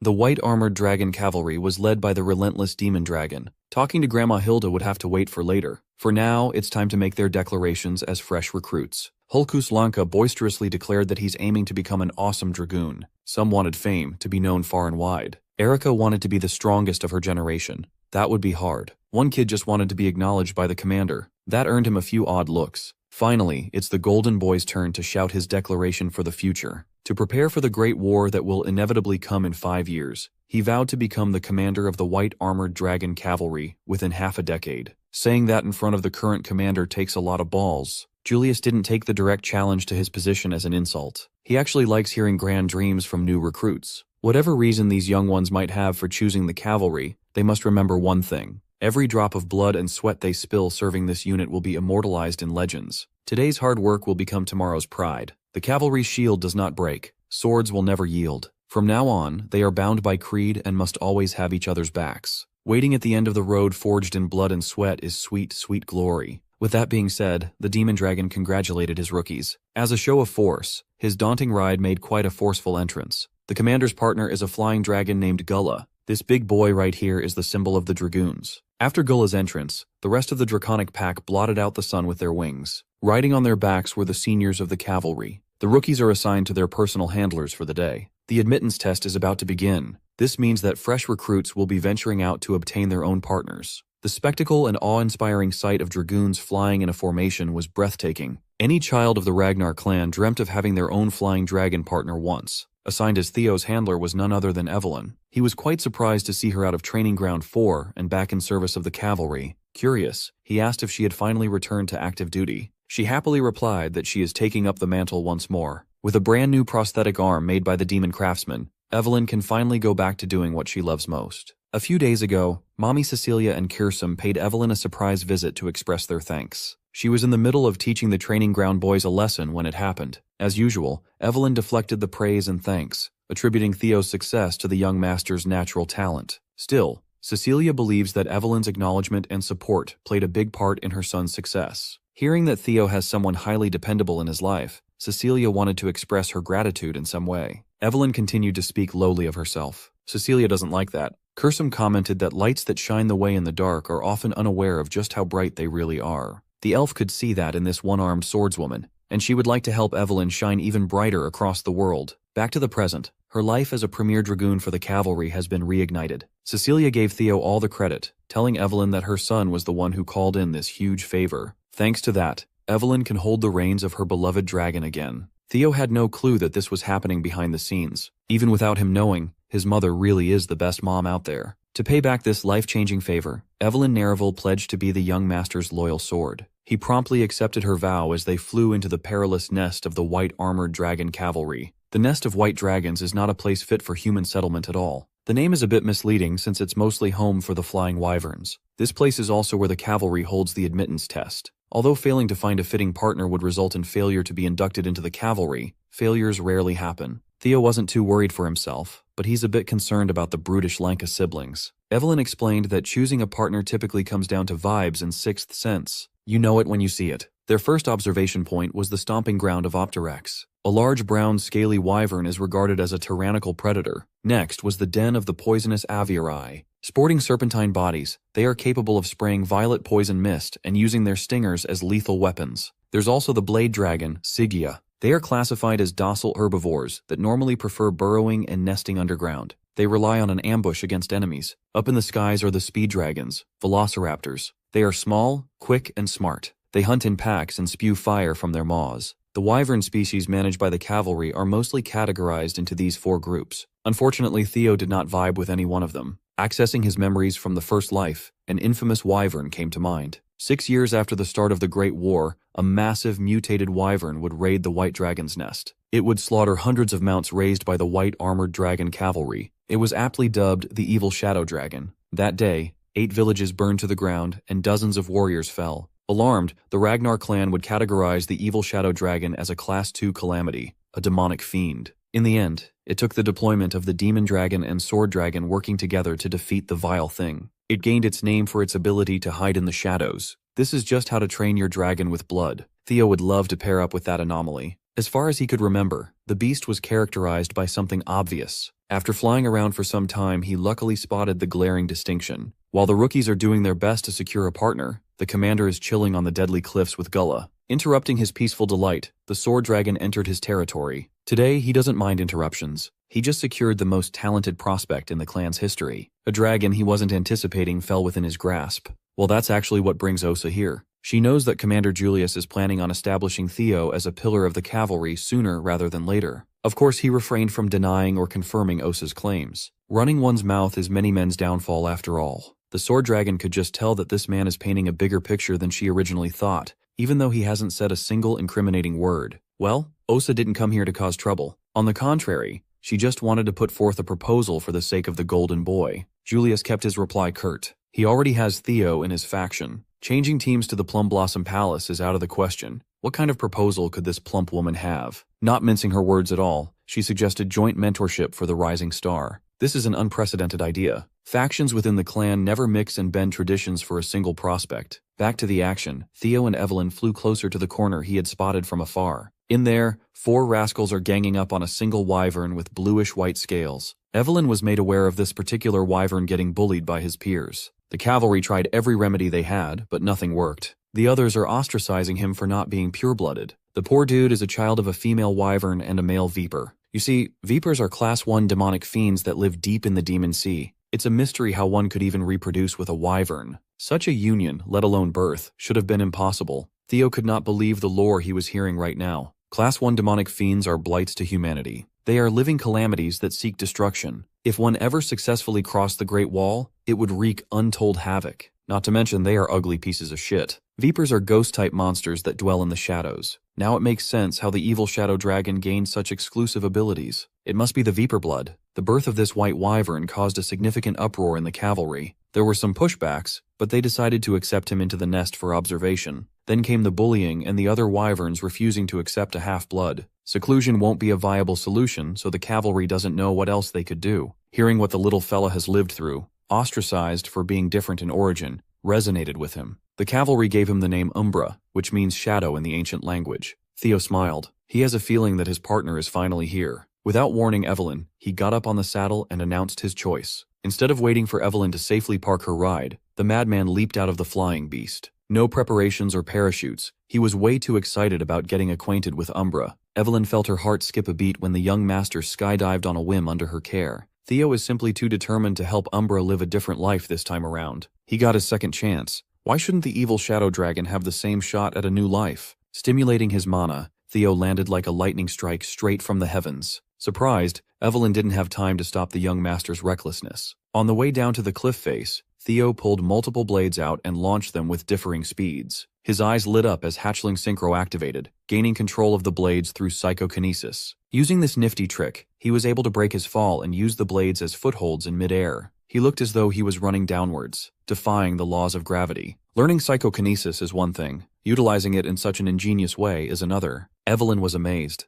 The young monster's growth rate is truly unbelievable. On the cliff, the wyverns, ganging up on Umbra, hissed and screeched in hostility. The bullied beast did not back down and met their snarls. Seeing this injustice unfold, Theo was reminded of his days as the clan's imbecile, the times when his peers would sneer at him for being an incompetent bastard. Back then, all he could do was grit his teeth and take the insults. Now he's a completely different person, the undisputed goat of his generation. Sparks flew around Theo as Thunder Dragon breathing kicked in. Reaching his effective range, he used the blades for their intended purpose, sending them flying to the bullies. Charged with ungodly amounts of wattage, he unleashed his dragon mark. If he wanted to, he could have slain those wyverns, but he merely scared them off with his attack. As the bullies flew away with their tails tucked between their legs, Theo Ragnar landed. He scorned the gang of wyverns for being a bunch of cowards hiding behind their superior numbers. When his glance fell on Umbra, his eyes softened with concern. Feeling threatened by the newcomer, the beast warily growled, ready to pounce at the slightest bit of antagonism. Once Theo got close enough, Umbra chose to retreat, flying away to God knows where. Evelyn finally caught up to the young master and explained that the beast is on edge,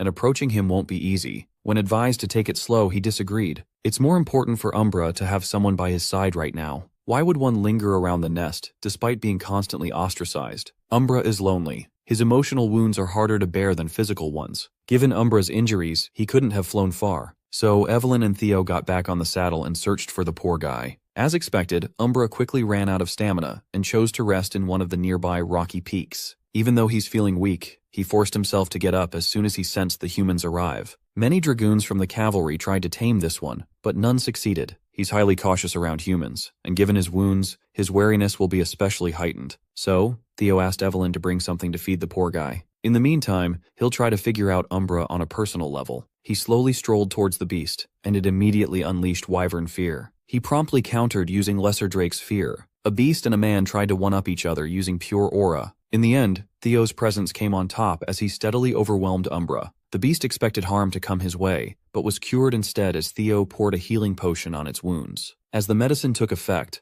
Umbra felt his injuries rapidly get better and regained some of his stamina. After dealing with the egregious wounds, Theo pets the poor wyvern hybrid gently. Umbra was confused. In his entire life, all he ever experienced was pain, suffering, and alienation. Now there's a human standing beside him, showing kindness. Due to Theo's dragon heart, he felt Umbra's emotions upon getting close enough. He could sense Umbra's red-hot rage towards the herd that cast him out. The conflicting sadness is due to the desire to be part of the group. Most apparent of all was the long and painful loneliness deep in the lonely wyvern's core. Furthermore, Umbra's feelings towards Theo also present a contradiction. He's wary of the man who appeared out of nowhere to provide warmth, but he hopes that the warmth will last a little longer, that the man won't leave. So, Theo solemnly vowed to Umbra that he would never turn his back on him. To seal the deal, Theo retrieved the gem he got from the previous mission and gifted it to his new friend. Seeing the shiny gem sparkling with a beautiful luster, Umbra was mesmerized. Still, the wyvern was a tsundere and tried to resist temptation. There's not much he can do when Theo puts the gem around his scaly neck. Theo promised that if Umbra follows him from now on, they'll get plenty more shiny things. It was an offer that was borderline impossible to refuse. To sweeten the pot even more, Theo proposed that they make reins and saddles encrusted with invaluable gems. It will be super flashy and pretty. They might need to rob someone's grandma to make that though. That grandma in question is his own. Far away in his workshop, Kursum felt a foreboding feeling that she was about to lose a ton of money. With all the promises of companionship and opulence, Umbra roared with elation. Theo Ragnar has been successfully recognized as the Viper Wyvern's master. With this, he also unlocked the Wyvern taming skill. It would grant him a higher master proportional to his partner's trust. It also gives a 10% power boost to both rider and mount. A few minutes later, Evelyn came back. She's dragged 2 bulls by the horns as her wyvern catches its breath. The beast that no dragoon in the cavalry could tame was now cuddling with the young master. They gave the bowls to Umbra, and he happily munched on a hefty lunch. When Evelyn curiously asked how he pulled this off, Theo simply explained that he looked after Umbra's wounded heart. After doing so, the present easily sealed the deal. The once aggressive outcast now looks like a cute puppy offering his master some of the bull meat. At this point, Evelyn has just accepted that Theo is a charmer, whether it comes to people or beasts. Seeing Umbra offer his neck and back to Theo as a sign of trust, Evelyn congratulated the young master for officially passing the test. Then she realized that Theo wasn't planning on just ceremoniously riding on his new mount's back. Evelyn panicked. He has yet to receive any sort of flight training. Furthermore, riding a wyvern without a rein and saddle is just asking for a gruesome accident. Theo grinned and assured Lady Evelyn that he'd be fine.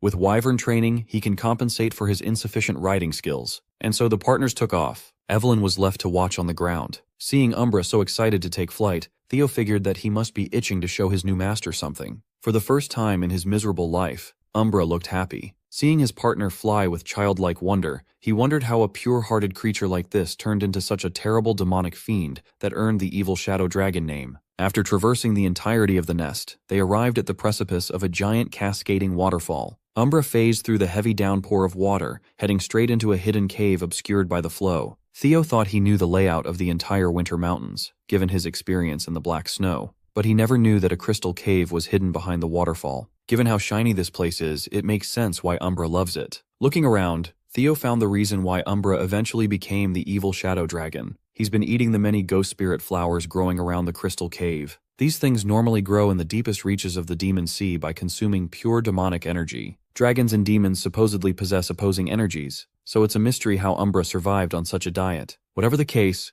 burning these flowers is a must. Umbra was opposed to the idea, but Theo promised not to mess with the crystals. Deep in the cavern, another surprising sight revealed itself. An emaciated and rotting corpse chained up on a wall. By Theo's estimation, this guy has been dead for at least a decade with oddly minimal rot. The coldness of the cave played a part, but this is also a sign of tremendous magical power. This man must have been a high-level martial expert in his heyday. Theo must come back another time for a proper investigation. When he turned his back on the corpse, it seemingly regained its life with a resentful glare. It started screaming the current clan head's name, Kyle. Umbra quickly responded to the threat and pinned the corpse deep into the wall. He roared at the enemy that exhibited hostility to his master. The corpse continued spouting Kyle's name, and Theo sensed that his new friend was in grave danger. Mr. Corpse tried to take a bite out of Umbra's feet, but Theo sacrificed his arm to block the rotting teeth. It refused to let go of Theo's arm as it cursed Kyle and Robert Ragnar from beyond the grave. Theo's father and the Black Dragon must be connected to this random chained-up dead body. At that moment, Evelyn came to the rescue, utilizing the white-armored dragon cavalry's shared technique, Blade Barrage. Through innumerable stabs, she effectively deleted the corpse's head, and Theo was freed. He hobbled down to his knees and apologized for messing up. Traveling from the bite, an unbearable pain shot all throughout his body. The bite was infused with a toxin comprised of demonic energy. Without an antidote, Theo might succumb to an extremely agonizing death. Evelyn panically tried to lift him up for transport to the HQ. Umbra was opposed to the idea, pushing her out of the way. He continued to nudge Evelyn away from the young master, seemingly trying to tell her something. Sensing this, Theo asked his partner if there was a solution. Without hesitation, he put his complete trust in Umbra. Theo grinned and left his life in the Viper Wyvern's hands. Evelyn immediately opposed such a ridiculous idea. A corpse toxin mixed with demonic energy is a death sentence if left untreated. As far as Theo knows, he has less than a 30% survival rate even with conventional treatment. So he wants to gamble it all on Umbra's method. This beast evolved into a Class 2 demonic fiend by eating ghost spirit flowers. He must have tangled with the corpse before and learned how to subdue demonic energy and corpse toxins. Before losing consciousness, he asked Evelyn to please follow Umbra's lead. Looking around the cave, the Viper Wyvern worked fast to harvest a bunch of ghost spirit flowers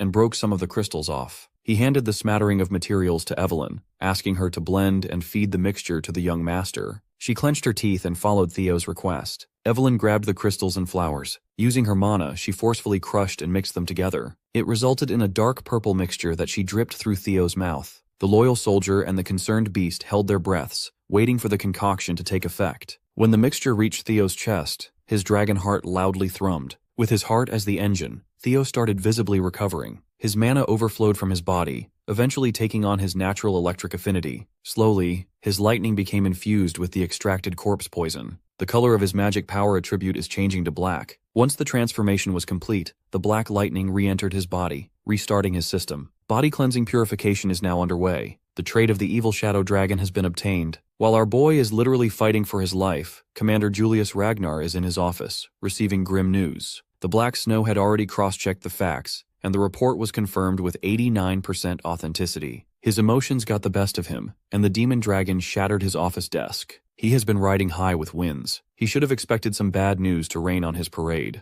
Still, this type of devastation was completely outside of his expectations. Trainer Isvin, captain of White Armored Dragon Cavalry's 5th Platoon, and 15 of his men have all perished in battle. Body cleansing purification was an ancient secret technique that forcibly purges impurities from the body. It refines one's constitution for better magic power cultivation. Typically, the process requires multiple experts with tremendous power to channel their energy for days on end. Even then, it was only proven effective for children under the age of 5. For Theo to experience this invaluable process, multiple coincidences were required to overlap. The extreme corpse toxin running through his veins contains an incredible amount of concentrated magic power infused with demonic essence from feeding on ghost spirit flowers. Then, Umbra's antidote served as a stabilizing agent. These unfortunate events eventually created the perfect balance where, instead of being overrun or cured from the demon shadow toxin, he was able to absorb its uninterrupted power instead. Theo finally jolted awake with Evelyn and Umbra by his side. Feeling a little worn down by the process, he apologized for worrying them. The loyal soldier and the new partner finally breathe a sigh of relief. Looking at his status window, imagine Theo's surprise when he found out that he's now the 2nd iteration of the evil shadow dragon. Just from the cleansing alone, he obtained an additional 85 status points. It's a tremendous amount. Now he's certain that the crystals inside this cavern are a condensation of pure energy. That pureness diluted the toxicity of the flowers, turning it into potent medicine. He couldn't be happier that he trusted Umbra with his life. A Ragnar's body can already be considered perfect. Now that he had undergone body cleansing purification and had become the evil shadow dragon, he was on pace to reach the absolute pinnacle. The big question now is who this corpse was prior to becoming just a vengeful spirit. Taking a closer look, Evelyn noticed something fascinating about the writing on the wall. Riddled throughout the surface was a journal cleanly inscribed by a high-level martial master. It chronicled the man's experience hiding in this cave after his defeat at the hands of Kyle and Robert Ragnar. He planned to bide his time and plot his revenge before his body gave in. His frame degraded due to Robert Ragnar injuring his mana hall, and his demise was hastened by the ghost spirit flowers he's been consuming to survive. Eventually, his sanity slipped away without enacting his revenge plan. He was forced to accept the reality that he would die with this undying grievance. The man eventually chose to leave everything behind, binding himself by melting his precious emerald serpent sword. Hoping that someone would eventually discover this place in the future and fulfill his dying wish, the man left his legacy. The next section detailed the flying sword technique of the god of tempest. This corpse must be the legendary swordsman said to have freely wielded the wind, a tragic hero who fell into the hands of Kyle Ragnar in the battle for the throne 40 years ago. The Wind Baron, Hector Ragnar. Tales of his legend ended in that final battle. In reality, he survived and died a miserable and lonely death in some cave. Ever the loyal sword of Ragnar, Evelyn Nereville got on her knees with utmost respect. Though the Wind Baron lost to the clan head, he was still a Ragnar with the right to succession in the previous generation. As a vassal, Evelyn harmed a potential successor, a capital crime deserving of summary execution. Theo dismissed her extreme pleas. What she killed was not a Ragnar but a madman. Besides, she did what she had to do to save the current successor. Pulling his weight, Theo ordered Evelyn to forget everything that happened in this cave. But if she still wasn't satisfied, he proposed that she take the secret techniques of the Wind Baron for herself. Naturally, she argued that she is not worthy of power rivaling even the techniques of the 9 dragons. But Theo stood firm in his decision to make Evelyn the successor of Hector Ragnar. There is no one more deserving of carrying forth that legacy. Besides, it would allow the Wind Baron to finally rest in peace, and a legacy disciple cannot be questioned for her crime. As Theo's sword, this is the right path forward. Moved by the young master's words, Evelyn Nereville, a high-rank swordsman of Ragnar, bowed to Theo with utmost reverence. She pledged her undying loyalty as a faithful vassal and humbly asked for her oath to be accepted. Theo smirked. This girl has always been uptight and by the book. Indulging her desire for proper acceptance, Theo drew his blade. He gracefully knighted Evelyn, accepting her oath of loyalty and engraving it upon his heart and soul. She is now the esteemed lord's first sword. With Umbra as witness to this pact, the vassal-master relationship between the two has been solidified and formalized. By sundown, most of the rookies have returned to the White Armored Dragon Cavalry headquarters. Holkus feels proud of himself after seeing that he got back faster than Theo. He and his frog-like mount were shocked to see the last rookie land. Theo Ragnar brought back the most unique partner out of everyone in here. Some of the cavalry veterans immediately recognized Umbra, the disobedient brat. Seeing that Theo was the one who tamed the untamable, they just chalked it up to him being the Millennium's greatest prodigy. Poor Hulkus had his confidence crushed. Evelyn submitted their formal report for the complete aptitude test and asked where the commander was. Other dragoons just saw their boss rush off to the office a moment ago after receiving some urgent message. Speaking of the devil, the demon dragon and his intimidating partner reappeared on the field with a heavy and serious landing. Julius Ragnar apologized for relaying some bad news right after the admittance test. Everyone present here, veterans and rookies alike, will be deployed to Fort Blanky immediately. This announcement sent confusion and worry around the HQ.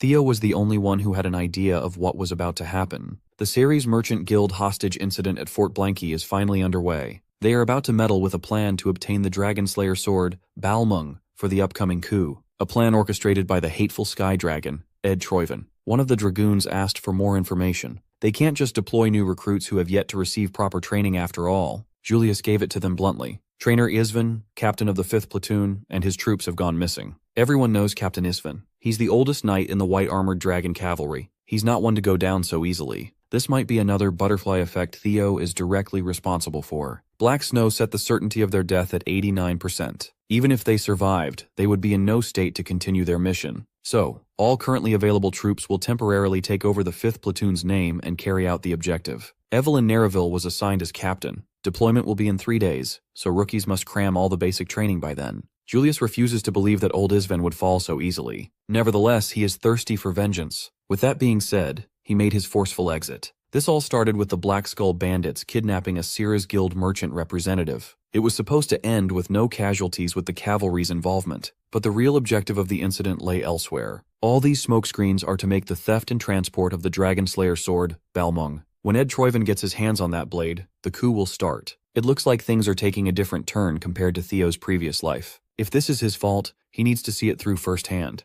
The hidden quest to obtain the Dragon Slayer sword has officially commenced. 3 grueling days of basic training passed. The weather in the northern stronghold was unbearably cold. The sole bandit watchdog manning the tower suddenly saw something blotting out the moon from afar. Then, he realized that it was a battalion of wyverns from the white-armored dragon cavalry. Before the alarms were rung, the watchtower was decimated by an explosion. Evelyn gave the order to hurl bombs down to the stronghold. The wyverns looked like World War II bomber planes. The coordinated bombing of the stronghold was carried out masterfully, bringing about destruction with laser precision. The bandits tried to hide inside the castle to avoid getting blown up. They were too late. The dragoons had descended from their mounts to cut down any and all stragglers. Evelyn seamlessly directed her troops to slaughter every bandit in sight. This is the price of messing with the white-armored dragon cavalry. The man tasked with smuggling the legendary sword was thanking his lucky stars for getting out of the stronghold before the attacks. If he can deliver the blade, all that's left for him is to collect the generous payment, kick back, and enjoy the rest of his life with his riches. Unfortunately for this dude, he was set up to fail from the start. His greed resulted in his uneventful beheading by a hooded figure. Once Balmung was smuggled out of the stronghold, the hooded figures could finally take over. With the primary objective secured, the next stage of their nefarious plan can start. Wheeling out their long-range cannons, it's time to exterminate the wyvern-riding pests. The cavalry made quick work of the bandits, eliminating and subjugating every lowlife occupying the stronghold.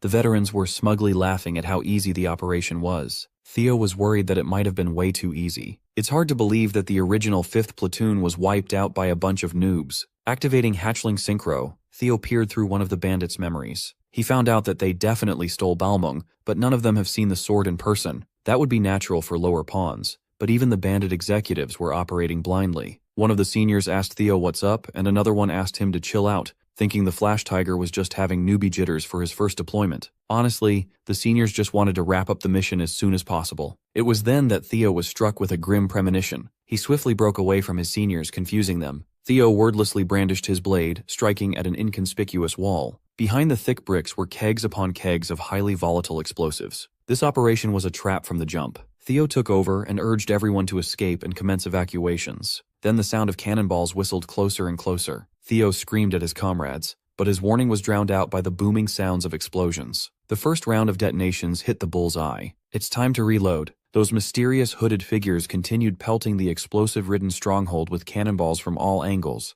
They are under direct orders to exterminate the new 5th platoon. Not a single ant must be left alive. Meanwhile, the person who ordered the hit is currently sitting alone in a room, basking in moonlight. Lady Amel Ragnar, former mistress of the Camellia Palace, is holding the headless corpse of her psychotic son, Axion. The woman had finally lost it. She wants Theo Ragnar's head at all costs. Taking advantage of the chaos brought by the explosions, the bandits tried to free themselves and flee. Evelyn wasn't going to let that happen, so she ordered an execution spree. The dragoons got to work on the criminals as the stronghold burned to the ground. Even Evelyn was feeling sussy about the fall of the original 5th platoon, given how helpless these bandits are. Another explosive cannonball landed in her direction. Evelyn narrowly avoided getting literally cooked. With the second round of bombardment underway, Evelyn prioritized her troops' safety and gave the retreat mandate. After all, these bandits are about to die by way of explosions when left on their own. Finally, the rookie group reunited with Evelyn's battalion. Now that the 5th platoon had consolidated, they must find a way out of this hellhole. Theo proposed that they head towards the outer walls in the opposite direction of the artillery fire. In a moment of great stress and duress, he miraculously opened his mind gate, unlocking the limits of his brain. With this, his thinking speed and sensory perception have been greatly enhanced. When he looked around the vicinity, the entire makeup and blueprint of the surrounding structures revealed themselves bare.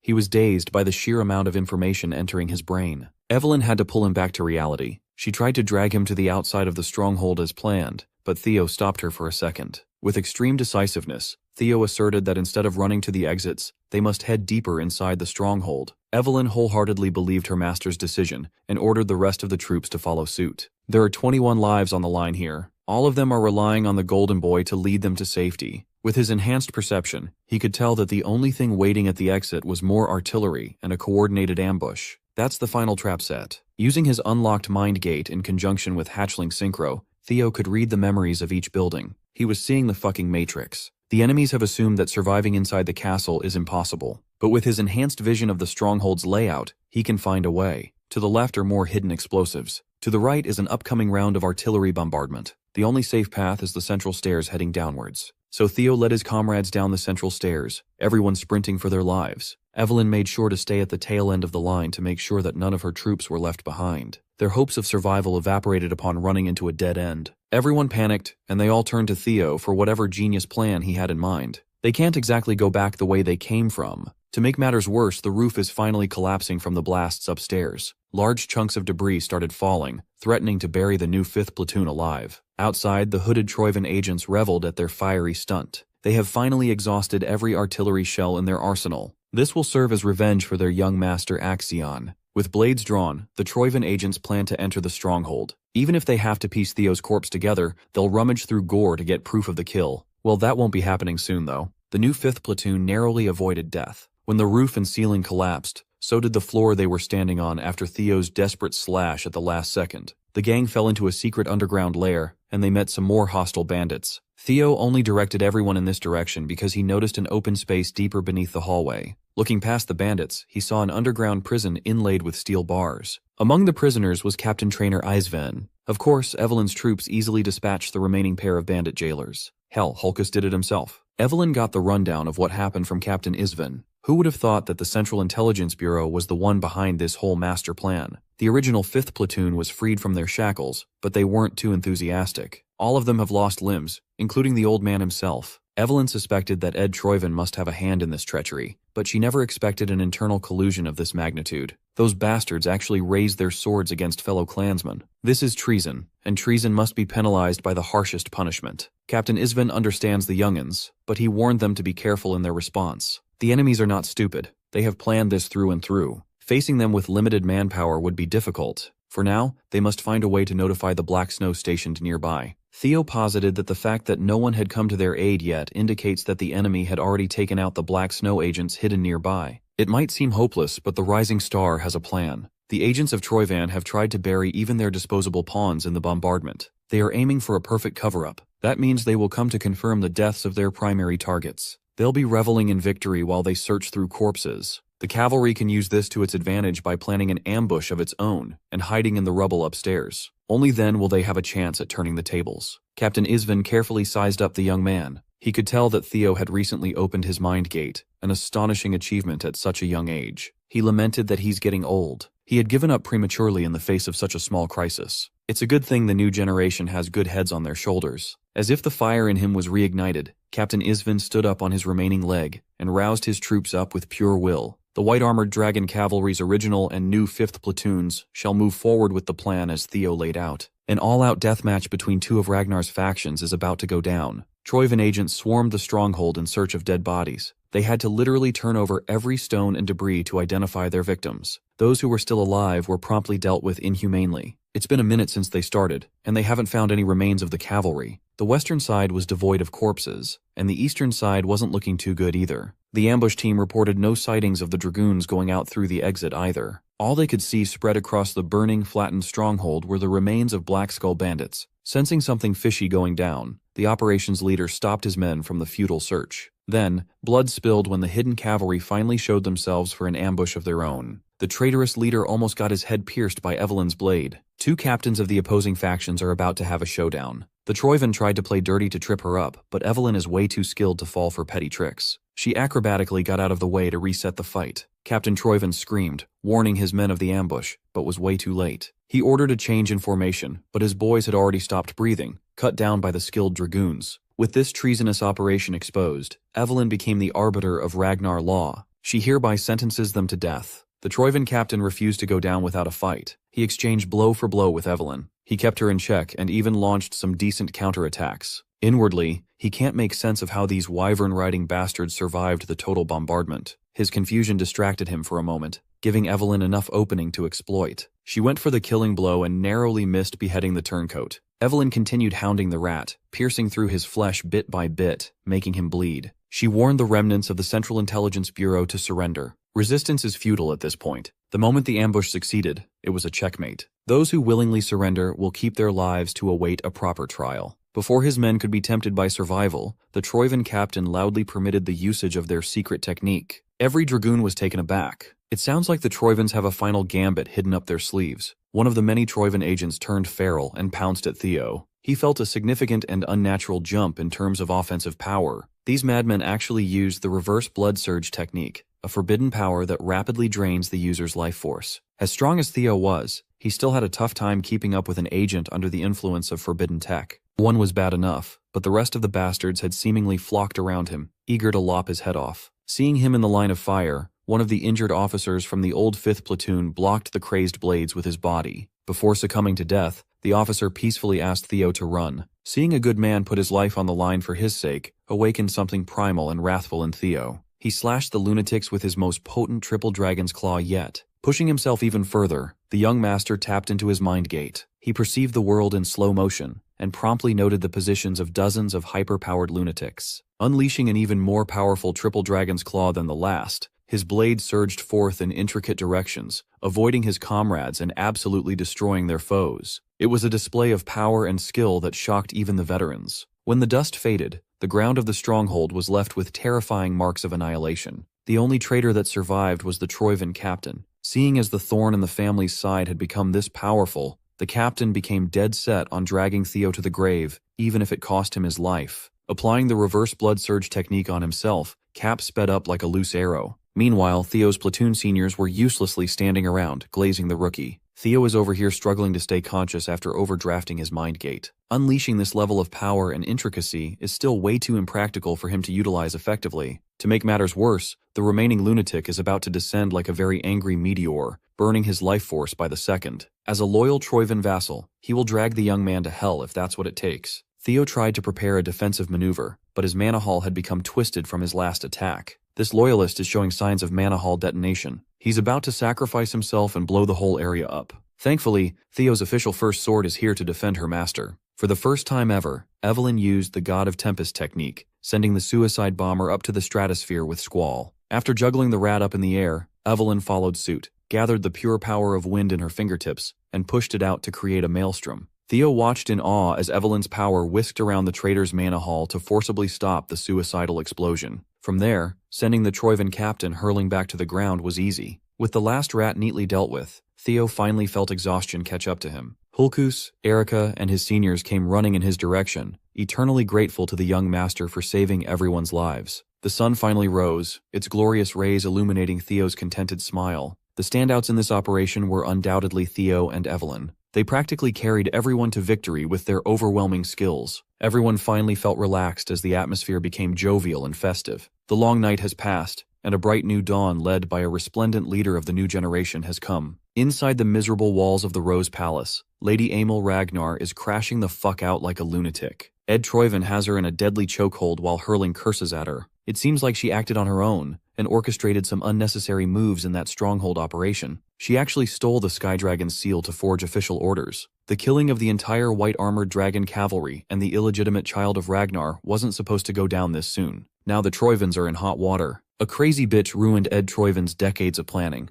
Lady Emil growled that she wanted revenge for her poor little Axion. She wants to tear up that Theo bastard and everyone he has a connection to so her son could finally rest in peace. Ed found it unforgivable that this woman would forget her duty to the family just because of the death of one lousy child. Out of rage, he stomped out Axion's rotting, headless corpse. They lost the Dragon Slayer sword, the most crucial part of the plan. From now on, Emil will be cast out as a daughter of the Troyvans. Looking at her brother's eyes felt like she was being looked down upon by their haughty father. Before leaving, the Sky Dragon ordered the palace attendants to lock Emil up, never to be seen again. They can't have any information leaks, so the pests must be dealt with too. Realizing that she's about to be sealed and forgotten, Emil came to her senses and begged for mercy. Ed Troyven easily wiped out every single attendant present in the palace just to vent his frustration, now that the coup he painstakingly planned has been ruined. If you think about it, the root cause of his recent failures is one single bastard, Theo Ragnar. The Sky Dragon is itching to get his hands bloody with that boy's organs. With his first mission being a success, Theo finally has some downtime to check on his spoils. In the chaos, he picked up the Dragon Slayer sword, Balmung, and found that it was currently sealed. He tried to hold and get a feel for the blade, but it immediately rejected his hands. Theo was forced to drop the thing when he felt a strong zap.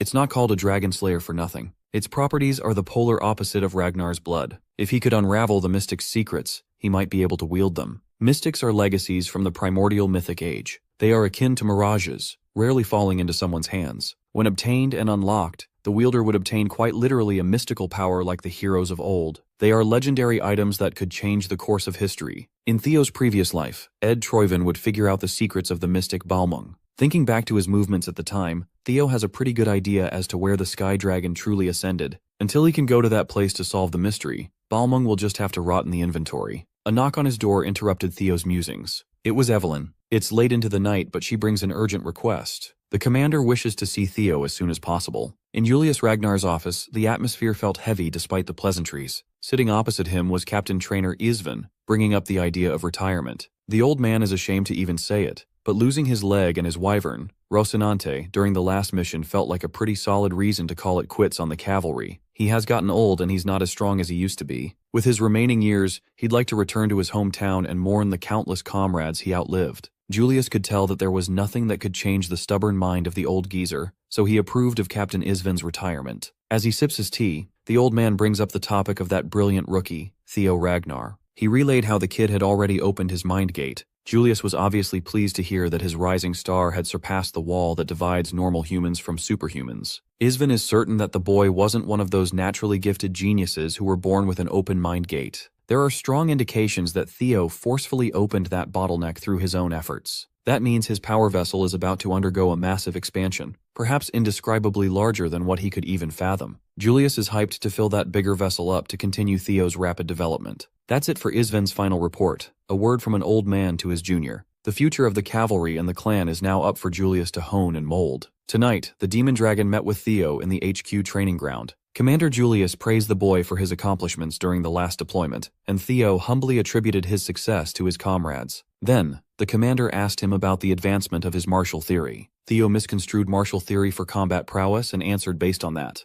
Julius immediately stopped him. He's not simply referring to the level of combat techniques. That is some surface-level stuff. Martial theory refers to what kind of world his sword is painting. When phrased like that, Theo wasn't so sure how to answer anymore. He's been solely focused on striving for the clan head's sword, which he witnessed firsthand. Julius already expected as much. Everyone is like that at first. To expand the boy's horizon, the Demon Dragon drew his blade and showed Theo a different way of looking at the art of the sword. As soon as he willed it, Julius Ragnar turned the entire arena into the Demon Dragon's isolation zone, a diabolical hellscape of his own making. It's a far cry from the Sword Dragon's vigorous and beautiful isolation zone. This is the world painted by the commander's martial theory. It's basically a domain expansion. Julius Ragnar explained that his sword is demonic by nature. Just looking at it and feeling its pressure was suffocating for Theo. Then, the commander took a stance and started fluidly going through the heavy motions of his attack sequence. It consisted of heavyweight slashes, deadly blade spins, forceful stabs, and various killing blows. Theo felt a mixture of awe and fear at the sight of the commander's skill and power. After storing enough momentum, Julius Ragnar shattered his own world and made a crimson tidal wave rise.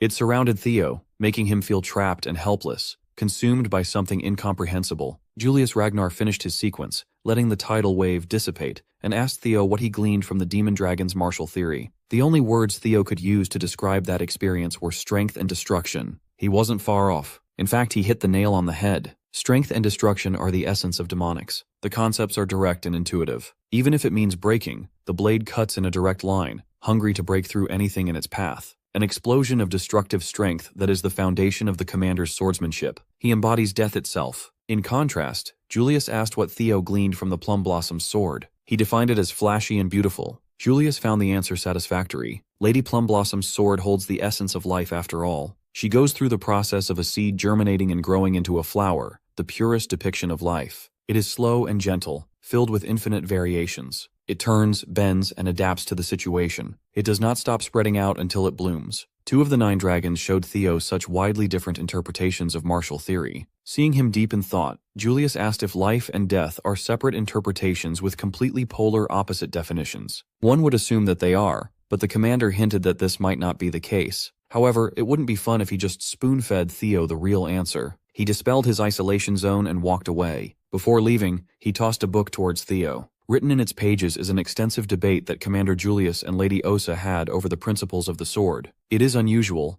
but it seems like Theo had wound up becoming the disciple of both the sword dragon and the demon dragon. Of course, the debate took place, and the book was written on that fateful day in the White Dragon's Nest. After writing the last word and closing the pages, Julius immediately pouted that he wouldn't be able to monopolize Theo's potential. Lady Plumblossom just wants the best for the boy, and the commander is not the type to deny that. Theo Ragnar has garnered expectations that rival other successor candidates. His talent is immense, and he's growing at an unprecedented rate. That means he will hit the wall that much faster. This book will help the kid overcome that wall in record time. Still, Julius has a nagging fear that Theo might become an enemy of the clan. People at the top know all too well that prodigies who grow rapidly like this often meet an unfortunate end one way or another. If history repeats itself once more, their teachings might return as blood spilled for the Ragnars. After hearing his fears, Lady Osa became certain of one thing. Commander Julius is indeed the right person to hold on to the book and watch over Theo. When the day comes that he is certain that the boy will remain untainted by greed, he can pass the teachings on to the young dragon. That day arrived sooner than anyone anticipated.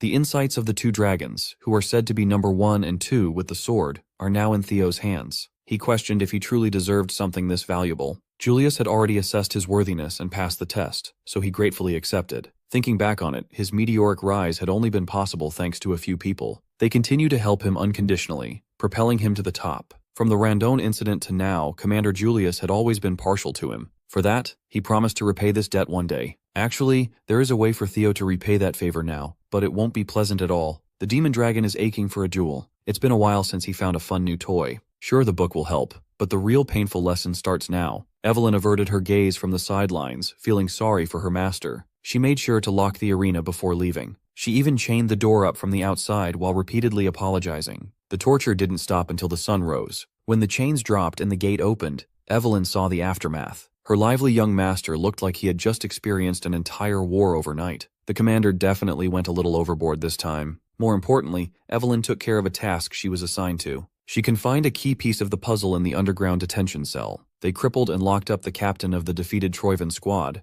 but he's not the type to spill the beans, no matter what torture method they choose to use. So, they just left him there to rot as Theo hatches a different approach. She whispered to Evelyn about the chain of events that will take place in the coming days. A few days later, Theo finally visited Plum Blossom Palace's training ground. In there, he politely greeted the Lady of Plum Blossoms. Osa Ragnar Plunus has been waiting for him after receiving the generous gift of insight. The book has been of great benefit to the young man already. To test that out, Lady Plum Blossom summoned one of the training swords into her hand. Holding a blade, the entire training ground was filled with the manifestation of her martial theory. She wants to continue teaching him about the building blocks of her technique that one might easily overlook. The root of swordsmanship itself. At the end of this session, she would love to discuss how to blossom life using a sword with the young man. For the second time, she formally asked Theo to become her official disciple. Before giving a definitive answer, he wants to ask a question first. He wants to know if she's speaking as the Heaven Dragon Swordmaster. Lady Osa was quite surprised. Not many know of her secret title after all. The Heaven Dragon Sword is a secret school that passes its teachings through only one disciple. Currently, she's the sole inheritor of this secretive legacy. Lady Plumblossom could tell that the boy wanted to know her true intentions. She truthfully confessed that the offer doesn't come with any ulterior motives. From the full bloom of the plum blossoms to the Heaven Dragon Sword, she wants to pass everything in her arsenal to Theo. A few minutes later, Theo came out of the training ground after locking in a decision. While walking through the beautiful halls of the Plum Blossom Palace, he was surrounded by some flowery faction idiots. Theo wasn't the type to take disrespectful shit lying down, and these bastards are easily offended by his curt reply. They reckoned that Theo just got accepted as the Lady Plumblostom's newest disciple, and they demanded respect as seniors. Theo was wondering what these dogs were barking about, but it was just an immature attempt at protecting their fragile egos. Nothing new. They're not even his direct superior officers, so ranks shouldn't matter. Still, these flowery mutts wanted to big dog the rising star of the clan for some clout. But they are gravely mistaken about something. He was offered to become Lady Plumblostom's direct disciple, but he rejected it. When he was presented with the choice to accept two incredibly valuable legacies, he was naturally enticed to accept. But he wasn't clear why Lady Osa cherishes him so much when he hasn't done anything to benefit her. She confessed that there is no big reason or crafty scheme. Lady Osa wanted to help him out because Theo reminds her of a young Kyle. He looks and acts exactly like the clan head in his youth. He too used to chase his dreams and ideals relentlessly. Perhaps that man is still dreaming and chasing to this day. He was not allowed to despair. He worked hard to break through any trials and challenges on his own. Every day was an unending hardship. Despite that, Kyle Ragnar never once yielded or bent his principles. When Lady Osa sees Theo, she's reminded of the Kyle that she fell in love with. How can she stand by and remain still? Stepmom here can get it. Since she truthfully laid out her reasons, it's time for Theo to decide. Though it is an attractive offer, he chose to decline. Currently, he has too many teachers guiding him. Including Lady Plumblossom herself, a lot of people have thought of him in many ways. The Demon Dragon has taken him under his wing. His senior dragoons, Evelyn, Selford, and Aaron, continue guiding him every day. Even his friends and comrades, Remington, Hulkus, Erica, and the boys from Training Ground 4, made him the man that he is today. Hell, he would even add Axion and Ed Troyvan to the list of his teachers. Lady Osa wasn't expecting that last bit in particular. Everyone knows Theo's beef with the Troyvans, but the hardship those villains created is what built and pushed him to become the current him. His sword has learned and changed because of everyone who either loved or wronged him. For that same reason, he's not confident in upholding a school's tradition and passing it down to the next generation. Lady Plumblossom understood what he was trying to say. Theo's sword is ever-changing and ungovernable. That is both endearing and regretful to hear. But even if he cannot be her direct disciple, he would gladly be her son. Lady Plumblossom was moved by that sentiment. After he left, Osa Ragnar Plunus retreated to her leisurely wine time. She looked happier than ever. Her attendant noticed the significant improvement in her mood. The heavens decided that she would never bear a child of her own, and yet a boy like Theo promised to be her son. How could she not be delighted? Her attendant is happy just knowing that her master is happy. Lady Osa wants to thank Theo for finally making her a mother, so she intends to send a letter to her husband. She wants to advance Theo's promotion exam soon. Hearing this, the attendant advised her to pump the brakes a little. Theo is a rookie who just finished the awakening ceremony. Garnering even more attention at such a young age might expose him to more danger than he already is. But that's precisely the reason why Lady Osa wants to prop him up in a hurry. They need to help Theo ascend before the great winds that are on their way to Ragnar consume everything. This way, she can give her new son as much as she possibly can. Meanwhile, in the underground cell of the cavalry, their sole prisoner opened his eyes as the help he'd been waiting for finally arrived. That helps being an assassin sent by the Troyvans to cut every loose end. The captain willingly presented his neck, ready to finally die as his final service to the family. Before the blades of the assassin could draw his last breath, a harsh sword wind interrupted. Evelyn burst through the ceiling to apprehend the assailant. She's been waiting for this to happen for quite some time now. This was the trap the young master set from the start. With Evelyn's blade mastery, a lone assassin without the element of surprise was no match. The Troyvans never listed her down as a skilled threat, and they're about to pay for that.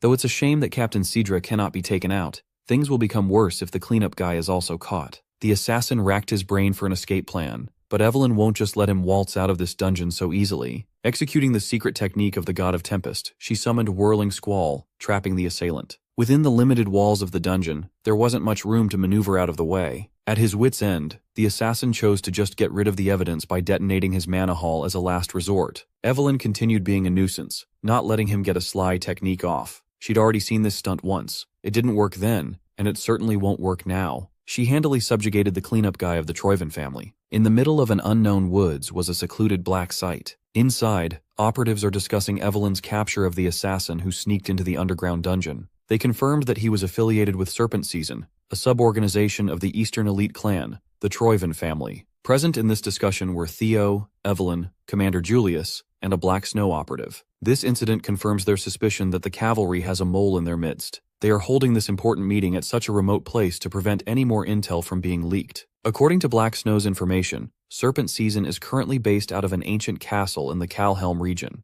3 hours from now, they will consider the mission a failure, burn any evidence, and run away. So, they need to ambush that base, round up all their members, and extract information as well as evidence. This Black Snow operative reporting is Cleve, a Null Snow agent. Theo didn't think he would get to personally meet such a high-ranking operative so soon. Before concluding the brief and arranging the ambush, Commander Julius added one more thing to the agenda. This mission will also serve as a promotion exam for Theo Ragnar. Theo himself thought he had heard it wrong. He doesn't think he earned the qualifications for a promotion exam this soon. The commander agrees, so the difficulty of his promotion exam has been hammed up. Rising through the ranks, it's normal for the promotion difficulty to escalate. This time, the higher-ups are assigning a mission that can lead to a full-on civil war for a mid-rank swordsman promotion exam. The Demon Dragon was made aware that Theo orchestrated Evelyn's stakeout and capture op. It's only natural that he sees what he started through to the end. Even if he's an heir, it is disrespectful to plan things without discussing them with the commander. He must complete this integral mission flawlessly to get his promotion. Julius made Theo get it through his head that promotion to a mid-rank swordsman would earn him solo mission privileges.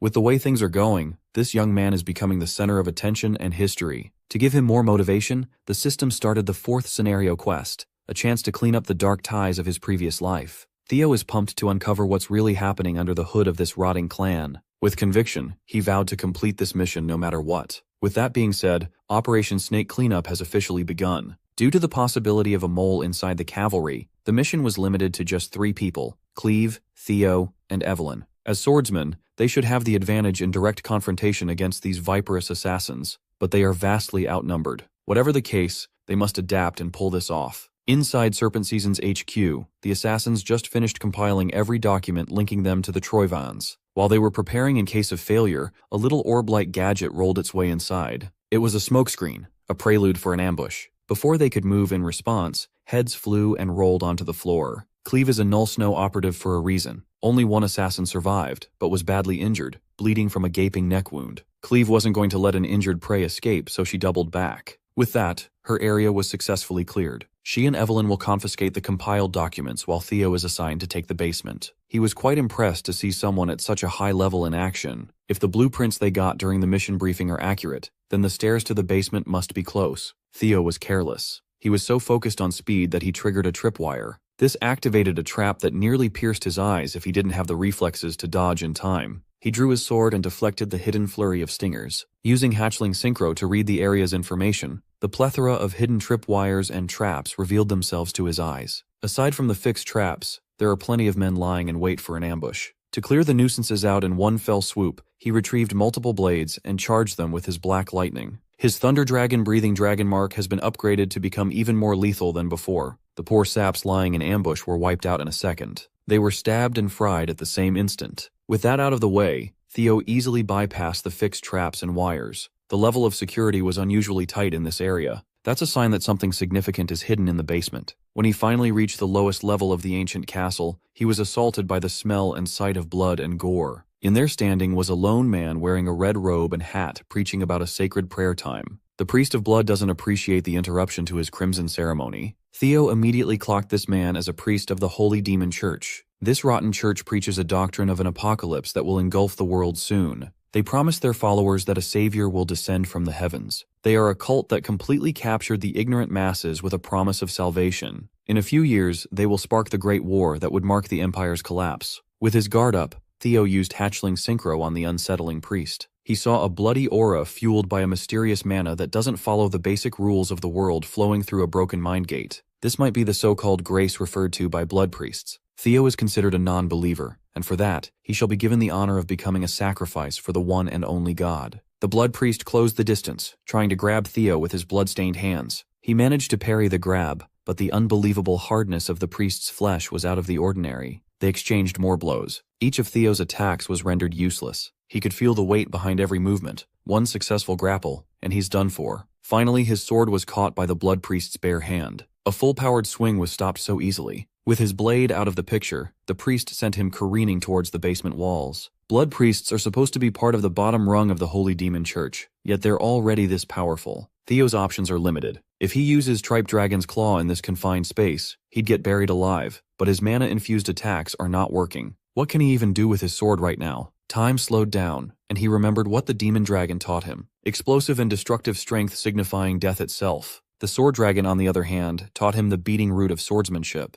Life and death should not be interpreted as polar opposites. The crazy priest charged at him again, ready to bash his head and spill his blood. Theo clumsily got out of the way in the last second. He persistently avoided death blow after death blow, annoying the priest. It was then that he made a breakthrough in his martial theory. Life and death don't oppose each other. They are a natural cycle. Death awaits the end of life, and life blossoms using death as a catalyst. They might seem like two completely different powers, but they are one. Theo was so focused on applying his power too widely when attacking. Gathering it into a single flash of light would be far more refined and devastating. Confident in his invulnerable skin, the priest took on Theo's next attack without fear. Theo tested his theory on the spot and learned Dragon Flash as a result. The priest chortled, unbothered by the louder sound the blade made. Then, he started panicking when the skin he was so confident in was shredded to bits. The technique moved like it had a life of its own as it rampaged throughout the priest's body. It is Theo's turn to send the pale-ass bastard crashing towards the walls. The priest called him a seed of evil for attaining a breakthrough during slaughter, an existence that cannot be allowed to exist. Theo doesn't give a crap about his ominous yapping. He wants to throw hands.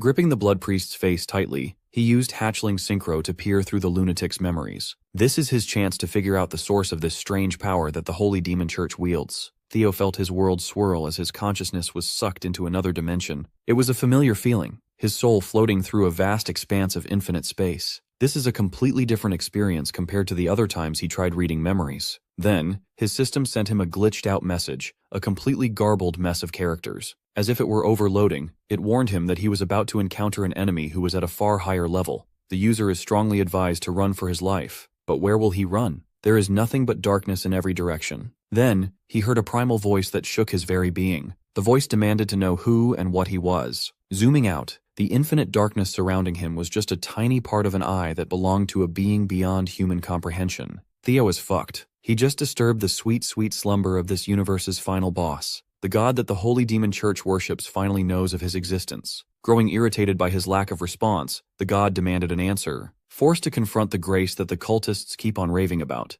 Theo was completely paralyzed. It was as if, seeing through his very being, that God had uttered his name, Theo Ragnar. In fact, this existence has been searching for him, for he is considered a blight to this plane of existence. The being's infinitely stretching body wriggled and reformed, surrounding Theo's soul. It bent, twisted, and squirmed into incomprehensible forms. As Theo's soul was being consumed, a golden light shone to shield him. An avatar of the ancient dragon, Lodbrok, tore through the fleshy form of the primordial god to break him out. Theo reveled at the sight of two beings far beyond his level facing off. Lodbrok sweetly referred to him as a significant other, and gave him a stern warning that this thing is not a being he can face just yet. Even if he can reach Sigurd Ragnar's level, victory won't be guaranteed. For now, Lodbrok will take care of this cosmic disturbance, tail slapping Theo's soul back to reality. He has many unanswered questions, but Theo was forced back to the bloody basement. The young man is still shivering from the ancient terror that tried to consume him. Lodbrok has been standing up against a thing like that for eons all by herself. While he was trying to process what he just experienced, the blood priest was crashing out. How could a non-believer like Theo be graced by the Lord's presence when someone like him, who dedicated a whole lifetime of devotion, has never received recognition? Theo finally finished the job and beheaded the bald bastard. That thing might be referred to as a god, but that's not his god. More importantly, he's now certain that the Holy Demon Church worships the nameless sovereign that Lodbrok once hinted at. Protecting the world from that presence had been her duty for a long time. Without her heart, Lodbrok won't last for more than 3 years. And in 5 years, the Great War will break out. The death of the Guardian Dragon will be the beginning of the end. The rise of the Holy Demon cult spearheaded by Ed Troiven's rebellion. It's all connected. It makes sense now. Theo stumbled, his mind still scrambled from the out-of-body experience. Thankfully, Evelyn was there to lend her shoulder. Cleve was thoroughly impressed to find that the young master had taken out a blood priest on his own. With that achievement alone, he has proven himself enough to pass the promotion exam. After cleaning out every hostile threat in the castle, the trio was free to investigate the damning documents. Unfortunately, everything in writing can only be considered circumstantial evidence.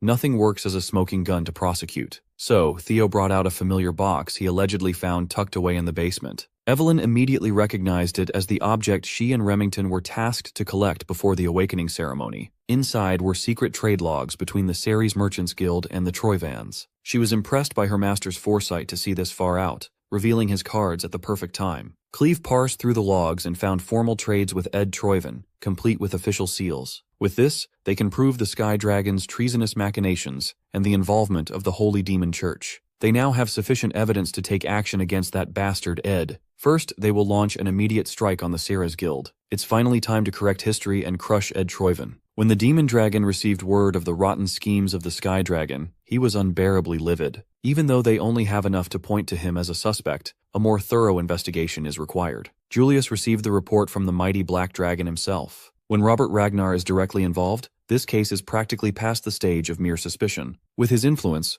Robert must have been aware of this undercurrent long before, yet he let it happen. Steering the topic away from himself, the Black Dragon praised Theo Ragnar for killing a blood priest by himself. Robert argued that the boy's talent is far more suited to the Black Snow, and he must go to where he belongs. He has excellent perception and deduction. He could see the bigger picture using the tiniest clues. Even his methods greatly resemble a Black Snow operative. It's as if he were trained for it. Of course, Julius wasn't going to let his star rookie get poached by the shady Black Dragon. Osa already tried, now Big Bro Robert is circling. Hearing Julius call him Big Bro made the Black Dragon nostalgic. Before they became who they are today, Kyle, Osa, Robert, and Julius were once sworn brothers and sisters. Julius could tell that this conniving bastard was just trying to tug at his heartstrings to get his hands on Theo. Still, Robert tried to insist that he's just a big brother trying to look after a little brother. Before leaving, he effortlessly swiped some of the commander's wine bottles and demanded something more expensive he could steal next time. Julius helplessly cursed Robert Ragnar as he cheerily hop-skipped his way into the shadows.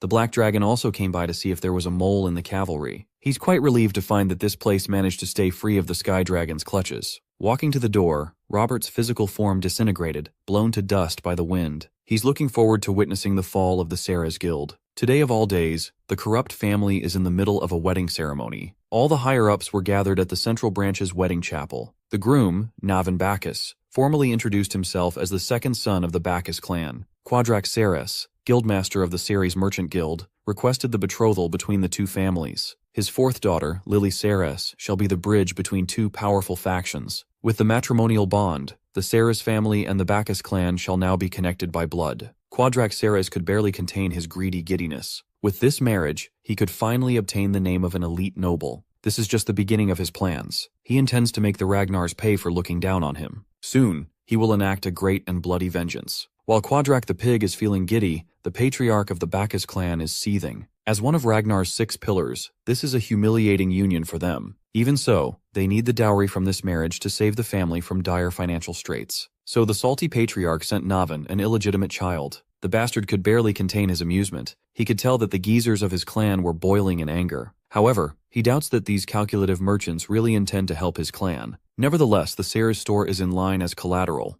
Navin is hatching a plan of his own. He'll get rich by spilling blood. He's just here to see through the fall of a cursed family. With utterly convincing acting skills, Navin vowed to treat his bride-to-be with utmost care and love. Much to his surprise, Lily Ceres asked him to prove that he'd stand by his words. Sensing that she had a request in mind, he openly listened. He would love to be of assistance as long as it doesn't involve money. Just to piss the bald-ass patriarch, Navin promised to hand over the Bacchus family seal. But Lily Ceres doesn't give a damn about some random family seal. What she wants is the head of Theo Ragnar, the man who left her a grotesque scar from an amputated arm. Navin immediately thought that the bitch was crazy. She's asking him to assassinate a family heir in public. Quadrak immediately jumped in to shut his daughter up. But what Navin said afterwards was arguably crazier. He agreed to give what her young bride wants. He would love to lop Theo Ragnar's head off to seal this marriage. Outside the chapel, citizens of the Central Branch collectively looked up at the wyverns filling the skies. Arriving at their destination, Theo, Evelyn, and Cleve ditched their ride to make a flashy landing. Contrary to their last covert operation,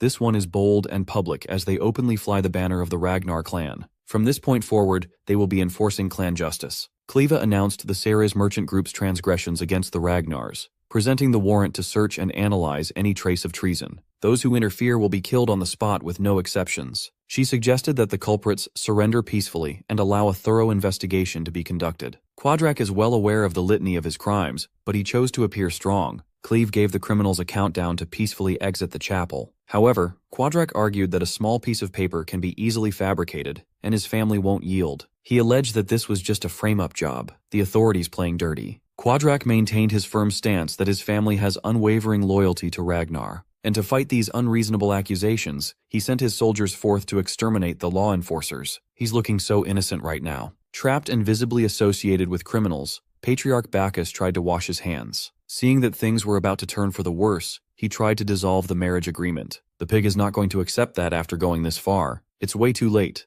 The enforcers already think the two families are bound by matrimony and working together. Quadrak claimed that if the cavalry really had concrete proof, there wouldn't be just 3 people deployed, but a whole army that could cover the sky. Operating under that idea, the pig wants to borrow the blades of the Bacchus clan to break through and escape. Interrupting the discussion between two family heads, Navin calmly joined in the fun. He sees this development as merely a chance to bring his wedding present to the bride. Much to the Patriarch's disapproval, Navin drew his blade, parkoured through the city, and aimed to mess with the law enforcement. The moment he picked up the sword, the Bacchus house had become Asura's accomplice. Working with the cards he was dealt, Baldi ordered his men to follow and assist Navin. Meanwhile, our trio has been surrounded by city guards, encircled by spears. Cleve solemnly gave the poor civilians one last warning to move away before her hand was forced to execute everyone for treason. Then, Navin jumped in the middle of the trio, stealing the show away from everyone. He muttered how the people of Ragnar always jump at the threat of execution at the first chance to do so. Theo and Evelyn were taken aback. This guy is bad news. With a circular slash, he made the 3 scatter and jump, forcing them to defend.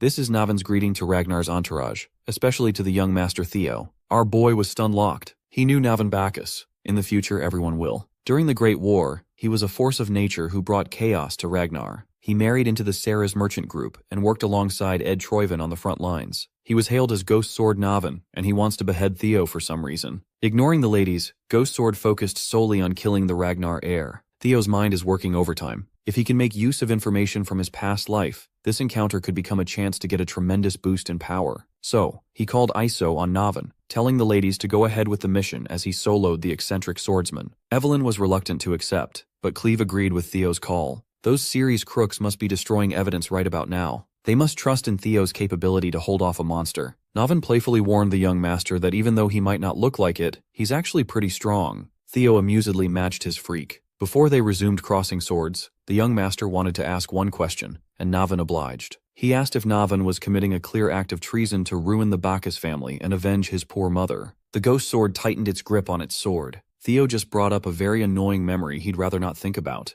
Now he has one more reason to take the young man's head. Instead of acting hostile, Theo asked Navin to listen to his proposal. He would love to offer his help and kickstart the downfall of the rotten Bacchus family. The system prompted a hidden recruit quest, turning Ghost Sword Navin into an ally. He needs Naruto's Talk no Jutsu for real. Navin Bacchus was an anomaly. He was his family's unofficial strongest sword. He didn't receive proper recognition from his own family despite having abilities comparable to the legendary Thorkel Ragnar, all because he was an illegitimate child born in a brothel. Instead of pride, his exceptional talent brought his mother grief that she couldn't carry. As a young boy, Navin watched his mom take her own life. From then on, he lived his life with a burning hatred towards his own family. Theo can make use of this fact to bring a valuable comrade to his side. Unfortunately, Theo underestimated Navin's displeasure at talking about his mom. He was forced to receive another lethal attack from the ghost sword, and it almost knocked his socks off. Navin doesn't see any reason to accept such an offer from a stranger. He believes that the Bacchus family is going on a downward trajectory, even without working with some hotshot punk. That might be true, but going down the route of inaction will result in Navin going down with the family he loathes so much. Well, that's a useless worry. Navin doesn't have any regrets or prospects in life anyway. But Theo knows that this man is only talking pessimistically because of his ether fever. Navin has an illness. His young and frail body couldn't bear the sheer weight of his talent. Of course, ether fever could be cured with intensive treatment in the early stages. Navin already missed that critical window, and he is living on borrowed time. His dumbass family just did him dirty since day one. Right now, he only has about 5 years of miserable existence left. Candidly, he's impressed that a noble young master would dig so much dirt from his past. With all that being said, Navin is still not swayed. The end of Bacchus is coming, and Navin will sink with them. Smiling smugly, Theo asked if his mind would change if he had the cure. For the first time, Navan looked shaken as he retorted that there was no possible cure for ether fever. Technically, Navan wasn't wrong, but in the past life, the cure was found and made public. Like some sort of twisted joke, it was discovered days after the ghost sword's death. As of now, Theo might be the only one who knows of the cure's existence. With utmost confidence, he assured Navan that they could get rid of that pesky ether fever, 100%. As established, the rotten family will burn to the ground no matter what. But if Navan takes Theo's hand, he can live on as someone important and leave a positive impact on the world as a hero who aided the Ragnar family. All he has to do is trust and take the leap of faith. Closer to the chapel, city guards have set up defensive measures to slow down Evelyn and Agent Clev.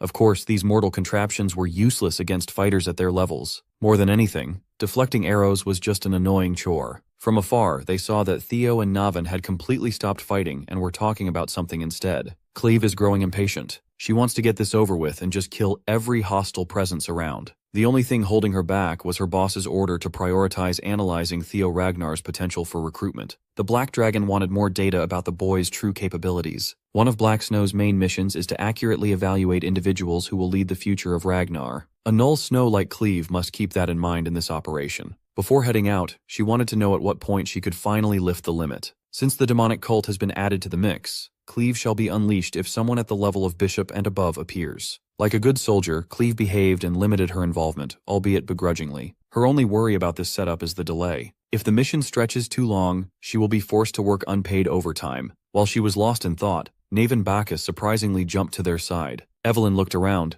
worried that young Master Theo had fallen. She was mistaken, of course. Navan and Theo are buddies now. After that brief conversation in the middle of clashing blades, Navan Bacchus had switched sides. It's a lot more reassuring to have him as a friend instead of a foe. Hell, he even apologized to the ladies for his discourtesy earlier. After all, they'll be advancing on the same side, and they shouldn't harbor ill will towards each other. Theo's hidden quest had been successfully cleared. Navan immediately proved himself useful to the cause as he went on demon time, untouched by ordinary defensive measures. He took to the skies with a single leap, and the poor soldiers thought he'd be vulnerable in mid-air. Annoyed by their silly wooden contractions, Navan sliced through rows of anti-siege equipment like a breeze. Those who dared to stand near the contraptions were also punished with a gruesome death. While Navan was going on a bloody rampage, the bald patriarch reprimanded the illegitimate sword for turning the blade on his own family. Navan scoffed at the mention of family. Hearing it from this asshole's mouth makes his blood boil. He finally did what he's been wanting to do all these years and cut the blathering patriarch in half, cracking that bald head like fresh fruit. Evelyn was in awe. That man really lives up to his reputation of being equal to young Lord Thorkel. Theo urged the ladies to capitalize on Navan's rampage and push forward. Now they have a clear path to capture that pig, Quadrak Ceres. Speaking of the devil, Quadrak is stressed the fuck out upon hearing reports of their defenses being rendered useless. Now he's finally considering getting rid of documents that could be used as evidence against his guild. One of his attendants advised him to start by burning papers related to the Troivans. The pig crazily opposed the idea. No one is touching those documents but him. The scared attendant is just trying to think rationally and reduce unnecessary casualties in the future. Quadrak doesn't want to hear rational voices. If the Troivan link burns, how will he get the money he invested in them? He's not the type to give up on every penny he could squeeze, even if the law is knocking on his door. Another presence in the room insulted Quadrak for being a pathetic mortal drunk on salacious greed. The pig's eyes lit up. The only man who could help him deal with the cavalry just came in time. Outside, the four-man party's momentum was impossible to stop as they left a trail of corpses at every turn. Theo paused his relentless run when he saw the crowd walking out of the door. Led by a representative of the Holy Demon Church, hundreds of hooded believers lined up outside the chapel to put what they learned from their god into action. Quadrak is thanking the devils they sending him a bishop from the demonic cult. Since these freaks are also linked with the Troivans, perhaps they might lend some help. The bishop agreed to give some assistance, given that the pig might be of use on the Day of Judgment. When asked to hand over the Troivan documents, Quadrak clammed up once more. His obsession with riches is putting the bigger picture at risk. Some violence was necessary to correct that. The bishop doesn't have the patience to pacify an arrogant and foolish man, a wretched non-believer to add. So the bishop ordered the death of Quadrak. They have no need for his money anymore anyway. As his neck was being wrangled, the pig managed to utter a sincere apology. He admitted that he was being way too rude earlier. He added that his death would only complicate the link with the Troivans. Quadrak might be a greedy pig, but he knows how to stay alive. The bishop gave him one more chance to burn the evidence, and warned that running away is not an option. Their lord is watching over everything.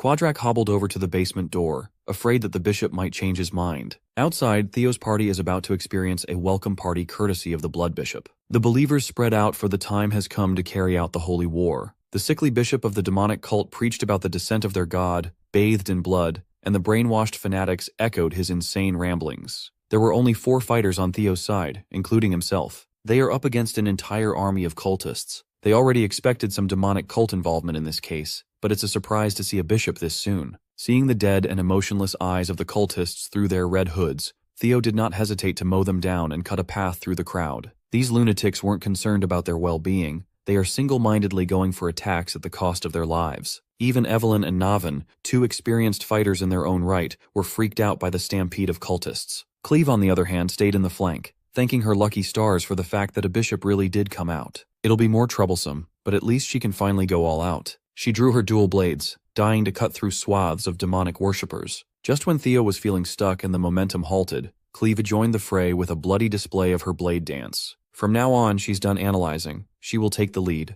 To punish those who stand in Ragnar's way, she is willing to destroy this whole city with her own hands. Before she goes on a killing frenzy, Theo reminds the Null Snow operative that they came here to collect evidence before they get destroyed. Cleva scoffed at his tunnel vision. Now that the demonic cult had openly displayed itself in public, no further evidence is needed. Theo begged to differ. He argued that they need something concrete now more than ever. If the demonic church cares deeply enough to deploy a bishop, then there must be something inside the chapel that they can't afford to lose. Cleaver relented and asked for Theo's next course of action. Right now, all they need to prioritize is breaking through the Crimson Masses, speedrun style. Theo's plan to do so involves linking his lightning gate to hatchling synchro for expanded range. At the same time, he pushed his mind gate to the limit and map-hacked the surrounding terrain. Cleva was curious to see what Theo would do, so she took a step back. Seeing her slow down a little, a blood priest jumped into action with a sneak attack attempt. Cleve swiftly turned around and turned the pathetic muscly preacher into minced meat. Theo will now secure the evidence while the rest of the gang takes care of the cultists. After mapping the terrain, the young master figured out the optimal route into the chapel. He tried crowd surfing through the sea of fanatics and felt as though there was no end to their numbers. A tidal wave of brainwashed believers awaits. Directly assisting him and wiping out the dirt from his optimal path, Evelyn and Navin worked in conjunction with each other to clear the way. Hearing Navin sucking up to her lord, Evelyn's competitive spirit was stoked. Theo never stopped his advance. Now he's using the lightning daggers as a foothold through expert usage of psychokinesis. He named the technique Lightning Dragon Rapid Protection, Dragon Gate. Theo reckoned that the task of destroying evidence must have been entrusted to the High Commander, Quadrax Ceres. After a cursory sweep through the walls of the chapel, he easily pinpointed the pig's location. The 4th scenario quest shall continue. Back in the front lines, Evelyn and Navin have formed quite a deadly duo. Ever so arrogant, the Ghost Sword introduced himself as Lord Theo's new first sword. Judging by her reaction, he could tell that Evelyn took offense at his claiming the title. He would only relegate himself to second sword, if that Null Snow girl was the competition. Against Evelyn, Navin Bacchus believes he's a lot better than her. To prove that he is, he masterfully dispatched a few cultists trying to sneak up on the distracted Evelyn. Since they're on the same side now, there's no reason to quarrel. They could just figure out who becomes Theo's first sword based on who kills more believers. Evelyn is a by-the-book kind of gal, so she refused to participate in trivial competitions. When Navin called her a scaredy cat afraid to lose, she almost erupted. In response to Navin's challenge, Evelyn forcefully stole a kill from the Ghost Sword's grasp. Evelyn's method was brutal and decisive. Navin realized that he might have bitten off more than he could chew. Equipped with the Tempest God's legacy, Evelyn is determined to prove her worth as Theo Ragnar's first sword. Navin was quite excited to have found a suitable competitor in the middle of a bloody battlefield. Inside the chapel, the pig is hobbling his way deeper and deeper down to the lowest underground floor. He grabbed torches and broke some locks before arriving at the most secure room in the place. In the middle was a chest containing documents that could bring down empires. Quadrak only sees them as paperwork to score more Troivan money. If he burns these, he might escape being charged with treason to some degree. Even so, his greed did not permit him to drop the torch on his supposed payday. He had already sunk so much money into the Sky Dragon's plans. He can't stomach the loss in revenue that burning the documents would bring. Then he remembered the bishop's threats. He knows that freak wasn't fucking around. Money is good, but he'd rather keep his life. Quadrak dropped the torch. Speeding like a dark lightning strike, Theo arrived just in time to prevent the destruction of valuable evidence. Quadrak saw Theo Ragnar and went through the whole spectrum of emotions. Looking like a harbinger of death, Theo has come to take more than just the arms of the pig's daughter. Naturally, the corrupted but resilient businessman realized his predicament and tried to beg for mercy. Theo wasn't having any of his empty words. His electric energy filled the small room. Quadrak Ceres was sentenced to death for rebelling against the Ragnar clan. With the fat ass out of the way, Theo's fourth scenario quest, Ties of Evil from a Past Life, has been marked as complete. Scouring the paperwork, he just couldn't see how these documents made it worth mobilizing the demonic cult and a bishop. The secret ledger he gave Cleve is already enough to sentence Ed Troyven. Even so, he believes that the Sky Dragon is just a tale that the Troyven clan would gladly cut off for survival. Theo wants a complete victory over that traitorous clan. With an entire library's worth of evidence, the entire Troyven clan can be implicated. It's hard to gather which of these thousands of pages is more important than the others. For some reason, call it instinct, one book caught his eye. It was labeled the Rose Palace Investigation Report. Detailed in those pages were detailed accounts of information pertaining to primordial dragon relics, handwritten by Ed Troyven himself. In there, Theo read that the Sky Dragon had acquired 2 relics so far, and deduced that another one is in the Rose Palace, Theo's former home. It finally clicked. The discrimination, false accusations, and his miserable ending happened for a reason in his past life. In this book, orders were given to remove Cecilia and Theo Ragnar from the picture. All this just because of a relic that might exist. The young dragon's hatred for Ed Troyven had never reached these heights before. He ripped the pages that mentioned his and his mom's names out of the perturbing book. Theo had to force himself to calm down and center himself, refocusing on the mission at hand. To enact his final revenge, there are 2 things in this secret stash that would bring a great deal of pain to the Troyvens. They were stupid enough to hide the relics they acquired with great effort in the same place. 2 other relics of the primordial dragon in cube form have found themselves in Theo's possession. Back outside, Navan and Evelyn are holding strong against the horde of blood cult fanatics. She chose this moment to reminisce about the past. 7 years ago, she witnessed Navan place second in the blooming ceremony, and then vanish into obscurity. He was just honored to be remembered by someone, but now is not the time to ponder such things. After all, with his kill count, he's in the lead to snag the title of Lord Theo's first sword.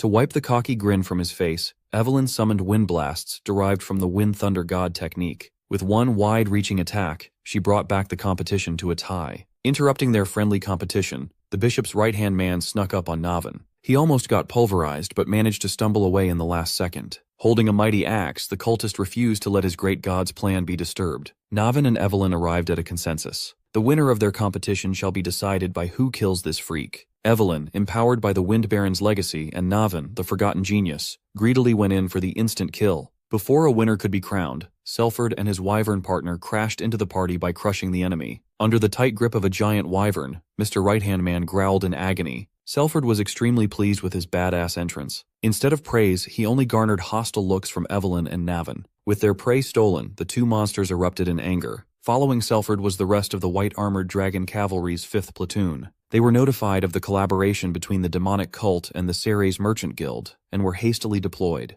The central square of the Ceres territory turned into a war zone between dragoons and cultists. With the involvement of bloodthirsty wyverns, the numerical advantage of the fanatics was rendered useless. While his people were dying by the dozens, the bishop was praying for the new sun to rise in the blood-red sky and for the end of times to come. The freak preached his twisted gospel while Cleve sat nearby to catch her breath. She deserved to have a little break after going all out for once. The Null Snow operative completely crippled the bishop while no one was watching, driving the fool to insanity. With the cavalry's arrival, it only took a few hours to clear out the gunk and restore peace in the region. Now, everyone, including Evelyn, was relegated to doing the paperwork for the citizens who were affected by the short-lived war. The dragoons who were heroically cleaving cultists down just a moment ago would rather go back to killing instead of doing this mind-numbing desk job. Everyone felt like they were being tortured except for Erika Lanka. She might look like a savage, but she's surprisingly organized. Her brother, Hulkus, was also enjoying his task of compensating those who sustained property damage. Evelyn, on the other hand, is nearing her breaking point. Everyone kept on approaching her for help with their assigned task.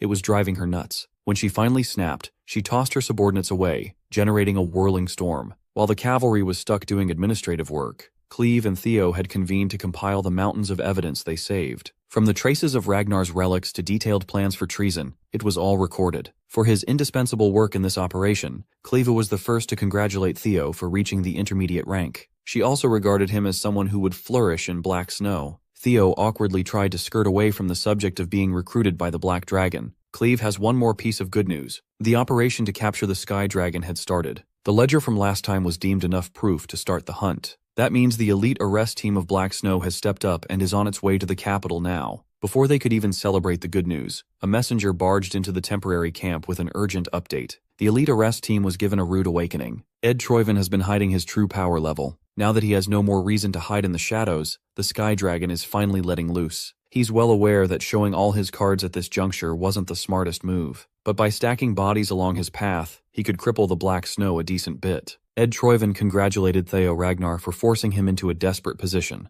The Camellia Palace, Axion, the Dragonslayer Sword, and now the Ceres Guild. Everything Ed meticulously prepared was lost thanks to that imbecile. Ed Troyven is finally hitting that insane anime pose, his sanity slipping away after catching L after L, but he's a hater by heart. He'll let Theo celebrate for a while, but the Troyven plan still continues. The Dragonslayer Sword was lost, but Ed successfully secured a contingent replacement. Now he's headed back to his father to call on something that could turn the tide back in his favor. With the Ceres debacle settled, Theo can finally go back home to the Camellia Palace. The palace seemed incredibly busy with many nobles getting their fittings. Curson looked around the place and was taken aback by the chaos. A cursory walk around the palace was like marching through a battlefield. She would have gotten lost if her daughter hadn't found her in the middle of all the garment cutters. Cecilia excitedly explained that she's opening a new business, a high-end brand that uses luxurious fabrics and jewels. She went on to yap about the intricacies of the business, and Curson absent-mindedly listened. The elf mother was way too distracted by her daughter's smile and enthusiasm to catch any relevant details. Her happiness makes Cecilia even more beautiful than any jewel in this estate. Curson actually came by to deliver news in person. Some whispers about the Rose Palace reached her ears. Cecilia's anxious mind immediately jumped to the worst-case scenario, asking if her son was all right. Seeing her daughter go from joyful to an anxious wreck broke Curson's heart. So she assured Cecilia that she came with the opposite of bad news. Emil, that vile woman, was found dead alongside her entire camp.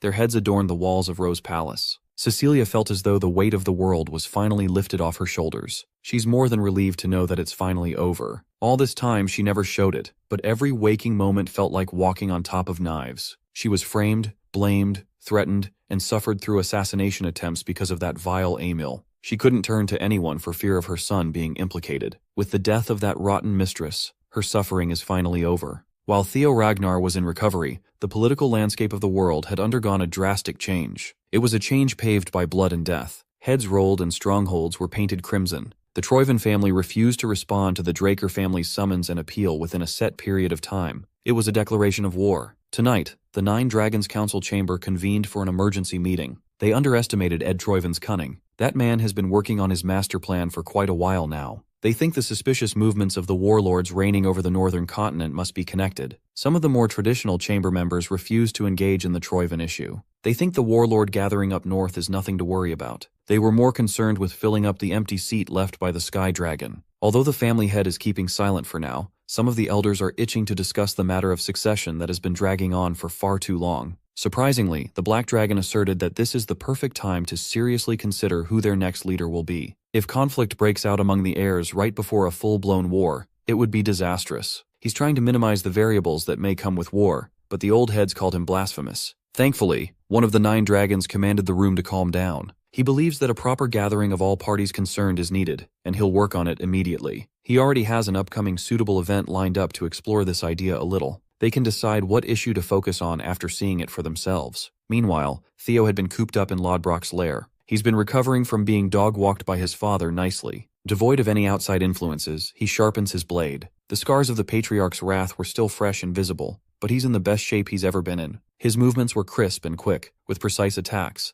He extinguished the neatly arranged formation of candlesticks. Physically, he was as sharp as his relic blade. Mentally, he was struggling. The voices that drove his grandfather mad kept on intruding into his mind. They maliciously filled his head with thoughts of killing everyone and taking everything. The voices are pushing him to follow his basest desires and to cleave down whoever stands in the way. After his schizophrenic workout, this dude had the audacity to flex his perfect physique. He's built like a dragon-slaying supermodel. After putting his sword down, a familiar voice asked if the voices were weighing him down. Guardian Dragon Lodbrok popped out to muse about the lingering grudge of the Mad Dragon Emperor. Knowing that he can trust Dragon Mommy, he admitted that the voices have been bothersome. Even though quite some time had already passed since he received the half-sword, the lingering grudge is persistent with its interferences. It's not at an unbearable level yet, but the fact that it belonged to the Mad Dragon Emperor is a real cause for concern. But it's not all bad. Thanks to it, he was able to glimpse into the Emperor's realm. Lodbrok understands what he's going through. She could never forget that man's name if she wanted to. He was the one who stole her heart after all. She had told Theo this story before. That's also why he's even more conflicted.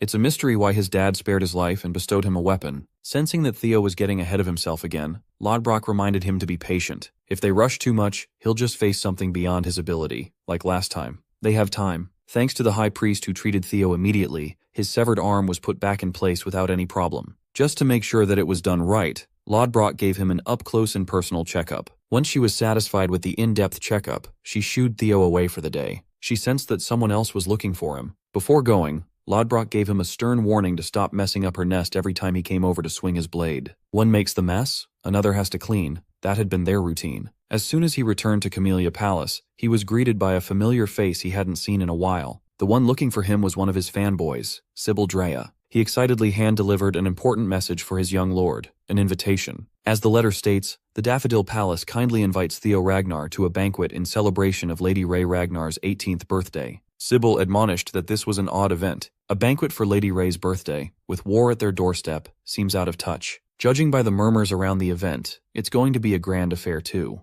Theo sees it differently. This event must be grand precisely because they are in tumultuous times. Troivin's betrayal has thrown the family's internal balance into utter chaos. Instead of Axion, who was being groomed by the Sky Dragon, Theo clinched the spot of the 6th successor. To make matters worse, one of the 9 dragons pulled the wool over everyone's eyes with his treasonous moves. Now there's a power vacuum in the chamber. The upcoming banquet is not a simple birthday party full of merriment. It is a performance to show outside powers that the Ragnar clan still stands strong and unbothered. It's also a platform for the successors and their backers to size each other up. Sybil was amazed at his young lord's discernment. He was hyped to hear that his idol was about to take center stage in such an important affair. If those old heads are so eager to see what he's made of, Theo would gladly put on a show. The Daffodil Palace is coldly beautiful at this time of the year. Inside the giant palace was a spacious banquet hall that hosted every affluent family connected to Ragnar in some way. The nobles drank their expensive wine, ate their fancy food, and mingled with their peers. When the new heir walked in, everyone stopped sipping, chewing, and gossiping.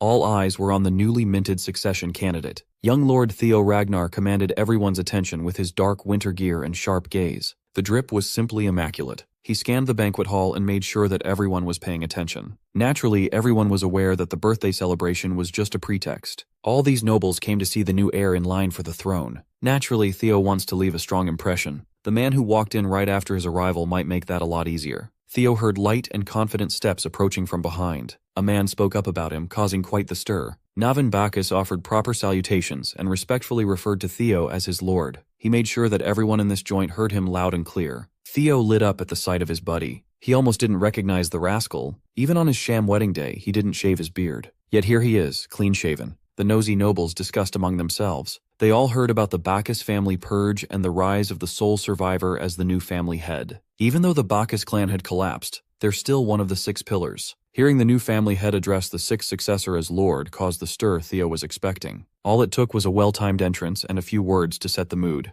Just when Theo was about to share the next step with Navin, a man built like an absolute tank snuck up behind him without getting noticed. Theo and Navin's instincts immediately kicked in upon sensing a mortal threat. The big man lowered the intensity of his sheer presence and properly introduced himself. With a smile, he casually mentioned that he's the 5th successor. Theo was thrown off his game a little. The beast approached him sooner than he thought. This is the commander of the Black Iron Cavalry and Theo's competition, Thorkel Ragnar. Towering over Theo's frame, Thorkel magnanimously offered his hand to shake. At last, 2 of the latest successors have met. Every noble present held their breath. The former leading heir and the newly risen successor, who will come out on top when all is said and done? With a disarming and charming smile, Thorkel assured Theo that there's no need to be so guarded. He just came to meet the rising star everyone's been talking about. He even laughed and expressed his relief that the childish Axion got slimed and a more fitting candidate received the Patriarch's blessing. His words were casual and believable, but Theo remained cautious. In Ragnar, where only the strong are respected, only a fool would wholeheartedly welcome a rival with joy. With utmost caution, he took Thorkel's hand for a respectful shake. He gave some platitude about how big an honor it is to meet the famed commander of the Black Iron Cavalry and made sure to mention that he's part of the White Dragon Squad himself. Thorkel was amused by the kid's subtle use of words to draw the line between them. Tightening his death grip, Thorkel ramped his aura up, wrapping Theo with suffocating force. He demonstrated the gap between them by making the family's youngest hotshot kneel on one knee while framing it as a proper display of etiquette to everyone watching. Thorkel urged the kneeling Theo to be at ease and call him Big Brother from now on. Now this is how a Ragnar heir truly moves. They are devious and unfathomably strong, but when it comes to a contest of strength, Theo won't just lie down like a loser. Much to Thorkel's surprise, Lil Bro actually has the juice to counteract his smothering aura. Back on his feet and putting up a decent fight, Theo gladly referred to Thorkel as brother. On the other side of the banquet hall, the Lunky siblings had just arrived, and Holkus was already complaining about having to wear a suit to a formal gathering. His sister is trying her hardest to rehabilitate their family name, known for being a bunch of barbarians, and he's not making it easy. While Holkus was melting in discomfort, another familiar face walked into the grand hall. Remington Narcio, the Silver Lion, strolled in to greet his old comrades. The pretty boy of the West had made quite a name for himself over the past few months. People are saying that he's giving the Ascendant Dragon a run for his money. Remington has not changed at all. He is still the humble knight. He just made the trip all the way up north to catch up with Lord Theo and to ask about how the white-armored dragon cavalry is doing. Imagine how awkward he felt when the birthday girl happened to overhear his words. The Silver Lion looked like a guilty kitty as he profusely apologized to Lady Ray. She just laughed it off. Ray knows what this gathering really is for. Suddenly they felt the aura showdown happening in the heart of the party. Two distinct powers clashed in the middle of the massive event space. The Hounds of the North immediately knew that Theo must be somehow involved in this mess. There's no one better when it comes to causing a scene than that guy. On the surface, Theo and Thorkel were just sizing each other up with a polite handshake, but no one dared to get too close. Their auras swirled around and vied for supremacy while the guests maintained their distance. Eventually, Thorkel pulled his hand away and laughed. He jokingly admitted that he's no match for his little bro and surrendered. Matching his casual attitude, Theo insisted that he only won because Big Bro let him. Thorkel mused that too much modesty can be seen as somewhat insulting to an opponent, but his surrender just now was sincere. He reckoned that if they faced each other at the same age, it would be a one-sided contest. Theo recognized the high praise coming from the most decorated young genius in the clan's recent history. Seeing such an interesting, magnificent little brother genuinely fills Thorkel with joy. He turned to the nobles, cautiously watching from a distance, and urged everyone to raise a glass to the newly rising star of Ragnar. With the merriment resumed, Thorkel asked his little bro if the debut for the new successor he set up was satisfactory. Theo gave his thanks. He swiftly picked up that Thorkel was not only strong, but he was also a shrewd one. The praises and the lackadaisical attitude are just a front. By showcasing his martial prowess, he solidifies his own position. By acknowledging the newly minted rival, he wins the favor of the crowd. Because of that, the atmosphere Theo was trying to go for with Navan was overshadowed by a bigger stunt. He easily shifted the public's opinion to his side. Thorkel Ragnar might look like a roided-up bodybuilder with a sociable exterior, but he is a ruthless opponent who can see the race to the throne through multiple angles. After that pissing contest with his big brother, Theo was surrounded by his batchmates. They shared wine and laughed the night away. Unbeknownst to him, a lot of eligible noblewomen had just placed him on top of their bachelor list to go for. While everyone was having fun and socializing, there was a boomer seething while watching from upstairs. The Elder Dragon thought he could use a half-breed's foul behavior to kick him out of this place. If that clueless fool, Thorkel, hadn't interrupted, he could have made this party all about his old ass and his agenda. He cannot stomach the fact that a mere bastard is running around and stirring up the hierarchy and the family's affairs all willy-nilly. Since he could not go after the big fish, he looked for something to mess with. This fossil is just bored. He saw Captain Evelyn Nereville having fun and drinking with her peers, and the Elder Dragon's hateful gaze lingered. He thinks it's up to him to judge whether people should be allowed in this place or not. Tonight, Evelyn ditched her usual armor and put on an absolutely stunning dress that accentuated her beauty. Her comrades were showering her with compliments. They almost never see their captain out of uniform after all. She's not exactly used to being called cute, so every cell in her body was telling her to get out of the dress and put the armor back on. Tonight was supposed to be a time to celebrate and unwind,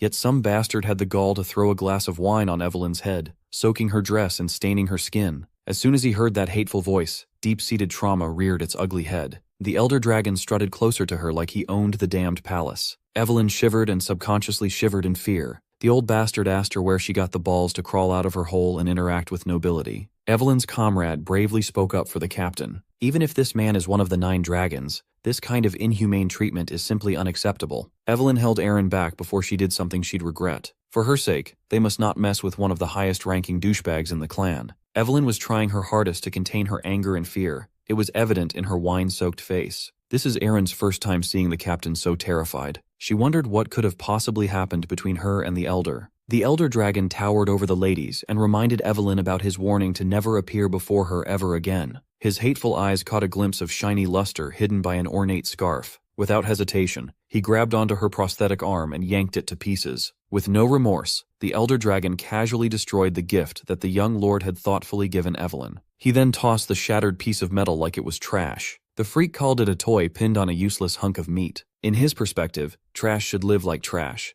crushed on the floor. He then gave Evelyn one last warning to get the hell out of this place before he tears her to shreds. Not wanting to cause any more trouble, she sucked it up and fled. Seeing her run away like a scared little girl thoroughly amused the elder dragon. He joked that the stench was finally starting to fade. Aaron threatened to report this unjust incident to the office of the law, and the old fart just looked at her like a crazy person. If she really wants to snitch, she can do as she pleases. She's bound to realize what Ragnar's survival of the fittest truly means if she goes down that route. Evelyn ran and ran like her life depended on it. Her past reared its ugly head once again, and she beat herself up for thinking that she could comfortably have fun with her comrades. She's tried so hard to overcome all the trauma from when she was just a powerless little girl, but one interaction with that man undid all her work. The man hailed as the elder dragon used to beat the living shit out of her for daring to call him father. She didn't understand why she was being punished and hurt back then. She was just a kid. In the end, she's still that scared and confused little girl. Nothing has changed. Evelyn was running so fast with tears clogging up her vision that she failed to notice that someone was standing in her way. The demon dragon was puzzled to see her running off in the opposite direction from the banquet hall. Seeing a familiar face finally made her stop and break down. Back in the banquet hall, Theo and the others were still drinking and sharing stories, completely oblivious that Evelyn had just been woefully disrespected. That's about to change. The vibe of the party drastically shifted when the sound of an old bastard's agonized scream filled the place. It was immediately followed by the brutal sound of bones breaking while he stammered out obscenities against the captain of the white-armored dragon cavalry. Julius Ragnar, the demon dragon on demon time, heard everything from Evelyn, and he is hungry for blood. When he let go of that broken arm, the elder dragon hurriedly stepped back as his security team pulled up. Julius already warned the old fart that whatever happens to Evelyn will be done to him as well. The old bastard framed this attack as a betrayal of the Ragnar name and labeled Julius a dangerous criminal who must be apprehended at once. The demon dragon stood still while the security team surrounded him from all sides. With the law council's involvement, even the leader of the white-armored dragon cavalry would be threatened, right? They calmly stated his crime of injuring the elder dragon's head counselor and threatened him with jail time. They would prefer to go about this arrest with cooperation, but Julius is not in the mood to play along. Seeing the smoldering rage in his eyes, the leader of the law council felt cold sweat running down his spine. Julius quoted the written oath sworn upon the sword in Ragnar's autumn. 4 years ago, he swore upon his sword before those old men sitting on their antiquated laurels. They came to an agreement that Evelyn is untouchable. If the elder dragon doesn't want to respect that oath, it's fair game to seek revenge. Like everyone else in the banquet hall, Theo moved closer to the commotion and overheard what had just transpired. This event never happened in his previous life. He's changed way too many variables. As far as he knows, Evelyn Narival was born an illegitimate child of Wolfgang Ragnar. Such a cool name was wasted on a piece of shit. Wolfgang valued pure blood above everything, but he couldn't keep his dragon in his pants. The mere existence of Evelyn contradicts everything he stands for. She was a disgrace. He desperately wanted to hide away from the public eye. He planned to cast her out of the family for good, but Julius stepped up. Seeing the kid's potential, he brought her into the white-armored dragon cavalry, and Wolfgang's nefarious plan fell apart. She blossomed into a competent fighter and capable leader, quickly climbing through the cavalry's ranks. When she rose to prominence as a young captain of her own unit, Wolfgang's fear of being exposed as a freak flared up. Ignoring the possible consequences, he tried to kill his own daughter under the guise of a mistake. He missed the kill shot and ended up severing her left arm cleanly. She barely survived the attack, but the loss of one of her limbs made it impossible to hold the reins of her mount. Evelyn was forced into an untimely retirement. After that, she spent her life managing the 4th training hall, never to be involved in noble business ever again. Upon meeting Theo Ragnar, her life was redirected back to glory. One can say that the chain of events leading to this commotion was a direct result of Theo's actions after regression. If so, it's only right that he set things straight himself. It would be hard to prevent the situation from deteriorating even further, given the demon dragon's killing intent. Wolfgang turned to the nobles and tried to get them on his side. He admonished Julius for showing contempt for an elder who had safeguarded Ragnar for decades. He accused the demon dragon of using the authority of the 9 dragons to threaten his own kin, a behavior that is akin to outright treason. Hearing the old fart cry about abuse of authority enraged Julius even further. The situation could have been disastrous if Theo had not stepped up to mediate. He reminded both parties that this day is supposed to be a joyful celebration of his dear friend's birth. This is not the time to freak everyone out. Julius respects and listens to the young lord, so he reined his temper in.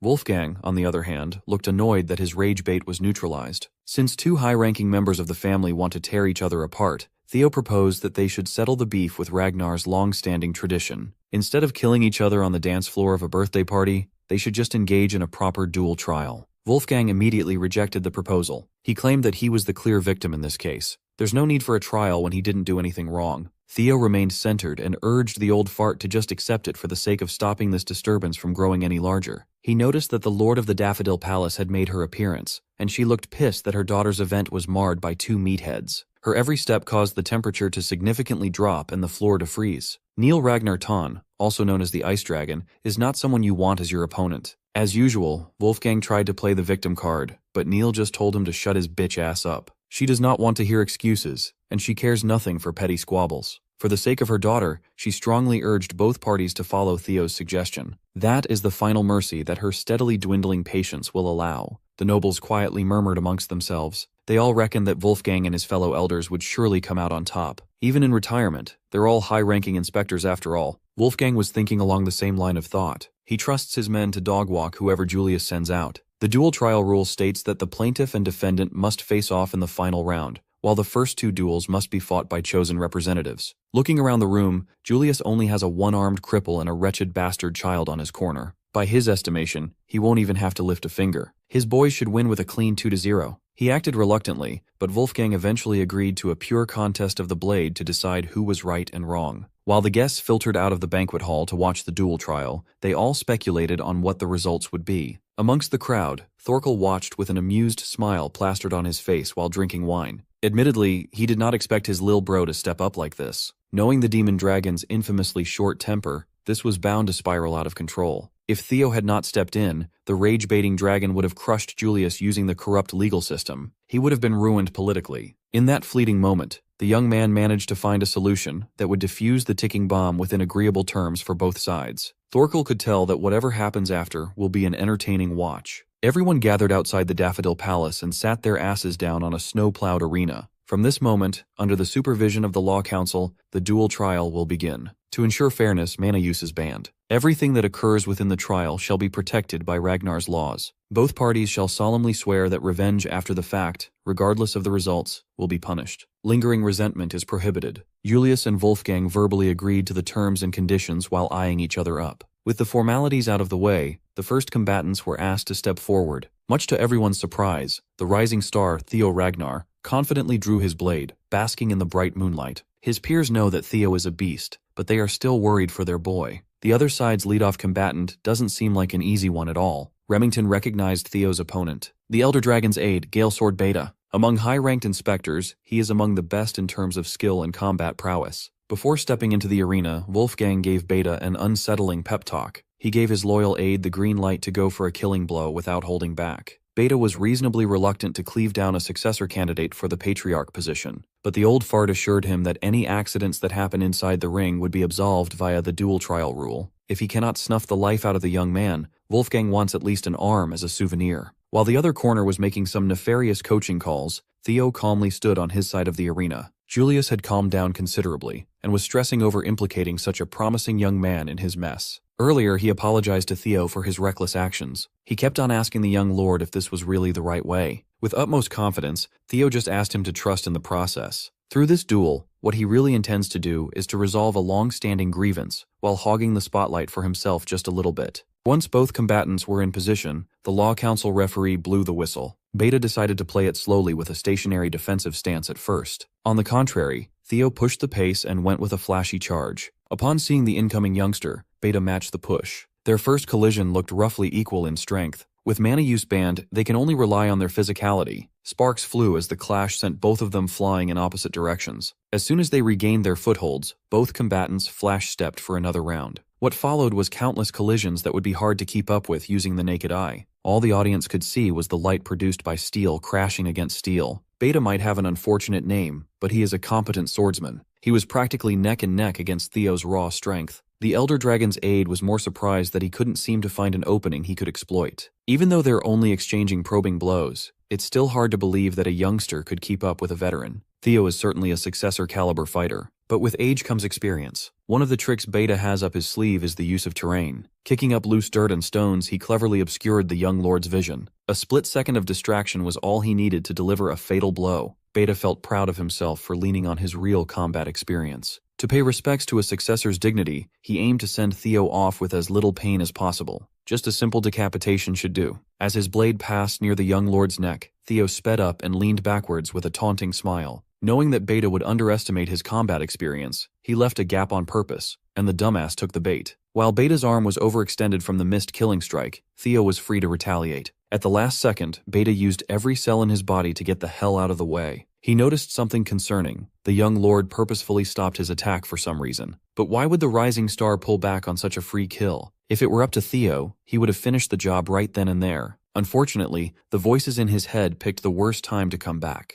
It kept on urging him to kill the ones who mocked and abandoned him. Thoughts of indiscriminate murder filled his mind. His vision and thoughts were clouded by the desire for violence. Beta noticed his odd behavior but felt reluctant to go in again. He was burned by a fake opening, and he worries that this was just another deliberate bait. If that was the case, he felt offended that a young buck would underestimate him this hard. An experienced inspector never falls for the same trick twice. With utmost confidence, Beta rushed forward with the intent to kill. Theo raised his blade and easily blocked the strike. He addressed the voices in his head out loud. He managed to make them shut up with sheer willpower. If it is murder they want, he can handle bloodshed without annoying chirps. Suddenly, Theo started moving at an even higher pace. He countered by unleashing a barrage of chaotic slashes that severed one of Beta's arms. One arm down and panicking, Beta felt the pain and pressure while trying his hardest to not lose any more body parts. Using his remaining arm, he brute-forced his way out of being cornered by an unhinged Theo. The young lord made Beta's last stand look like a joke, sending the fool careening off the arena. Those sitting on the other side of the battlefield would have been turned into collateral damage if the ice dragon had not stepped in to shield the nobles. Feeling the force behind the attack, she quietly praised the young man's outstanding talent and power. Even without the use of mana, he managed to destroy the arena in a single slash like an absolute monster. Poor Beta was laid flat on a crater, armless and unconscious. Half of his drip was deleted.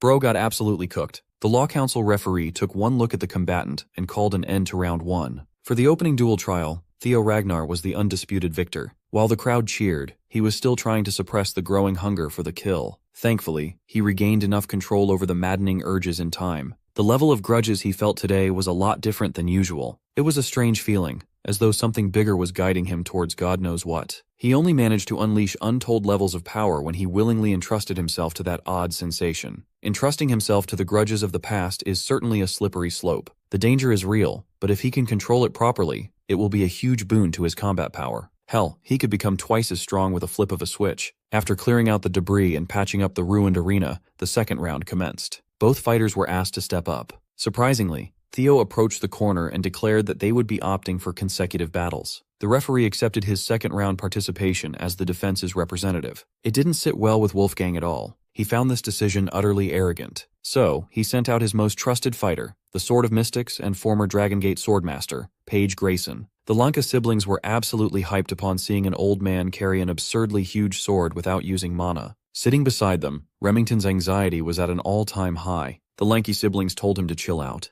The Silver Lion insisted that, unlike the first round, where the opposition sent a high-ranking inspector in order to save face, Paige Grayson is a well-known elder himself. Those with common sense could see that Wolfgang's corner intends to kill Lord Theo without fail. With that in mind, it's hard to imagine Theo losing when the aftermath of his previous battle was still fresh. As soon as the referee blew the whistle to signal the start of the second round, Theo politely raised his hand. Instead of wasting time and clashing swords with another old man, he simply waved the white flag and forfeited. Everyone was shocked by this decision, especially Old Man Page. Theo humbly explained that a mid-ranked inspector like him could not possibly match an established elder. Even without fighting, he can recognize the gap between them. The Sword of Mystics was rightfully frustrated that he was denied a fair fight. Mr. Law Council referee was also taken aback as he announced the second round's winner. The audience applauded Theo's clever business decision. He basically took a thorny variable out of the equation for free. Remember, the plaintiff and defendant are required to face off in the duel trial's third and final round. Wolfgang was so laser-focused on getting rid of the problematic successor that he was blindsided by such a simple maneuver. Now he must fight with a broken arm. In all her years alive, Evelyn had never seen her deadbeat father so shaken before. When Theo approached their corner, she apologized for dragging her into her problems again. He responded like a true comrade, giving her reassurance. The warmth of his words reminded Evelyn of everything good in her life. Julius Ragnar was just an upstart in the cavalry when he enthusiastically invited her into the squad. He was the first to recognize her burgeoning talent. After she lost her arm, the demon dragon continued being her friend, reminding her that she can always make a comeback. Then, he met the charismatic young lord who changed the trajectory of her dead-end life. She swore to be his sword, giving her a newfound purpose.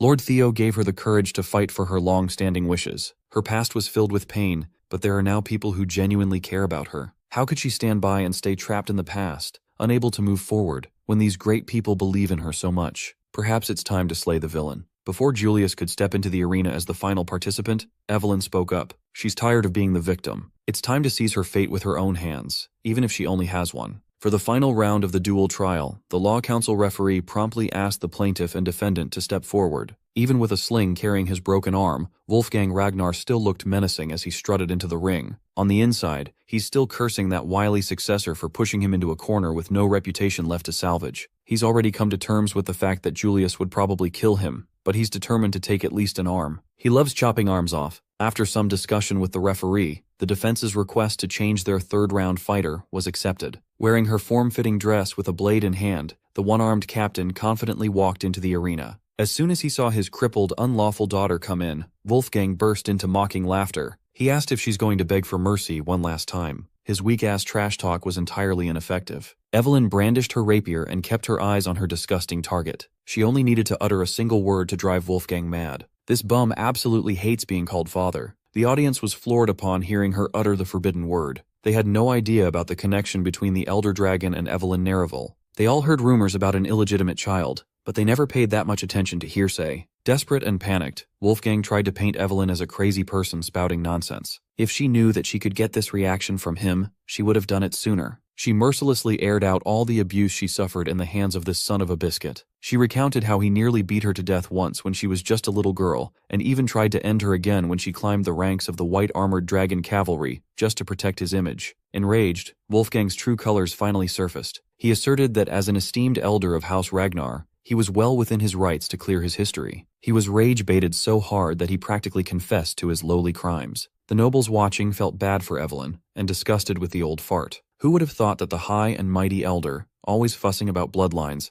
was guilty of spreading his seed outside the family? Those who knew of Wolfgang's shameful proclivities remained silent. They already warned him that this day would come if he wasn't careful. The old fart knew that he was basically tarnished. Julius and Theo just watched the drama unfold on the sidelines. The demon dragon still wanted to take the final fight to spare Evelyn from grief, but the young lord was adamant to let her sort the problem out herself. As soon as the whistle blew, Evelyn went for an aggressive offense. Given her severed arm and Wolfgang's broken limb, the clash was relatively equal. Since she has more experience with the handicap, Evelyn dictated the tempo, while the old fart focused on defense. When she deemed that the timing was right, she finally unveiled her new weapon. Being a veteran of many battlefields, Julius felt the change in her stance and the atmosphere. She was using the Wind Thunder God technique, Dachhart. With pure technique, she literally kicked up a storm. The old heads watching vaguely recognized the Sword of Windstorm. As far as they know, this was supposed to be a lost art. How could Evelyn deploy and master such a technique? The Wind Thunder God technique certainly lives up to its name. Standing at the center, she was moving like the eye of the storm. She was effectively blocking Wolfgang's sword while continuously pressing him back. It's not every day you see someone so young fighting toe-to-toe with a top swordsman like Wolfgang. Theo was watching all this unfold with delight. Since the duel trial forbids mana, pure swordsmanship can thrive. With the difference in magical power taken out of the equation, such a refined technique could shine. Above all, Wolfgang is a fraud who was carried by his firm foundation of pure-blood lineage. Without using that as a crutch, he's a mediocre swordsman at best. Feeling suffocated by Evelyn's aggression, the elder dragon brute forced his way out of being cornered. Even though he's a bum, he still served as one of the family's premier fighters for a long time. He can swing a sword like a caveman. After creating an opening, he rushed Evelyn with overwhelming force. Upon overcoming her initial showing, he regained his confidence and continued talking trash. He swore to beat her until she begs for mercy and comes to her senses. Evelyn has had enough of his hateful rhetoric. She now has the strength to fight back. Since the old fart wanted a contest of strength, she would gladly beat him at his own game. When she was young, she viewed her horrible father as her entire world. She feared him more than anything. But now that she has good people by her side, people she can trust, and people who believe in her wholeheartedly, those useless thoughts have been discarded. She is no longer the little girl who would cling to a horrible parent. She is a grown woman in full control of her life. She has the strength to finally cut the bastard who made her life hell. The weak child who was abused and scorned is now a warrior who can take down the monster who shared her blood. Those nobles watching such a cathartic beatdown were moved by Evelyn Nereville's resolve. The bout has ended, and she was pronounced the winner of the final round of the duel trial. She finally got her revenge by severing one of the scumbag's arms. After being beaten fair and square, Wolfgang still refused to accept defeat. He motioned to come after her with full force but was detained by ice restraints. Thankfully, Lady Neil, the ice dragon, sprang into action quickly. She berated him for disgracing the name of the 9 dragons and acting out of line. When her name was called by the referee, reality finally set in for Evelyn. According to the dual trial agreement, the verdict is not guilty. When she walked back to her corner, she felt the weight of the world come off her shoulders. Evelyn Nereville is finally free. Julius and Theo received their comrade with pride. Finally, she can flourish without the fear that has been holding her back for so long. She attributed this W to her lord and the cavalry's captain. On the other corner, Wolfgang's lackeys rushed into the arena to retrieve their loser boss to get some medical attention. They recovered his sword, and he did not appreciate the sight of a failure reflected on his blade. He pushed his lackeys away, grabbed his sword, and menacingly marched towards Evelyn's corner. Wolfgang roared her name like a slur and called her a wretched girl while swinging his weapon like a madman. It was clear that this piece of garbage wanted to cleave her down once and for all. This time, Julius interrupted before he could even get close. The demon dragon grabbed him with his only surviving hand and made him sit down like a good boy. Wolfgang was clouded by rage, and he must have forgotten that he got off easy with just a severed arm. Julius stared the old bum down and asked if he really wanted to lose his remaining arm too. If he really wanted to look like a mannequin, the demon dragon would gladly make it happen. The tension in the arena was at an all-time high. This situation could have turned even bloodier if it weren't for an urgent interruption. A messenger came in to announce that the Troyvan family had begun their invasion. Everyone must return to their posts immediately. Julius clicked his tongue. The timing couldn't have been worse. He really wanted to do some serious damage, but that would have to wait. It took a lot of willpower to turn around and let go. He called on his trusted aides. They are now officially at war, and the white-armored dragon cavalry will be on the front lines. Wolfgang, like the dumbass that he is, still couldn't take the hint. He kept on yapping about how the duel isn't over yet. No one was listening to him anymore. The ice dragon had to threaten him with cold violence just to make him shut his trap. She gave him one final warning. If he ever brings shame upon the 9 dragons again, her ice blades would gladly turn him into a refrigerated pincushion. He tried to argue and pulled his rank, claiming that touching him would mean disrespect to the entire Elder Council. Lady Neil urged him to look at the council. Everyone had already turned their backs on their disgraced leader. They washed their hands of any involvement in Wolfgang's shameful actions. They cannot have a representative who defies the sanctity of the duel and brandishes his sword after losing like a child. By the end of the night, the Elder Dragon had lost an arm, his council, and the respect of Ragnar clan. Seeing him broken and defeated gave Julius some sense of justice. The pitiful spectacle of a greedy old man who lost everything was quite a satisfactory conclusion. While the higher-ups of Ragnar were busy playing their political games,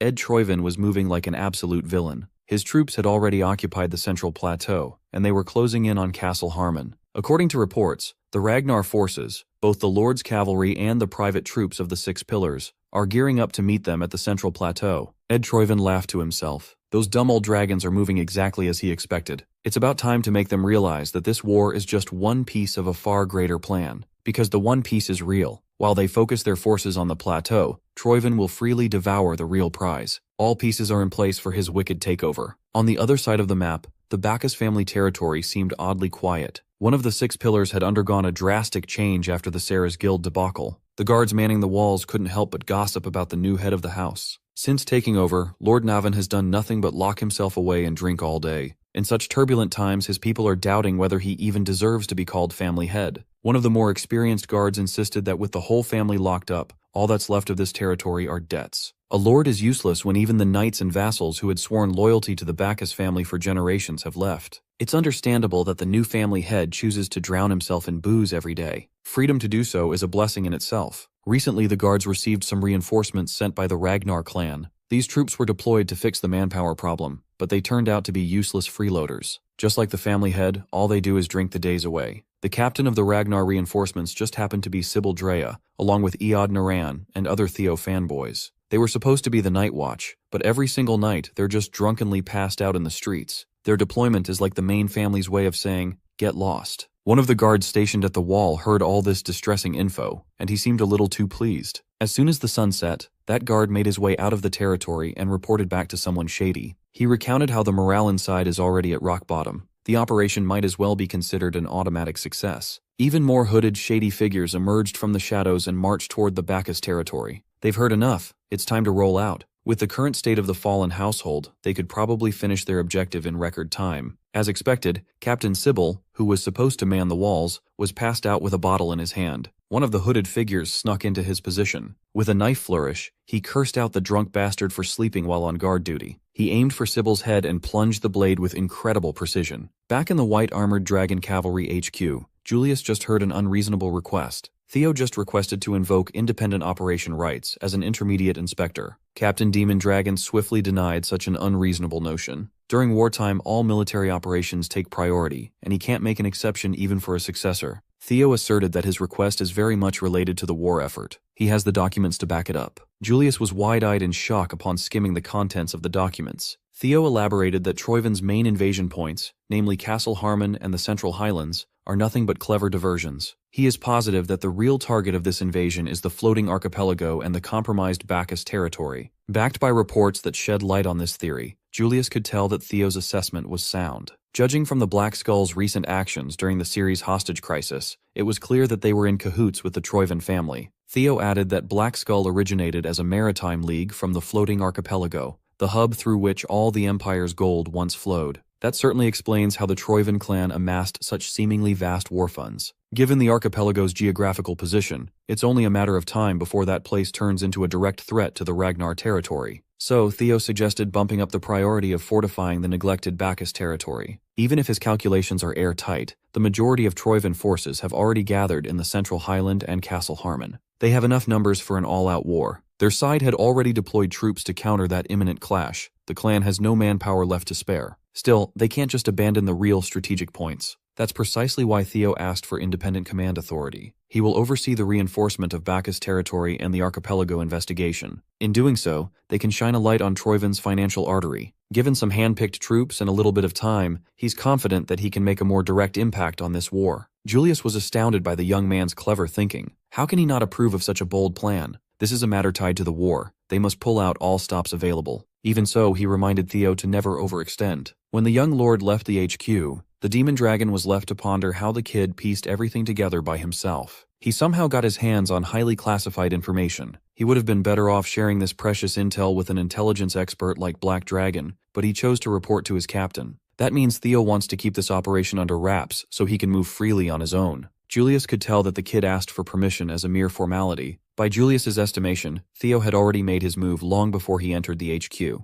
And he was absolutely correct. Theo already placed his troops inside the Bacchus territory. Tonight, they shed their drunken camouflage to deal with invaders. Captain Sybil dropped the drunkard act and decimated the hooded invader by surprise. When the bottle of booze was flung into the air, its contents spilled out, and the hooded figure caught a whiff of orange juice. Sybil is sober and awake. He doesn't even drink at all. After days of pretending to be an intoxicated fool, he can finally stretch his limbs and swing his sword without restraint. Without the element of surprise, a Troyven operative is no match for a swordsman who used to train with Lord Theo. Sybil's troops easily cleared out the vanguard. The next step is lighting up the beacon. None of them expected that their first real assignment would be killing Troyven operatives. They never could have imagined it back at the blooming ceremony. While Sybil was trying to spark up the signal, the sneaky operative he just gutted sprang into action after biding his time face down on the floor. The Sybil squad was caught lacking, and Sybil was nearly killed. Thankfully, someone came out of nowhere to cleanly decapitate the deceptive operative. It was none other than Navan. Naturally, he admonished the boys for letting their guard down. If any of them got hurt, how could he ever face Lord Theo? Realizing that he had messed up, Sybil stood up straight and paid respects to the head of the Bacchus family. Navan told him to be at ease and just relax. Though if they really want to relax for real, they need to take care of the Lord's orders first. With a smile, Sybil resumed his task of lighting up the beacon. Navan liked having these boys in his territory. They match his vibe. Once the walls of the Navan territory were lit, crossbowmen lined the rampart, waiting for the next wave of invaders. Navan casually monitored the situation from the highest point of the castle. Just as his lord predicted, enemies will come crawling tonight. How could Theo even see through the Troyvan's plan of attack to such a terrifying extent? He's really just built different. With the Troyvan rats exposed by the fire, Sybil roared the mandate to defend the Bacchus castle at all costs. While the hooded invaders were crawling up the tall walls, thousands of arrows pelted them from above. It was a bloodbath. By the time Theo reached the castle aboard his Viper Wyvern Umbra, the battle had already broken out. He arrived just in time to watch his boys in action. He sped up in excitement. He's eager to see some familiar faces once more. When the sun rose over Bacchus Castle, the land outside the wall was littered with corpses of Troyvan operatives. As Lord Theo commanded, the mission to defend the territory has been completed. Sybil was rightfully proud of his work. Theo knew that the boy could be loud sometimes, but his report was extra rowdy this time. Must be the adrenaline from slaughtering an entire battalion. Of course, the exceptional defense of Bacchus territory was worthy of praise. A single compliment and acknowledgement drove good old Sybil to tears. His comrades were so damn jealous of their captain. Navan didn't expect Theo to drop by in person, but it was a nice surprise. Thankfully, Theo didn't need to interfere at all. Thanks to the reinforcement squad, the operation went smoothly, and even Navan was surprised. Theo scooped up all his fanboys and recruited them to join the Camellia Palace Guards. He was delighted to see them progress so quickly. He could see that they even wowed Navan. The family head didn't expect much at first. They were intermediate inspectors with little to no experience under their belt, yet they clutched up when it mattered. Though their skills are still on the rougher side, they are good people who can be trusted. Hearing Navan sing his boys such high praises made Theo feel like a proud big brother. Since Navan liked Sybil and the boys so much, Theo suggested that they should fill the Bacchus family's vacant knight order. If Ghost Sword Navan handles their training to become a proper knight order, Sybil and the others could really flourish. He seemed receptive to that idea. It's been a long time since he felt some semblance of anticipation. Theo was glad that his subordinates found a great home to stay together and help with his agenda. Since he's no longer needed in this territory, Lord Theo bade his farewells. He's seen what he came to see, so it's time to go to his next destination. He's bound for the floating archipelago to conduct a thorough investigation. Navan thought he'd be used to his lord's boldness by now, but Theo still catches him off guard sometimes. The archipelago is notorious for its hostility towards outsiders. It's hard to even get in. Luckily, Theo has his ways. After a few days of smooth sailing, he arrived at the port city of Dion. Donning his hood to avoid standing out, he went straight for the pub. Right away, he was met with trouble. A man twice his size deliberately bumped into him on the way in. The big man was quite aggressive, but Theo kept his cool and backhandedly insulted the brute. He then swiftly grabbed a pint of booze and smashed it against the troublemaker's head. The whole pub erupted upon hearing the commotion. They all wanted to see a fight. Based on how the pub service continued undeterred despite the fight happening at the doorstep, trouble seemed quite commonplace in this area. On the other side of the door at the end of the pub hallway was a neatly maintained office. The man in charge of the establishment is listening to a report by his subordinate. Recently, they have been under pressure to regularly supply the Troivans with gunpowder and steel. All of these goods shall count as the rental fee for the dragon-slaying sword. Spinola family's next patriarch, Antonio Spinola, was rightfully pissed. The Troivans worded the letter as a request, but it's really a bloody threat. They stole the dragon-slaying sword, and now they're trying to lend it to the original owners in exchange for precious resources. Antonio doesn't even want to acknowledge the report. But at the end of the day, they have no choice in the matter. Without the dragon-slaying sword, the floating archipelago will sink. If they hadn't lost the legendary blade, they wouldn't be at the mercy of exploitative overlords. He's trying to wrestle with the thought that there might be no hope left for the archipelago. Right then and there, the sounds of a rowdy mess leaked through the closed door. Already pissed that he's being ripped off, Antonio kicked his office door open to stop the noise. If his customers want a drink, they should drink a little quietly. Under the hood, Theo smirked. The man he wanted to see finally showed himself. He just needed a little encouragement to get out of that office. Antonio Spinola will be instrumental for the next phase of his plans. After being escorted down the pub's liquor storage for causing a scene upstairs, Theo immediately shared his desire to go to the floating archipelago. He wants to tag along with Antonio's ship as a combatant. He asserted that sea monsters have been appearing more often on the route lately, so he wanted to lend his sword. He already demonstrated his skill from the brawl upstairs, and he heard that the Spinola family is short on manpower these days. It's a win-win. Antonio acknowledged that everything he said has some truth to it. They are looking for crew members. Still, he refused to let this shady young man on his ship. For an alleged mercenary looking for work, his gear is way too clean. Not a single sign of wear can be seen. He walked into the pub, caused trouble, and he just happened to know that a ship was bound for the archipelago soon. Antonio would not let an unknown variable like that into his boat. Theo chuckled. He would have been disappointed if Antonio hadn't seen through his sloppy ruse. Now that he knows that the man is not an idiot, they can finally talk business. He slid a coin onto the table and mentioned the armed resistance fighting for the liberation of the floating archipelago, the Black Skull. He came all the way to this port city to make a deal with the resistance leader, Antonio Spinola himself. Antonio felt threatened by how much the young man knows. But that's not important now. This is not about how he knows, but about what he knows. For example, he's aware that Antonio is stressing about the dragon-slaying sword. As soon as Theo uttered the name of that blade, Antonio immediately accused him of being a Troivan dog. Theo just laughed and reminded the businessman to conduct himself with composure. Antonio checked himself and reined in the hostility. His security detail checked on them upon hearing the noise, and he waved them off. Theo hinted that he's got the dragon-slaying sword in his possession. Antonio called him ridiculous. As far as he knows, those Troivan dogs have it under lock and key. But Theo poked a hole in Antonio's belief. Those Troivan dogs probably just claimed they had the sword. There's no concrete evidence that they really have it. Come to think of it, the Troivans never even showed the thing they were holding for ransom. He recognized that his judgment might have grown cloudy with the archipelago's fate at stake. Since he's got nothing to lose, he might as well listen to what this stranger has to say. So Antonio calmed his tits and sat down as Theo brought up the legend and mystery of the infamous floating archipelago. The tale begins with the hero known as Kriemhild. This is a legend near and dear to Antonio's heart. He even has the storybook in his drawer. Kriemhild supposedly drove his sword into the head of the sea dragon that once ravaged the vast ocean, sealing the beast beneath the waves. It's a generic fairy tale, but he knows it to be a real historical fact.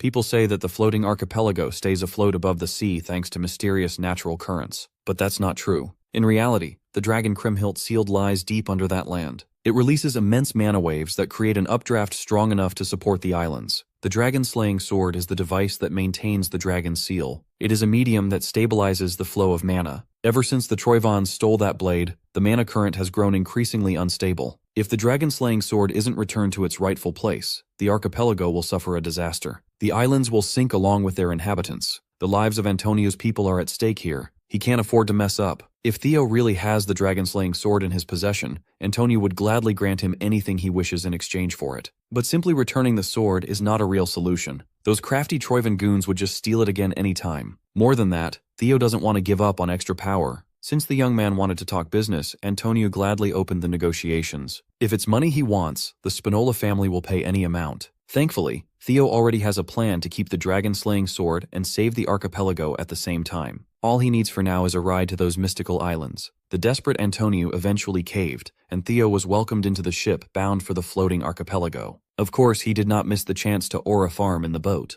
From the port city of Dion, their journey was smooth sailing. From afar, the floating archipelago looked like an average port city. This series of floating rocks is widely known as a merchant federation, with its own unique history and traditions. So much so that the emperor recognized their autonomy. In Theo's past life, the Great War was a turning point for the worse. It was occupied by Troivan. Its rich history was erased, and it was reduced to a mere production base for war supplies. Towards the end of the Great War, the entire archipelago sank and vanished from the map. For the sake of both Ragnar and the people of the archipelago, Theo is determined to drive those dogs out of this place. Antonio was promised that his homeland would be saved, but he still can't fully trust Theo. The young man's plan sounded ridiculous. Antonio was particularly skeptical about Theo's plan to move the entire landmass. He confidently assured the nervous businessman that it's a feasible solution. After all, the sea dragon sealed at the bottom of the archipelago is another guardian of an ancient dragon's relic. Prior to sailing off, Theo consulted his guardians regarding the dragon-slaying sword. They immediately confirmed that the blade was an ancient dragon's relic. It only stumped him even more as to why it's incompatible with the Ragnar's. He can't even touch it without feeling the painful rejection. The Lesser Drake wasn't privy to the specifics, but he could tell that the guardian of this blade had abandoned its duty and escaped the relic altogether. There's precedent for that. Mr. Griffin over here tried and failed the same stunt. Curious, Theo asked his guardians if they could escape their relics if they paid the price. They all claimed that escaping and continuing to live was only possible because it was perpetrated by that guy. It's not something a regular guardian can do. That sea dragon has enough power to keep an entire archipelago afloat with just residual mana. That's when the genius idea of subduing the beast entered Theo's mind. If he can succeed, he will have the power to move the landmass on his own. Theoretically, he wasn't wrong, but the process would require resealing the sea dragon first. It may have lost most of its power when it escaped the relic, but it's still one of the most powerful guardians in existence. Griffin mocked that Theo doesn't even have a way to get to the bottom of the ocean. But he was wrong. Theo already has a plan for situations like this. From how to get to the seafloor to how he's going to reseal the beast, he has everything mapped out. He shared with Antonio that the key to this absurd operation is the colossal statue on one of the islands. It holds a power that even the natives don't know about. Theo already showed Antonio the sword, yet he's still not convinced that this would work. You can't fault the guy for second-guessing the young man.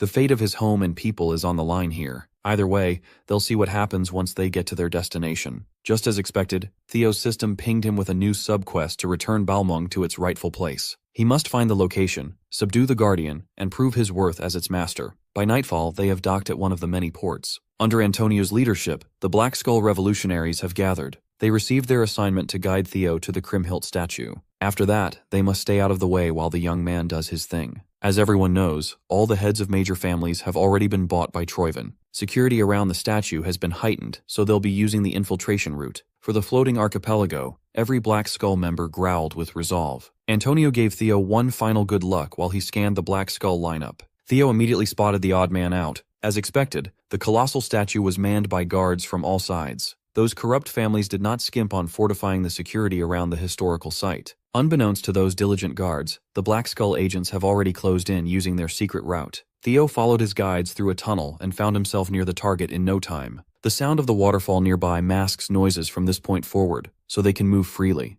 Theo retrieved the dragon-slaying sword from his subspace and immediately felt its electrifying rejection. He thanked the Black Skull agents for escorting him this far, but he'll move solo from this point forward. Seeing him pull the Blade of Legends out of thin air made the Black Skull people wide-eyed with excitement. Theo noticed that the negative reaction is getting stronger the closer he gets to the statue. All he has to do is climb the winding image of the sea dragon to get this over with. With his masterful footwork and agility, he scaled the stone statue without any problems. The Black Skull agents still couldn't believe that the blade they've been trying so hard to retrieve is in the hands of some stranger. Those who believe in the revolution felt as though there was hope for the floating archipelago again. Unfortunately, the odd man out finally had enough of watching and sprang into action by killing his fellow Black Skull agents. As it turns out, the armed resistance is already infested with spies. With Balmung in sight, they finally dropped the act and made their move. Meanwhile, Theo had finally reached the top of the statue's head, where Kriemhildt's sculpture can be found, plunging his blade into the monster's head. Balmung's reaction had reached its peak, but Theo had no idea what to do next. For starters, he tried to emulate Kriemhildt's figure and plunged the blade into the colossal statue's head. Unfortunately, it didn't result in any reaction. While drinking some potion to heal his burned-up hand, Theo pondered any clues from the system message for this sub-quest. That's when the spies turned up to get the jump on him. It was a noteworthy sneak attack, but Theo was way too perceptive to fall for such a dirty trick. The spy was taken aback. He thought this would be a quick and easy job. He looked around, and Balmung was nowhere to be found. That momentary scan opened him up for a nasty kick to the gut. The spy was pissed that a momentary lapse got him injured and compromised. Baldy Spy tried his hardest to maintain a foothold while enduring some minor internal injuries. The other spies flocked to his side, concerned about their Lord Grey. Grey warned his men to avoid engaging Theo recklessly, unless they wanted to get one shot. The guards outside the site were alerted by the sound of something shattering inside. When they looked up, they could not believe their eyes. The statue of Kriemhildt that had stood for God knows how long was violently crumbling to pieces. Further away from the statue, Antonio and his team were waiting for any updates. It's been a hot minute since the infiltration team left. One of the agents from the squad rushed back through the secret tunnel, wounded and exhausted. She reported how Grey and his brothers suddenly attacked and killed everyone. Antonio realized that he had messed up. The Troivan servants had already infiltrated his group right under his nose.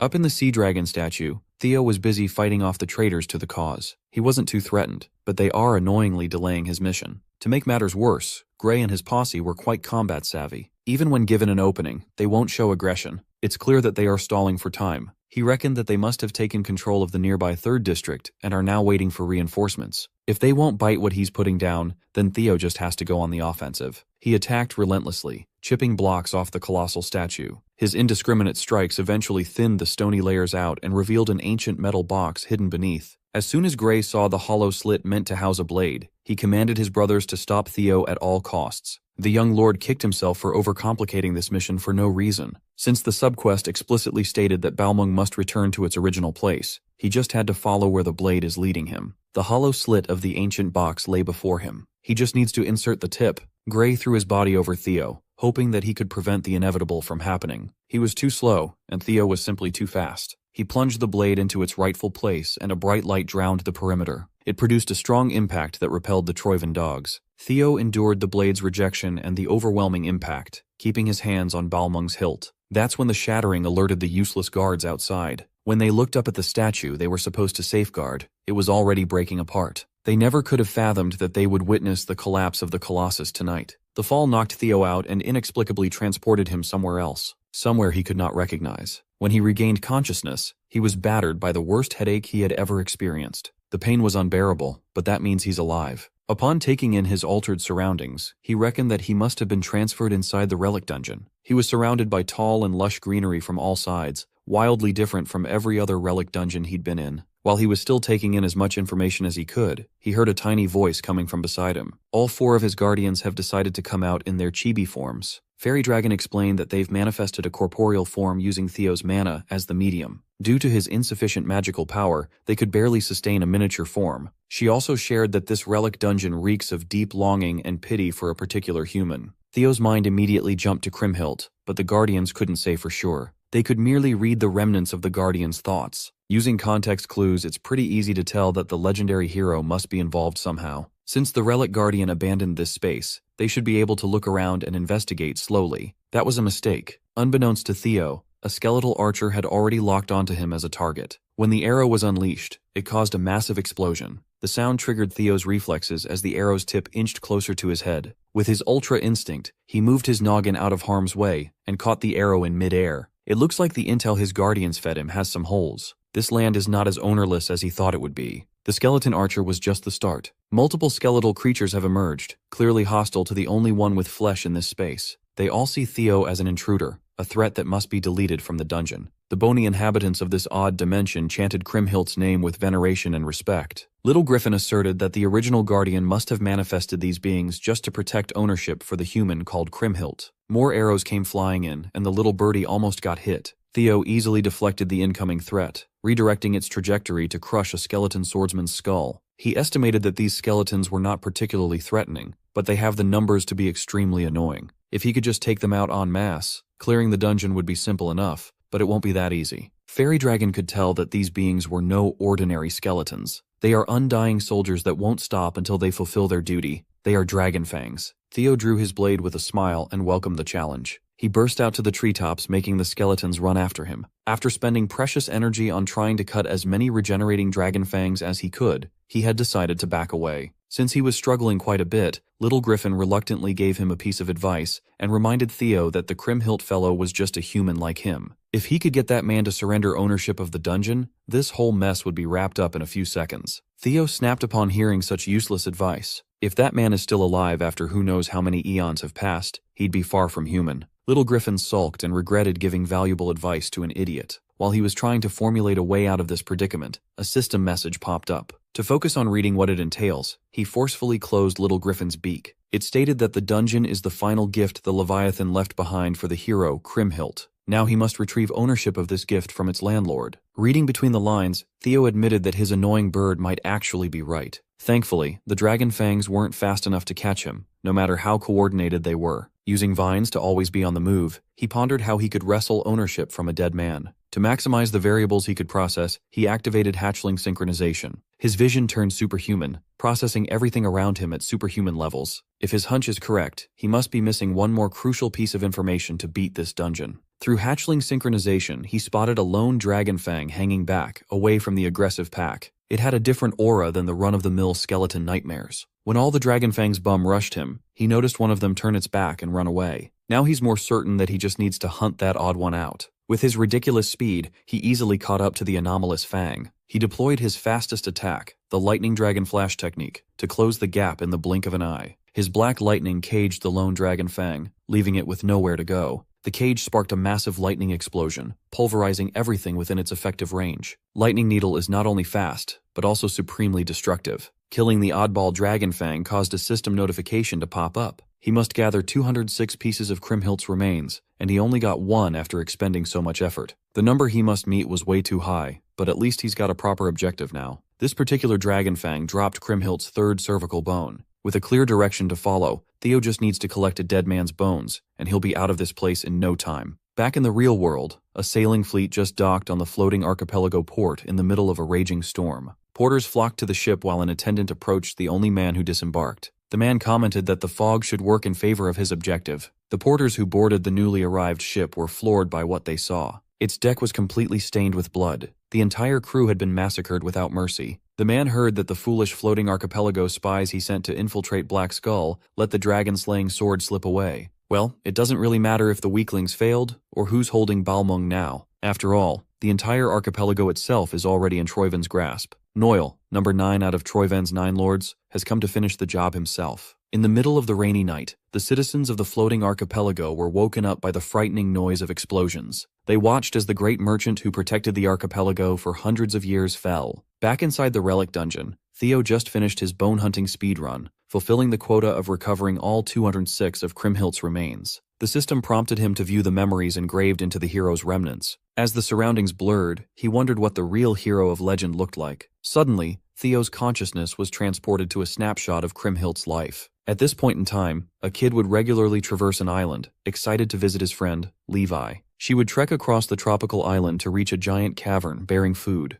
The Dragon Slayer sword found itself strewn around the nondescript cave. The child excitedly tapped Balmung, urging Levi to wake up. Slumbering inside the ancient relic was its guardian, the Leviathan, Levi for short. Levi was a bit of a haughty beast. He kept on telling the young human that he must be addressed by his full title, Leviathan, guardian of the primordial dragon's relic. Even the Ragnars wouldn't dare to address him as familiarly as Levi. The kid didn't mind his rough edges. It's too hard to pronounce his whole title, and Levi works just as well. At some point, the guardian gave up and accepted that the child wouldn't learn how to pay proper respect to his name. Talking to a foolish child makes his jaw ache. To conserve energy, he would often go into his miniature form to break bread with the cheerful girl. They would often hang out until the sun comes down as she yaps about her day-to-day life. Levi had gotten used to her ceaseless rambling, but he was forced to sit down and listen in exchange for bread. Time passed, and he found comfort in listening to her colorful and animated stories every day. He watched her grow up as the years went by. He heard every story she had to share. Stuck inside the Dragon Slayer sword, the only thing keeping him engaged was the girl's daily visits.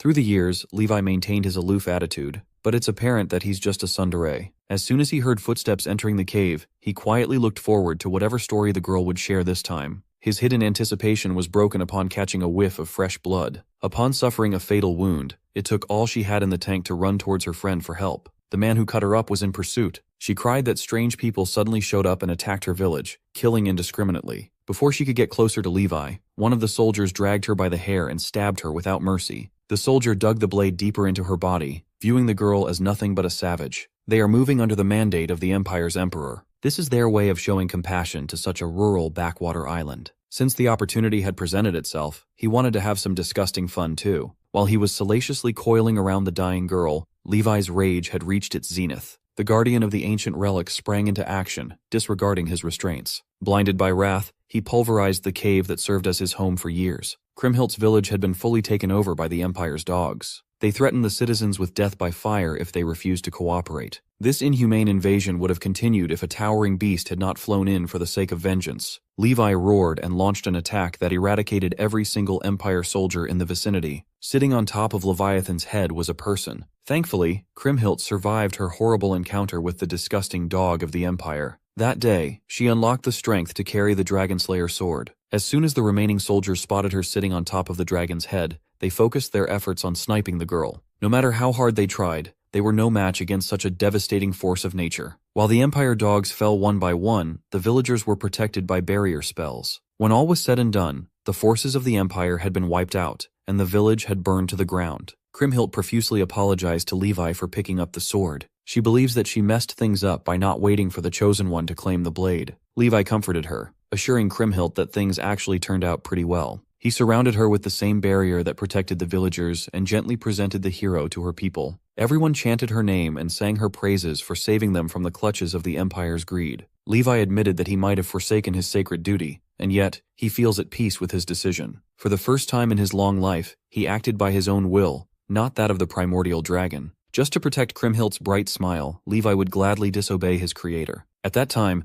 news of the mighty Empire army's defeat at the hands of a savage girl who commands a sea dragon reached the ears of bigger threats. The Emperor refused to have an L in his record, so he dispatched his royal guards to reclaim his land at once. The Empire's royal guards miraculously pulled off the impossible. They managed to wound and restrain the Leviathan. They had to resort to dirty tactics in doing so. They kidnapped the villagers and threatened to kill every single one of them if Levi continued to resist. The royal dogs singled out Kriemhildt, pressing her to spill the secret to finally kill the beast. Levi urged her to save herself and confess. He is a guardian, an undying entity. Death simply means falling into a deeper slumber for him. The magic left within the Dragon Slayer sword when he emerged should be enough to put him to sleep. For the sake of Kriemhildt and the villagers, Levi would gladly take the fall. Relative to his years alive, the time they shared together was rather short. Still, he had never felt more connected with anyone. Kriemhildt climbed on top of her best friend's head and wielded Balmung. Using water to forcibly move her limbs, Levi forced the hero to do something so cruel. He reckoned that the moment he escaped his fate, this ending was destined to happen.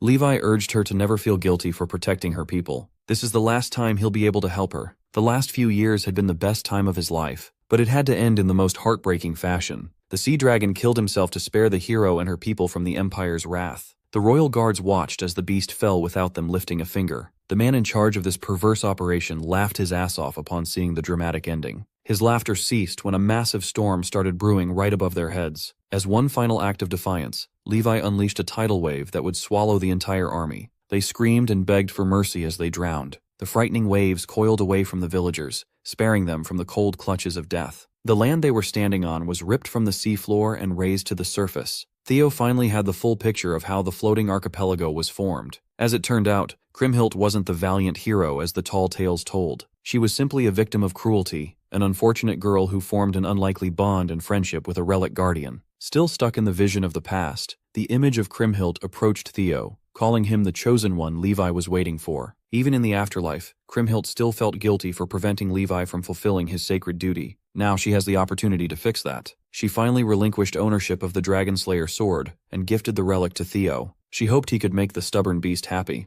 Accepting the relic with gratitude, he assured Kriemhild's soul that Levi already had enough happiness in his life thanks to her. Hearing such a sincere assurance put her mind at ease. Back in the real world, the useless guards surrounded the ruins of the Colossus, assessing the damage and minimizing the risk of additional collapse. Out of nowhere, a figure emerged on top of the shattered stone pile. The dark clouds parted, letting the sun peer through after a violent storm. The guards saw a figure holding a familiar blade and were reminded of Kriemhild's visage. They took this as a sign that the savior had arrived to save their sinking homeland. Meanwhile, the richest people in control of the floating archipelago have gathered for an underground meeting to figure out their next move. Troiven's ninth dragon, Noil, was pleased to see these leeches come together so quickly. One of the old heads asserted that this is not the time for relaxation, given that there's a massive disruption in their plans. As far as the islanders know, the dragon-slaying sword was supposed to be in Troiven's safekeeping. Yet a foreigner just emerged from the colossal rubble, wielding the blade. Because of him, the residents have rallied around a new hero, dubbing him Kriemhild's second coming. At this rate, the power of the three shipping clans will fall into the foreigners' hands. They did not sign up for this when they got in bed with the Troivens. They handed Balmung themselves in exchange for the preservation of their comfortable positions after all. Noil dismissed their concerns as nothing but a trivial matter. In fact, just hearing all this commotion displeases him. One of the moguls dared to push Noil back, offended that a Troiven representative was looking down on the three shipping clans. It was a big mistake. Noil raised his hand and turned the fool into a fine mist of blood and guts. He did not come here to coddle greedy pigs. The civilians are of no consequence too. They are merely insects that can be crushed at any time. Frankly, Noil is disgusted by these business moguls. They are traitors willing to sell their homeland for their own gain. If they simply followed orders right to the letter, none of this mess would have happened. With their dominance over the sinking archipelago slipping, they are panicking. One of the moguls bravely called Noil's hypocrisy out. They know how much the traitorous Troiven family relies on the archipelago's resources. The ninth dragon got all up in his face, intimidating the old for stating facts. Noil simplified everyone's directive: shut up and follow orders. If they wish to live, the three clans must work together to retrieve the dragon-slaying sword.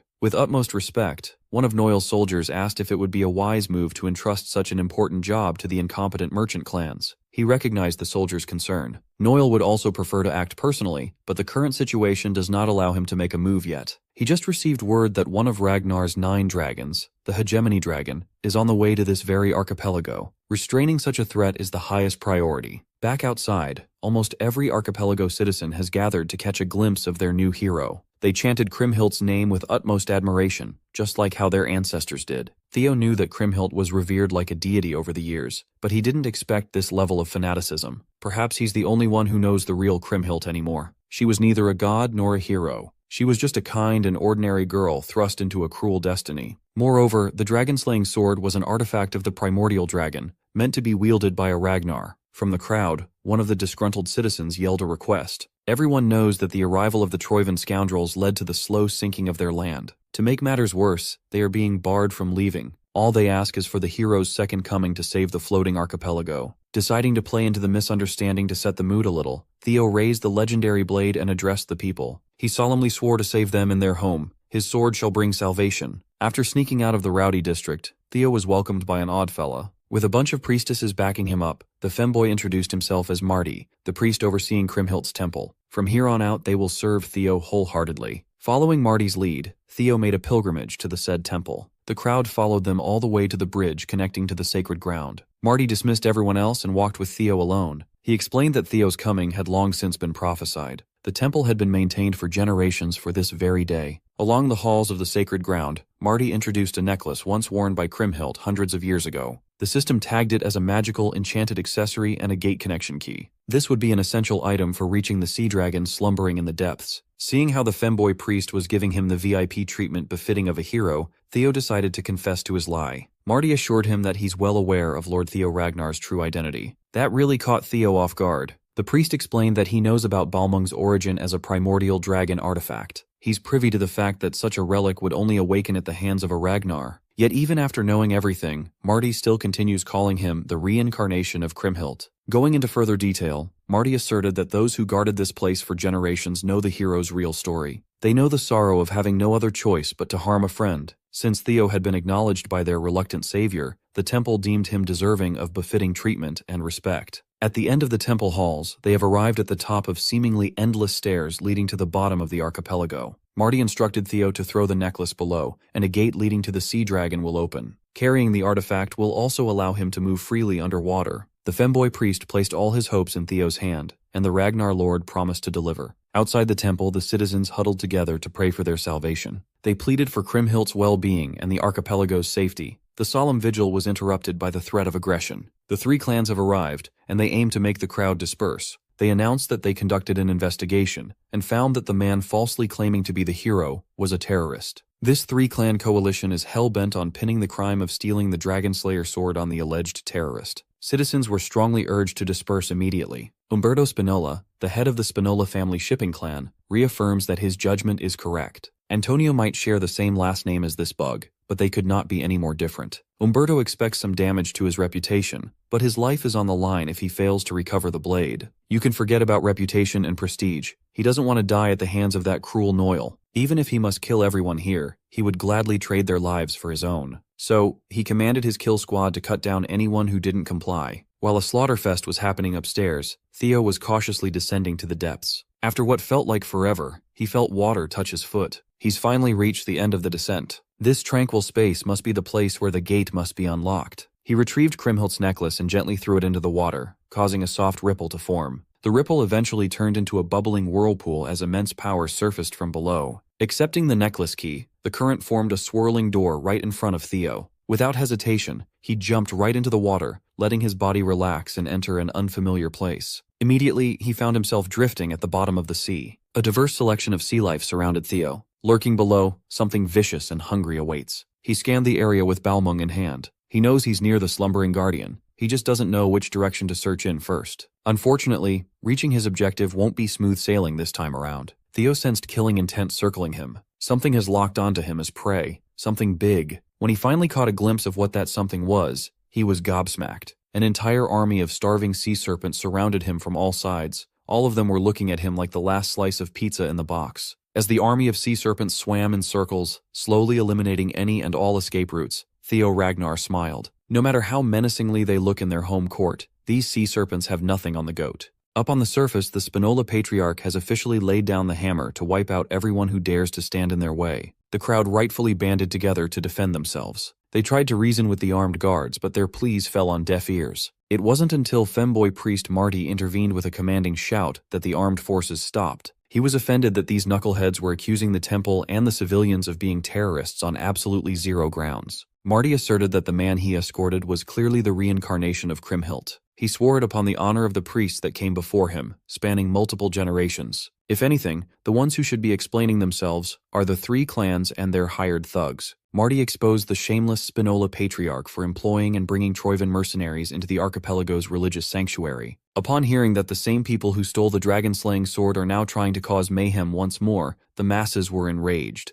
Their rage escalated the situation from mere confrontation to an all-out brawl. Their wrath and dissatisfaction were justified. The devout believers of the temple formed a barricade, putting their bodies on the line to protect their hero. Umberto thought he could bulldoze through the masses without much struggle, but he underestimated their faith. Even some of the people in his camp tried to convince him to stop being so cringe. They should just retreat and plan their next move more extensively. Since his local soldiers refused to raise their weapons against their fellow archipelago citizens, Umberto simply left the job to the Troivan mercenary corps mixed in formation. The goons had no qualms spilling the blood of the innocent as long as they got paid. They were quick and vicious, an efficient death squad. It was a travesty, a massacre right outside a holy sanctuary. Umberto's most trusted aides tried their hardest to get the senile old man to back off. Such forceful measures will inevitably fuel the residents' resentment. damaging the family's reputation. The cruel patriarch argued that he's just doing what needs to be done, and everyone else needs to keep up. Reputation means jack shit when you're 6 feet under. Once the floating archipelago becomes nothing but the Troyvan slop factory, the 3 clans must adapt and assume the role of perfect hunting dogs. The unwitting soldiers who thought they were deployed to capture a terrorist watched in horror as people wearing the same uniform as them butchered civilians. Troyvan mercenaries jumped into the crowd and killed to their vile heart's content. Marty stood firm in his position. Right now he must stand and fight with the citizens. Similarly, the civilians held their ground, refusing to budge an inch in the face of certain death. They wanted to fight back against this bullshit tyranny, but it's hard to stay tough when a spear is headed for your heart. Thankfully, the prodigal son, Antonio Spinola, arrived just in time to thwart his insane father's stunt. He brought along his armed resistance army, the Black Skull, to pick off the Troyvan mercenaries in the crowd. Not expecting his son to crash the bloody party, Umberto threw a tantrum like an overgrown baby. Giga-Chad Antonio slowly made his way to his father's position while parrying casuals left and right. Umberto could not fathom the fact that his son would give up the coveted position as his successor for something as pathetic as protecting his people. Antonio was pissed. He's disgusted that his dog of a father would sell the country off to the villains, even going as far as murdering the innocent for a crumb of Troyvan shit. Driven by rage and the desire to correct his father's sins, Antonio commanded his Black Skull soldiers to subdue every last one of these Troyvan dogs while keeping the citizens safe. His war cry managed to boost morale somehow, but the fact remains that they are outmatched and outnumbered in every way. If this conflict stretches out, they won't be able to hold out for long.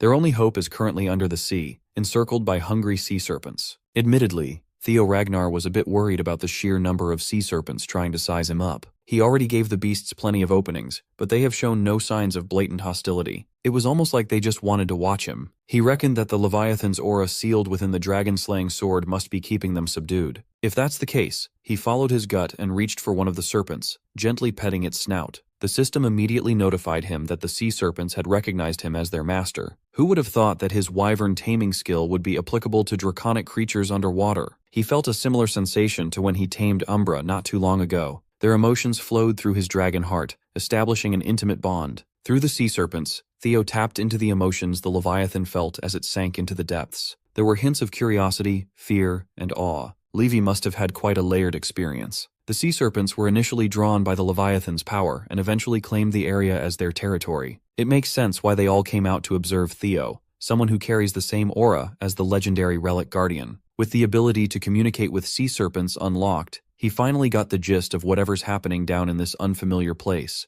Theo is certain that he has the tools to put everything back in its rightful place. He mounted one of the sea serpents, and the entire army led their new master to his destination. Theo found that the deeper they go, the stronger the currents become. It would have been impossible to navigate these waters on its own, due to the twisting and turning caused by warped mana. To make sure that he doesn't miss any details in the dark, he activated hatchling synchronization. Once they were deep enough, the abnormally strong currents died down. Theo finally laid eyes upon one of the strongest relic guardians in existence, the Leviathan. As expected, it was resting at the bottom of the deep sea. Even when in deep slumber, its overwhelming mana and gargantuan size were simply absurd. But contrary to the other guardian's purity, the mana flow of the Leviathan seemed strange. This must be due to the issue the sea serpents told him about. Griffin came out of hiding and cringed at the rotten state of their fellow guardian. The fairy dragon is usually tactful, but she agreed with the bird this time. She thought Theo had already pinpointed the problem, given that he carries the same aura deep in his soul. That's right. The Leviathan is suffering from a bad case of demonic corruption.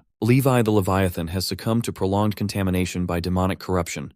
With Levi the Leviathan compromised, wild currents underneath the archipelago were producing massive waves at the coast. In a home of worship somewhere in the many islands, a wicked meeting was taking place. Noel, the 9th vassal of Troyvan, entered the premises to confront someone about the ongoing war between two humongous powers. Even though they were on opposite sides, they had much to discuss privately. His co-conspirator Barian replied with an unserious smile. It's been a while since Noel, and this jacked homeless guy who doesn't believe in shoes has gotten together to talk shop. Seeing that ridiculous grin, Noel's annoyance rose up. He had no time to exchange pleasantries. They agreed to work together out of necessity. Barian was supposed to seize the territory up north while Troyvan forces clashed with Ragnar. In return, the annexation of the archipelago will be kept low-key. Homeless Muscle Man does not recall ever breaking the pledge he made. But seeing as Noel looks pissed, he figured that some complication must have arisen. The 9th vassal was nearing the limit of his temper. He suspects that Barian was feigning ignorance. That outsider, Theo Ragnar, somehow found the archipelago to meddle in its affairs. There was no way a fellow heir to the throne like Barian would fail to notice the movements of a rival.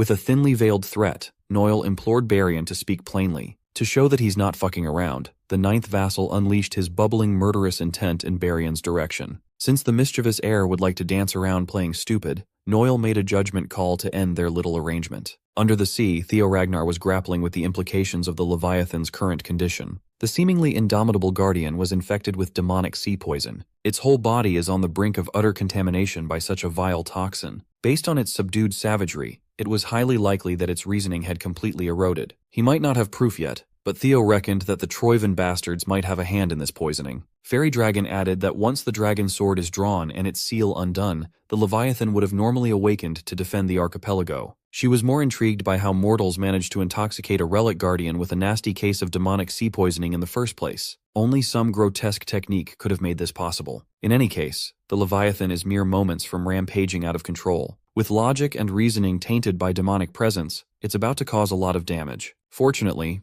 Theo seems to have avoided notice for now. The safe thing to do is to keep a distance and formulate a plan. But the Chosen One had a different approach in mind, a much more straightforward one. With Balmung drawn, he rushed forward. He wanted to seize the opportunity while the beast cannot perceive him yet. He activated hatchling synchronization to lock onto where the poison first began to spread. Thanks to his enhanced perception, he found the spot right on top of the guardian's head. The concentration of the toxin had already taken over underneath, ceasing control of its brain. If he can destroy the very source of the guardian's suffering, perhaps they could salvage the situation and seize the contamination. Balmung's tip approached the crystallized origin of the sickness with lethal force. Centimeters away from making contact, a powerful force stopped his attack. It then repelled Theo away, pushing him out of range helplessly. The repellent force did not show him an ounce of mercy, making the Chosen One eat rocks. He made a foolish decision. Whoever was responsible for this predicament installed some kind of protective ward to keep the contamination going. Good news, he's now certain that he found the weak point. Bad news, the big-ass dragon had finally noticed his presence. Theo was almost crushed by the protective ward. Trying to fend off the full brunt of a Leviathan's rampage is not a smart move. It moved through the seafloor with enough force to whip up a current storm. Now that they've poked the beast, escape is out of the question. All Theo could do was go for another gamble by striking his forehead. He can't afford to fail this time. The plan was simple, but it's easier said than done. That beast is a whole-ass Yu-Gi-Oh card. He racked his brain for the approach that could bail him out of this gargantuan mess. Not giving him a chance to think of another method, the Leviathan opened its jaws and coalesced unimaginable powers in its mouth. It unleashed a blast of pure energy capable of wiping out cities in one go. It took everything Theo had just to barely scrape out of its radius. While he was feeling the full brunt of a guardian's power, an idea popped into his head. First, he leapt backwards to create more distance while the Leviathan chases. Thankfully, an ally showed up just in time to aid in his tactical retreat. One of the sea serpents he tamed must have noticed the commotion and came to aid him in battle. Although he could breathe and operate underwater, movement still felt foreign and restricted. But with the sea serpent's help, everything changes. With an upgrade in speed, he commanded the serpent to charge back in and aim for the wound on the Leviathan's brow. The closer they get to the crystal, the denser the demonic miasma becomes. Once he entered his effective range, Theo hopped off his mount. It's time to put what he learned while fighting the griffin into practice. His eyes turned black and red, his features becoming more draconic. Theo boosted all his stats with the help of his guardians. He activated Griffin's ability to suppress more formidable foes, Fairy's buff to enhance immunity against demonic influence, Flame Eater's augmented attack power to counter demonic energy, and Lesser Drake's suppressive fear. A Guardian Relic can only be subdued by a fellow Guardian Relic's strength. In the strongest state he could possibly muster, Theo unleashed a magnificent Dragon's 5 talons. His supercharged attack reached the crystal, bypassing the force of the protective ward. Theo pressed down as hard as he could, putting everything in the line in a single slash. Once the ward was effectively destroyed, breaching and shattering the toxic source was inevitable. Theo refused to let up until he knew that his mission was accomplished. He heard a loud explosion, its sound and impact traveling across the deep. It took everything he had in the tank, but Theo did what Kriemhild would have done. Once the source of demonic sea poison was crushed to smithereens, Levi's power immediately started cleansing the toxins in his system. A few moments later, the Guardian regained some semblance of vitality and clarity in his eyes. Still reeling from the effects of the demonic corruption, he thought he was looking at an old friend for a moment. Levi saw the dragon-slaying sword and perceived the image of Kriemhild standing before him. Theo had to snap him back to reality and introduced himself as the Chosen One destined to wield the Guardian's power. He came here to deliver the hero's final words. While he listened to what Theo had to say, memories of Kriemhild flooded Levi's mind, the good and the bad. He accepted Theo's story and mourned for his friend's sacrifice. Her consciousness remained all that time for his sake. Griffin had to interrupt the bittersweet sentiments to implore the sea dragon to return to the relic at once. Fairy chipped in, trying to convince the beast that Theo is the real deal, the chosen one they must lend their strength to. Though Levi had yearned for this very moment, doing the right thing is impossible now. He already defied the will of the ancient dragon by leaving his vessel of his own accord. The moment he abandoned his relic, his status as guardian was stripped away. Furthermore, though Theo's intervention restored his mind, his body had sustained permanent damage from the demonic taint. His corporeal form is doomed to vanish soon. So, before that happens, Levi proposed an alternative. Before he fades into nothing, he wanted to entrust Theo Ragnar with every drop of his remaining power. He warned the Chosen One that the pain would be excruciating. Not many can endure the process. Even so, Theo readily accepted the proposal. Who wouldn't want to suck some dragon juice for power? His confidence was precisely to the sea dragon's liking. All Levi asks is for Theo to use this immense power for those whom Kriemhild wished to protect. Since that's what he originally intended to do in the first place, Theo swore upon the hero's sword. One last time, the sea dragon extended his gratitude to the Chosen One. Levi's body faded into an ethereal mass made of his remaining energy and life force. Thanks to Theo's timely intervention, he can finally rejoin his friend. As soon as Levi's physical form disintegrated, the currents that once held the floating archipelago afloat weakened. At this rate, the whole damn place will sink. There is no time to dawdle. Theo must absorb the Leviathan's final gift quickly. He dove straight into the vortex that housed the crystallized form of the sea dragon's power. He grabbed onto the gift and held on as his life depended on it. Once he receives this power, Theo Ragnar intends to move that entire floating archipelago by his damn self. His confidence was sky high after freeing Levi from the clutches of demonic poison. He was quickly humbled as soon as he tried absorbing the sea dragon's remnants. Theo's flesh started to tear from the sheer force he tried to take in. He had been arrogant. His guardians warned him that the Leviathan stood on a different tier compared to other relic guardians, but he did not expect something this overwhelmingly mighty. The vortex produced by Levi's power dwarfed his body. At the rate he's going now, he could not possibly absorb all of it. His body will give in before he can house a fraction of it. Suddenly, Levi's thunderous voice echoed in his head with a tip to use the sword. He drew Balmung and used the blade instead of raw dogging the absorption process. Because of the inherent link between the sea dragon and the relic, it dampened the damage in Theo's body. This time, the giant vortex of pure power seemed a little more manageable. Theo held his position and slurped it all up. The griffin reluctantly praised its master for using his head for once. Fairy concurred. By passing the overwhelming force through the dragon-slaying sword, the strain on the flesh was heavily reduced. Even in death, the Leviathan still rendered assistance at the final moment. After what felt like forever, Theo finally seized the sea dragon's gift completely. He sensed an overwhelming mana coursing through his veins, as if the Leviathan itself was within his grasp. The initial pain and hardship were definitely worth it. Fairy had to rain on his parade, though. This is not the moment to relax. If he wishes to move the archipelago to safety, now is the chance to do so while he has a firm grasp on the sea dragon's power in its entirety. Following her advice, Theo commanded the sea itself to move according to his will. He tamed the wild currents and made them lift the massive landmass up above. Theo had already decided upon a destination. There is no location more perfectly suited than the one he had picked. The floating archipelago must return to the northeastern region of Ragnar, the very place where it once rested. With the power of a dragon, god, and anime by his side, he made the sea his servant. In front of the hero temple, the war between the three clans' army and the Black Skull was still raging on. The fighting only ceased when gigantic tidal waves started crashing into the bloodbath. The citizens who were caught in the crossfire looked and prayed to their hero, afraid that their homeland would sink into oblivion. No matter which side they were on, everyone in the archipelago was struck with the same fear. Finally, one of the soldiers noticed that instead of sinking, the coastline was actually moving. With the help of the tidal waves, the entire landmass was inching away from the position it held for all their lives. The mountains, cities, and everything within were being transported to the northeastern region. As the archipelago moved, the dilapidated place of worship housing Noel and Barian had started crumbling. The ninth vassal felt the movement under his feet and was plunged into confusion. He reckoned that the outsider had finally absorbed the power of the dragon-slaying sword. Barian kept the mischievous grin on his face as he offered his apology for cutting their meeting short. This is not the time to be loitering around these parts. Noel refused to let go, still fuming at Barian's obvious lack of commitment. The heir reasoned that even he failed to foresee the actions of Theo Ragnar. Nevertheless, the plan is nearing its conclusion. He reframed Theo's taming of the sword as a good thing, a convenient thing. With Balmung unlocked, all they have to do is kill the guy and reclaim the blade. In essence, Barian wants to use Noel to eliminate a rising political adversary. He wants to blow his nose without touching the snot with his hands. Homeless muscle guy ignored Noel's constant bitching and implored him to get to work instead of wasting time. Besides, this could be immensely profitable for the Troivans. Back in the front lines, Antonio Spinola immediately attributed the island's movement to Theo. The little bastard actually succeeded and fulfilled his promise. He commanded his men to cease the fighting now that the real danger of the archipelago sinking has been eliminated. Now everyone can be safe, and there's no point in shedding more blood. His reasonable command was taken advantage of. A blade coming from behind tried to sneakily cut the head of the Black Skull. Thankfully, the hero's successor surfaced just in time to save Antonio's ass one more time.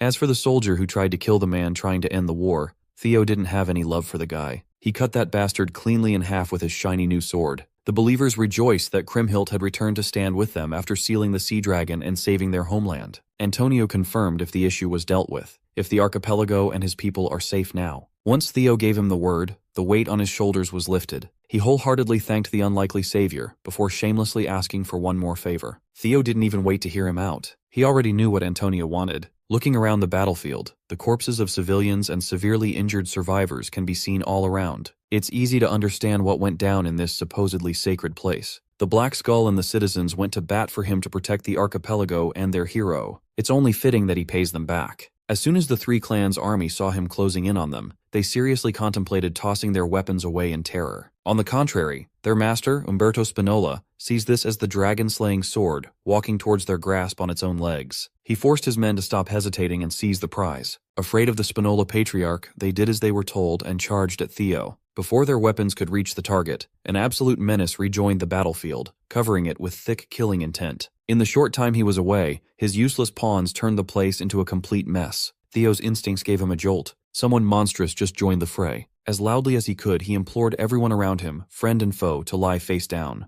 A single slash traveled across the bridge in a clean and unbroken line. Those who fell victim to the terrifying attack never saw it coming. It was as though time stood still. The first one to fall was the banisters of the bridge, cleanly cut by the base. Next were the scalps of every soldier who didn't listen to Theo's warning. At least they get to keep half their brains. The already bloody battlefield was painted with a deeper and thicker shade of crimson. In a split second, the entirety of the three-clan coalition was wiped out. Those behind Theo only survived due to his meddling and their trust in his warning. Nobles and soldiers were massacred in the most helpless way possible. The culprit was, of course, Noil, the ninth vassal of Troivan. He cursed the worm-like pirate bastards for failing to dispose of a single brat and letting the situation get out of hand. Among the victims was Umberto Spinola. Like everyone else, he died with his head sliced open. He got to keep his mustache, though. Antonio hated his father with passion, but seeing his old man's corpse like that still filled him with dread. Theo had to snap him back to reality. The Black Skull leader needs to pull himself together to evacuate the citizens. The floating archipelago will need him for the rebuild. Casting his emotions aside for the meantime, Antonio sprang into action. While everyone retreated into the temple, Theo bravely stood his ground to size up the slaughterer. Noil's displeasure with the Ragnars ignited. He wants to cut down the insolent whelp meddling with Troivan's grand plans. He is itching to shred the young lord as thoroughly as possible so that even the father won't recognize his bastard son. You know it's serious when the art style turns diabolical.